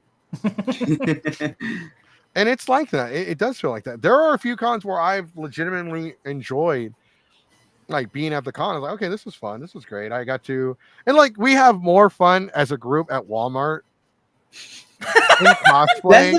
That's shit. Yeah, that is. I feel like Or like the in mall. public public is actually pretty fun. Dude, It's so fun. We went to the water wall to do our promo for Saibafest, and I'm just standing still. And I'm in this elegant like drone outfit, and I get in these random like Vietnamese mothers like, "Oh, you're very pretty." And then my other friend, she's like, "Oh, so that's what they're saying." I'm like, well, "What are they saying?" She's like, "No, they're hitting on you." And I was like, "You're picking up older Vietnamese mothers. How do you feel about that?" I'm like, I just want to stand still and take pictures. I'm like, there's a lot of families that came up to us and like wanted to like take group photos with us, and it was really cute. There are a lot of shy people, a lot of shy kids who didn't want to do it. And I welcome. I was like, come on, get pictures. I live to make people happy when I'm in my cosplay out. Yeah. That's why I'm not scared. Yeah. But you can only do so much of the same thing till you get bored. But the con itself is very energetic and it has something new in the air, you're gonna want to do it. That's where I like smaller cons. Yeah, the plan that we had was, you know how Ren Fair has like the actors around, they're like interacting with people. We wanted to do something like that with the group. They would be like, going around and like interacting being with like, people, walking on the floor. Yeah, and stuff. walking on the floor and like interacting with everybody and saying, "Hey, why aren't you doing this? Go over there. Why are you standing around looking sad? Stop that right now." I wanted it to be like a cyberpunk Ren Fair. No, it's more like a get together like instead of like really interactive. Yeah, you feel engaging. Yeah. No, that's a really interesting concept for a convention. As somebody that's been to Ren Fair, that would be interesting to see. I don't know how that would be pulled off at a con though. No, it's been done before. It's some are a little bit different because obviously you risk security for your actor, voice actor, whoever. But I've seen plenty of videos. Like there's been what was it? I don't remember the actor's name, but the person who plays the blacksmith for the Mandalorian, the female, she went on full cosplay and no one knew it was her, and they thought like they had like, oh, that's a cool cosplay, and they had like the voice mod or whatever, the voice box or whatever, and then at one point like she assembles like all the people who are dressed up in Star Wars getup and like mostly like for the Mandalorian show, right? And then she slowly like takes off her mask and reveals, and everybody's freaking out. Oh shit! And whatnot, so. I mean, I did it at this other con, but I was telling Mara I might do the same thing again in Animeverse. I was gonna, because Animeverse is gonna fall on that weekend of Valentine's. So during the SimiCon, I was walking around in my regal white, and I was like literally a gentleman with my fencer. But I'd walk around with a bag full of white roses, and I'd hand them out. But I'd wait till there was like a couple, and they're messing around. And I'd tap the guy and give him one, and I'd go running away while they're giving it. They're like, "Oh, where'd you find this?" He's like, "Oh, no, don't worry about it."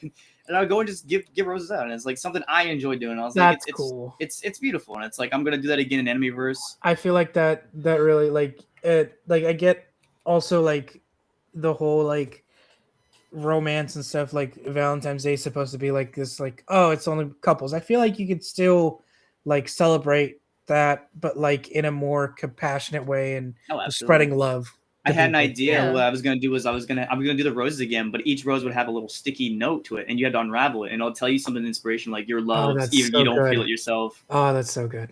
It's I guess one of the qualities I kind of exhibit, but yeah, that's something that's what I mean by like engaging that kind of sort. Well, we so I had already planned on buying a booth at conventions and doing the Uppies thing. I was gonna get a revised version of the sign of the menu, list, yeah, because I'm pretty sure look at your fun parts won't fly in a family. I feel like you should add compliment your cosplay. Doesn't matter what condition. No, because that feels. If you just say compliments, it just feels Or- universal. Okay. Like because that's why. But the head pats one, you have to add the good girl, Mhm. good boy part because that's extra. So like, okay, you can Okay. get head pats, or you can get the head pat with the good girl, good boy. And that's different. Like it's the little things here and there that make a difference. The compliments though, since that one's just compliments without anything extra, you just keep it as compliments, universal. I'll tell you a dad joke, or I'll tell you a Mexican word of the day joke, Mhm. or like It's, I'm gonna They were cool what was I concepts too. saying? You could probably put I teach you one thing in Spanish, one word in Spanish. oh, that's a lot of work. Yeah, I'm gonna get frustrated. And I'd be like, you don't get to choose. This is your Spanish word of the day. Keep repeating it. Don't worry, it means you something good. you just say the same word over and over again. It's gonna be a giant word that means like pizza or some shit. You know what? No, that's in German. I might. You're so right. Do something. So okay, I have a cup. Okay, so we might do Mexican word of the day, like your Mexican phrase Mhm. of the day, and then we can do Mexican joke of the day. Mhm. Like today's Mexican joke of the day is liver and cheese. You go to the family gathering and somebody's messing with Yep. your ruca, and you're like, "Hey, liver alone, cheese mine." Or Okay. the Mexican word, your Mexican phrase of the day is "lávate las nalgas." I mean, Lávate wash your las- ass. Lávate las manos, T-Rex. That sounds like a fucking Harry Potter spell. Lávate las nalgas. Yoso. My chair just Longaring fucking on started floating. Yoso. Stop it, Ron. Fucking do love American Dad. It's great. I like it better than I like Family Guy, but yeah, I'm gonna work on it. I'm gonna have to make a bigger menu anyway. We also have to, so I have to make I have two banners when it comes to uppies because the way we have it set up at the Renaissance Festival, we have two banners so people can find our camp, and like our thing has blown up in the campgrounds of the Renaissance Festival. The uppies. But this is the first banner. Mr. Mr. Uppies. Uppies. I want uppies. And this is the second banner. So these are two long banners that are like posted up in front of our camp. And it's like a tourist attraction. People are taking pictures in front of the banner. But this is gonna have to be like two because we're gonna add the double. Now that I'm getting a little bit better and my back's recovering, I can start Lifting going to the people. gym again. And no, I could lift. I still lifted Oh, yeah. people. It didn't stop me, but I can start going to the gym and start hitting my goal of benching 500. And I can do the doubles uppies. I can lift two people at once as long as they don't weigh more than 300 pounds. That's us, Mara. We're good. Yeah. I'm 129. 118. If you weigh more than that and I have to lift you, I have to use both arms. That's fair. Because it's a stability thing. Yep. And we're gonna make one that's called because people are stupid, so we're gonna have one that says, "What are uppies?" Uppies are picking. I'm gonna have like the definition of it, but I'm also gonna be like, these are not uppers. No, like drugs are expensive. If anybody's gonna get fucked up, it's gonna be me.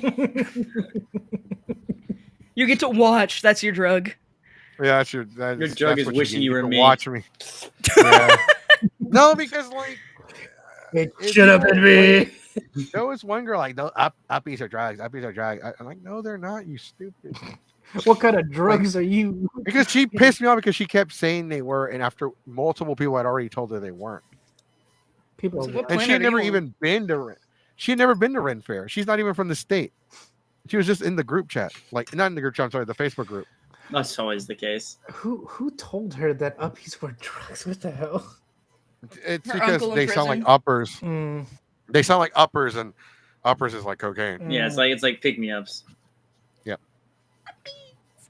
Just say it for what it is. You don't have to make up a word. It actually means this in a variation of that. Just say the word. It was a great season. We went one weekend. Mm-hmm. We made friends with a bunch of people. The EMSs, the cops. Oh, okay. I had them on my side, so that's a good thing. That's always a plus. I mean, like, but with Saibafest, I have a lot.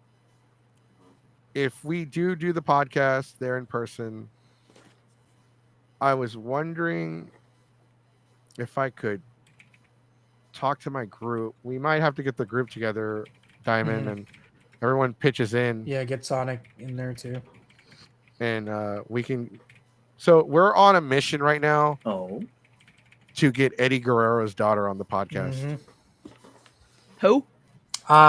A famous wrestler who passed away, his daughter. His Ooh, Eddie okay. Guerrero passed away in 2005, and he's one of the biggest celebrities and wrestlers of all time.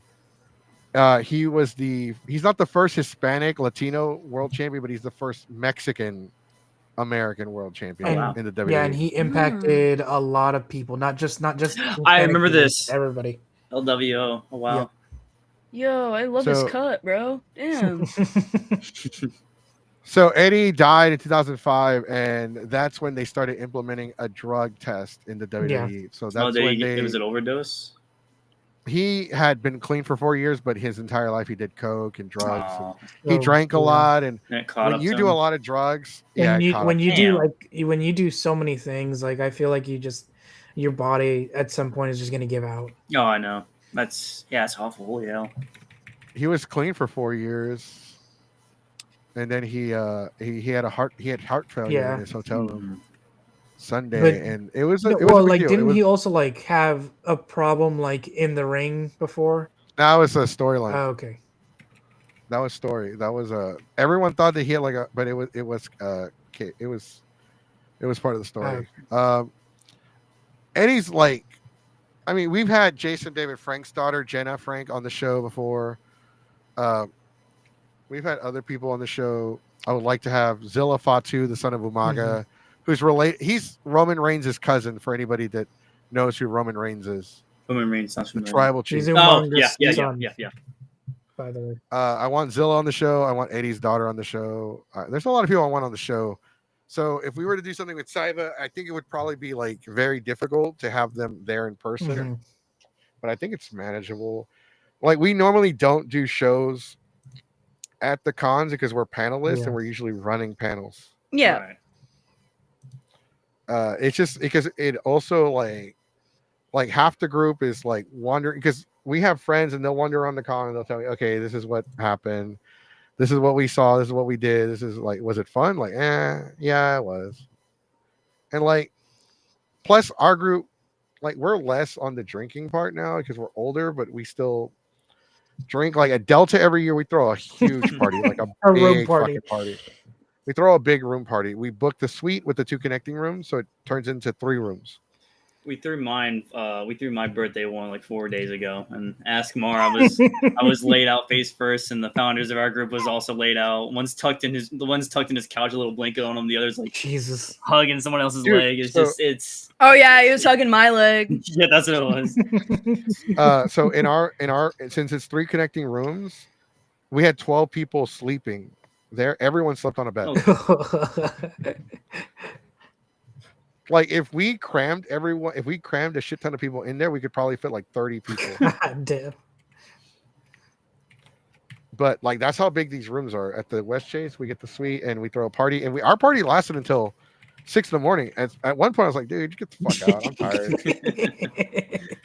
Can you go, please? Can you get the fuck out? I'm about to call I'm security." about to call security on your ass.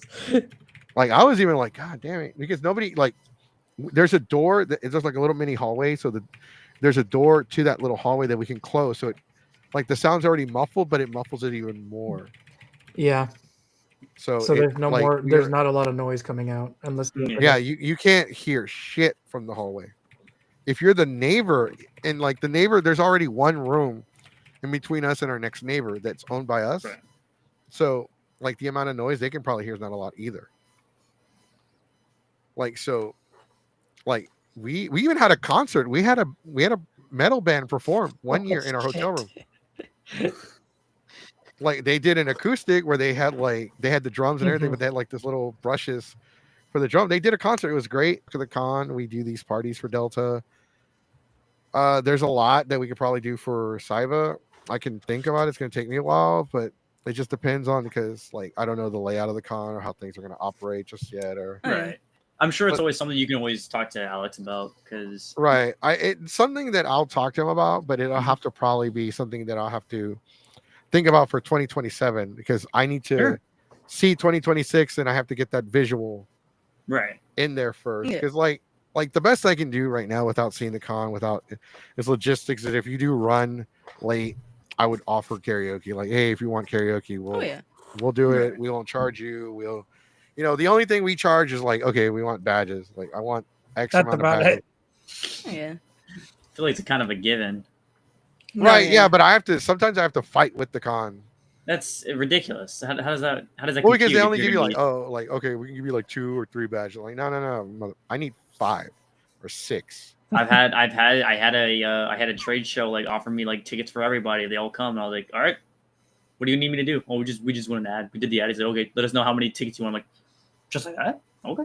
Yeah, it's like some shows are great, like trade shows, like because they don't make any money off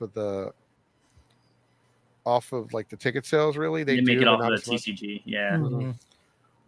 And like because trade shows do have I know some people that run trade shows have investments in certain booths Yep. You're right. because it's like an insider thing.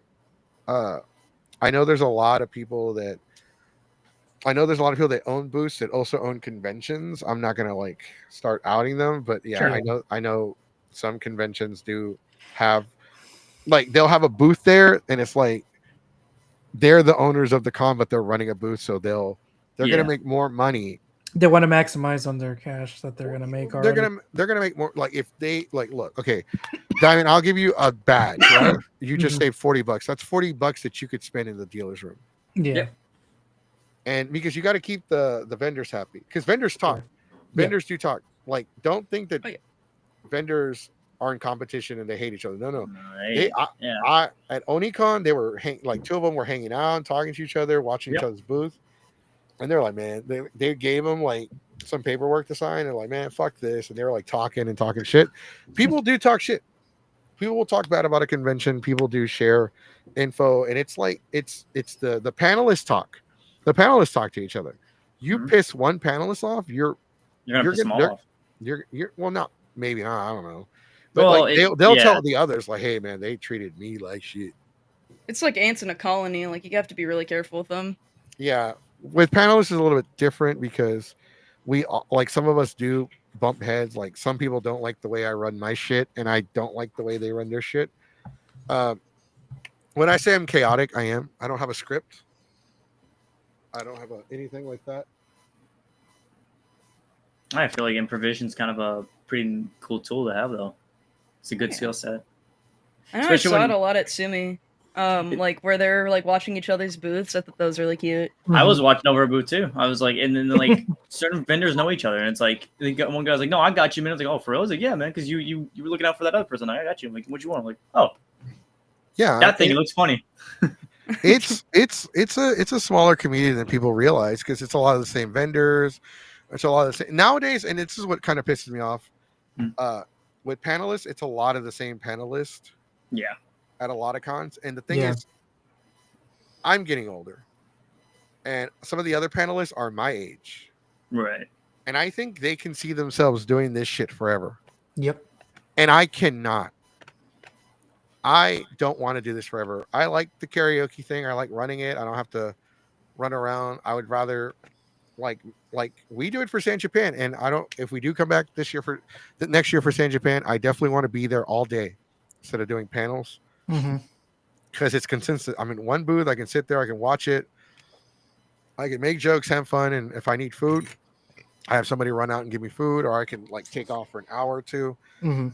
But like there are a lot of panelists that are getting older, like they're in their 30s, like, and I'm not just saying like 31, 32, I'm like 35, 36, Late 30s, yeah. mid 30s, late 30s, and Like Alex. Old yeah. guy. Wait, how old is Alex? How old is he? He has a wife and kids. How old do you think he is? I I have that a don't mean kid. anything. Yeah, It's My like dad- it's 30s. late Like 30s, late, yeah. at least. Because Like, he was Late 30s. he was in the business since like what? He said like 2000s.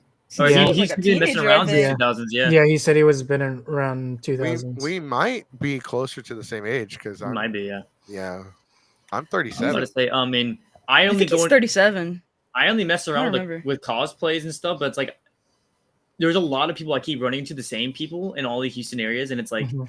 I kind of know them. And they hang out with me. I'm like, hey, that's good. And I go find them. I'm like, God damn, they got like 16,000 followers. What is this? You know, we're talking Yeah. like we're best friends. Yeah, But it's how it works. it's being utilized as a business now more than it was before. Like the panelists now have group names, they have pages, they have followings, they have a podcast.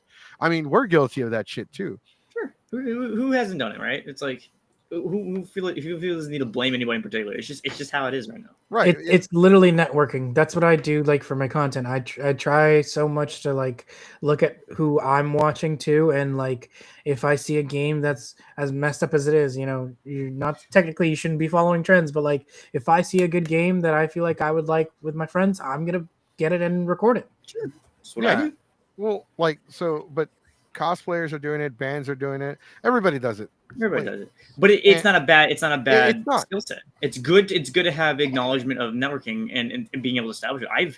I stood still all day at SumiCon doing this all day and twirling around like I'm a jester. And some guy said, "Hey, these are free tickets to this to the show. It's like if you want any more, just contact my boss and we'll make it work." I was like, "You telling me?" I don't know. Like, where are these? But these are out of date. No, you bring them up there. We'll give you VIP and everything. Like, oh, and if you need any more, just let us know. I'm like, I have a whole team and stuff. We'll bring them. Oh, okay. Okay.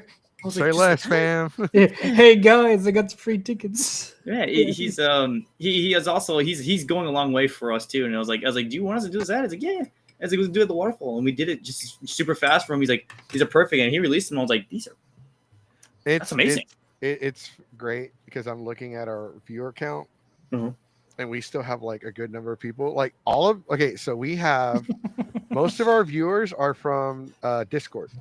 I've been promoting, by the way, so I haven't been telling you about. I'll be guilty to say, were we allowed to be promoting it? Yeah, y'all were supposed to. Okay, I did, and that's what I did. I was like, I don't know if I'm supposed to do it, but I'm gonna do it. No, yeah, you're supposed to. Like, I think I forgot to tell Alex, but no, I did tell Alex. I'll send you the link. Yeah, because he put it in there, and I was like, I put it in the Discord. Yeah, we put it in our Discord that we're having that con in, and I put them in other servers. Like, hey, you guys, have like a staff only Discord, or is it like a Discord in general? Oh, like a Discord for the con. For the Saibafest. Okay, because I know some conventions they have both. They have a staff Discord, and then they have a Discord for the convention. Because UshiCon, I'm in both. I'm in the staff one, and I'm in the general one. And like that's the thing though that I'm afraid to do, like here on the show. So we didn't tell you this, we didn't tell Alex this, but we do have a end of the year award for convention of the year. That's why we rate the cons. Yeah. And like one of my biggest fears is giving UshiCon the fucking award. And then people are like, you're staff, you're biased. I'm like, yeah, you're right. I mean, like, all I'm saying is if I ate this Shell Shack shit show like fucking taco stand, and then I'm going to like Taco Bell or Taco Bell, but the street tacos are the amazing ones, and it's my restaurant. I'm sorry, but if it's good food, it's good food. If I bring some other people like this is pretty good, I'm like, I'm sorry, y'all lost my default. Yeah, so you guys are going to be in the running next year for convention of the year. Oh dear. Yeah, because we're going to go and we're going to review y'all. Well, thank goodness. We even review conventions we don't go to. Okay. Yeah, we'll invite people like, hey, did you go to this con? Come on our show and talk about it. That's really smart. Yeah. Yeah. Yeah, because we can't always review. We can't go to every con. Yeah, that's a given. I mean, hey, if I could take off weekends all the time, I totally would, but I can't. I mean, it helps with us because, like, okay, we're reviewing the cons and we do press, so it helps, like, hey, and it brings awareness. Brings awareness to the channel, brings awareness to the con, and it brings awareness to the convention. We didn't know this, and so I didn't know Alex. I think Alex is in our Discord. What's his name? Do you remember what his name was? Tokyo Houston. Yeah. Okay. Yeah. I saw it in there. Yeah. Because I saw it said Tokyo Houston is typing, and I'm like, what the fuck? You're like, who is that? No, I knew who it was. I'm like, God damn, Alex. No, here's the thing. We have members of other conventions in that Discord. Oh yeah. Stan Japan has somebody in there. Oh man. Acon, the guy, like people from Acon are in there. People from Anime Houston are in there. People from Anime Dallas are in there. People from Delta are in there. Like there's somebody from Matsuri in that bitch. Wow. People see every fucking thing that I say, and I don't hold shit back. I'm the first one that will climb up to the top of the ring, the turnbuckle, and be like, "Fuck you." He will die in a tail. Well, because at honestly. the end of the day, you're being a critic, you're criticizing, but you're being constructively criticizing, which is helping. It's you're giving criticism that can help build somebody instead of just being like it's ass. I mean, it's not. It's like even when I was seeing some of this stuff, it's not like he's like actively trying to hate on someone. He's really actually caring about. He's labeling the facts for what it Yeah. is. He's bringing transparency to the shroud of the conventions, to shrouds of business. And it's you're basically making it clear like everything you do matters, and everybody eventually one way or another will find out how it happens. It's better if you come out and be as transparent and take accountability for what it is and move on and improve on your station. Yeah. He wants to lift and not just tear something that's been built for who knows. Sure, there's plenty of YouTubers for that. Yes. I wanted to personally thank you, Mexico, for having us on here in the first place, because it was very like it's a pretty good 5 hours I've had like enjoying myself, actually being able to meet people. Yeah, like you guys. holy shit! Like I've done podcasts before, but not like this, where I've actually got to meet people I've never met, and then I've actually just talk and try to communicate like actual like concerns and delights and designs and everything else when it comes to like podcasts, like communities and cosplaying. All right, so I guess we can wrap up. It is getting late. You don't have to leave right away as soon as the show ends. We can say Chill goodbye. and hang out. Well, not for a bit. Well, not right now. Anything else needs to be said off yeah, camera, right? Yeah. Anything that can be said off camera. But all right. So just so everybody knows, actually, we'll do that after you guys go ahead and do your outros. Let's go ahead and y'all can give an outro. Like if anybody, where we can follow you, if you want people to follow you, and what you do at Cybercon, your position. Plug anything. Yeah. Plug whatever you need to plug. Shameless plug. Shameless plug. All right. Well, my name is Devin, and on Instagram you may have met me before, but it's Devin_2121, and I'm part of a group called the SGC, or the Shadow Grid Cybernetics, and we try to work hand in hand with Saibafest, and I'm with my friend and Vice President Mariah. I said Mara. Go ahead. Yeah, I'm the vice president of Saibafest, coming to you 2026 September next year. Yes, next year, 2026. We are trying to offer everything that we can to you guys, and feedback and suggestions are greatly appreciated for future years. We're going to have big guests out and food trucks. I know people love food. I love food. So that's why we're having them. But yeah, follow us at Saibafest. We have an Instagram. We also have a Linktree. Vendor signups are open currently. And we also have a Discord, which should automatically be in the Linktree already. So if you want to go and support us, that'd be awesome. We also have a Kickstarter open. Well, do you want to tell them the Instagram? Oh yeah, it's just SAIBA Fest, Saibafest. We'll start including the Saibafest stuff in our Discord. That's really where we'll promote it, and I'll promote it on the Instagram. Yeah, we got you. But Geeks 5 Ever will be rolling in, and this is how we're rolling in. Where's the party? Bro. You got the Coronas, the the cumbia music. Always trust the man with a Corona. But yeah, okay. Diamond, you're next. Yeah, you could follow me on YouTube and Instagram at Diamond Assassin. You can also follow me on TikTok, which is at voltage_echo. I still need to get through editing some videos, so there should be some videos coming out pretty soon for games and stuff. So all right, yeah, no, check out his shit. He talks very monotone. Hey, what's up? No, it's mostly me screaming because it's a bunch of horror games. I know, I'm just fucking with you because that's how Asian Alex talks. I didn't know you play Repo. Let me know whenever. That's one of my favorite games. Company. Yeah, I play Lethal Company and Repo. I play modded and unmodded. So, word. All right, ladies and gentlemen, boys and girls, damas y caballeros, you heard it here first. Saibafest 2026 at the Houston West Chase Marriott. Be there or be square. Be there or die. In game. Like that, like SpongeBob's always said, you either kick ass, in Minecraft.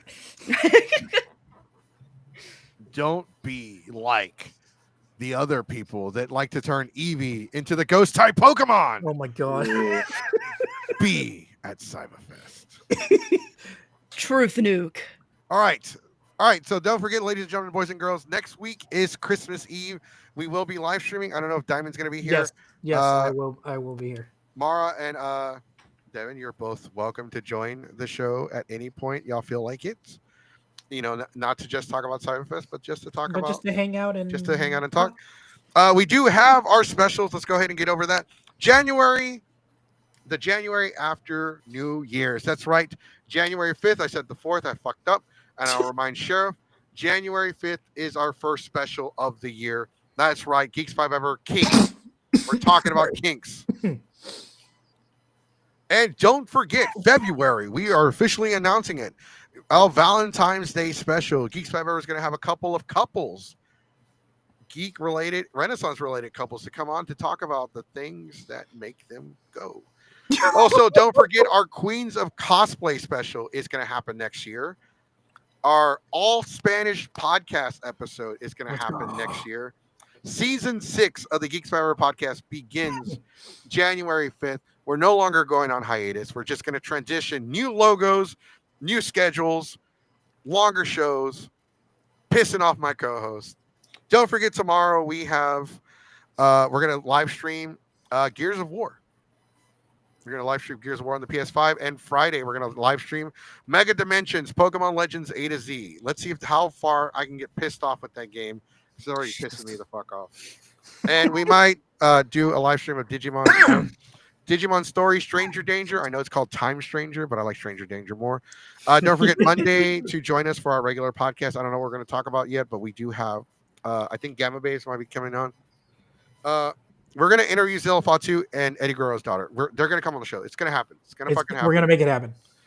It's going to happen. We might get Mariah on the show. She's Tegan Knox's girlfriend. She's on the AEW wrestler, All Elite Wrestling. Yep. We also got other people coming on. Ushikon's going to be coming on. San Japan's going to be coming on.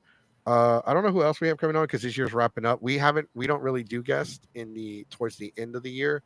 They were a special exception, which I'm glad we did because this was a great episode. Make sure you subscribe to the channel. Ring-a-ling the ding-a-ling button so you can be notified every time we go live. If you can ring-a-ling the ding-a-ling button on the Discord so you can watch us every time we also go live, I really do appreciate that. Follow us on the YouTubes. Follow us on the grams that are instant. Follow us on the books of the faces. Follow us on the hubs that are of the corn.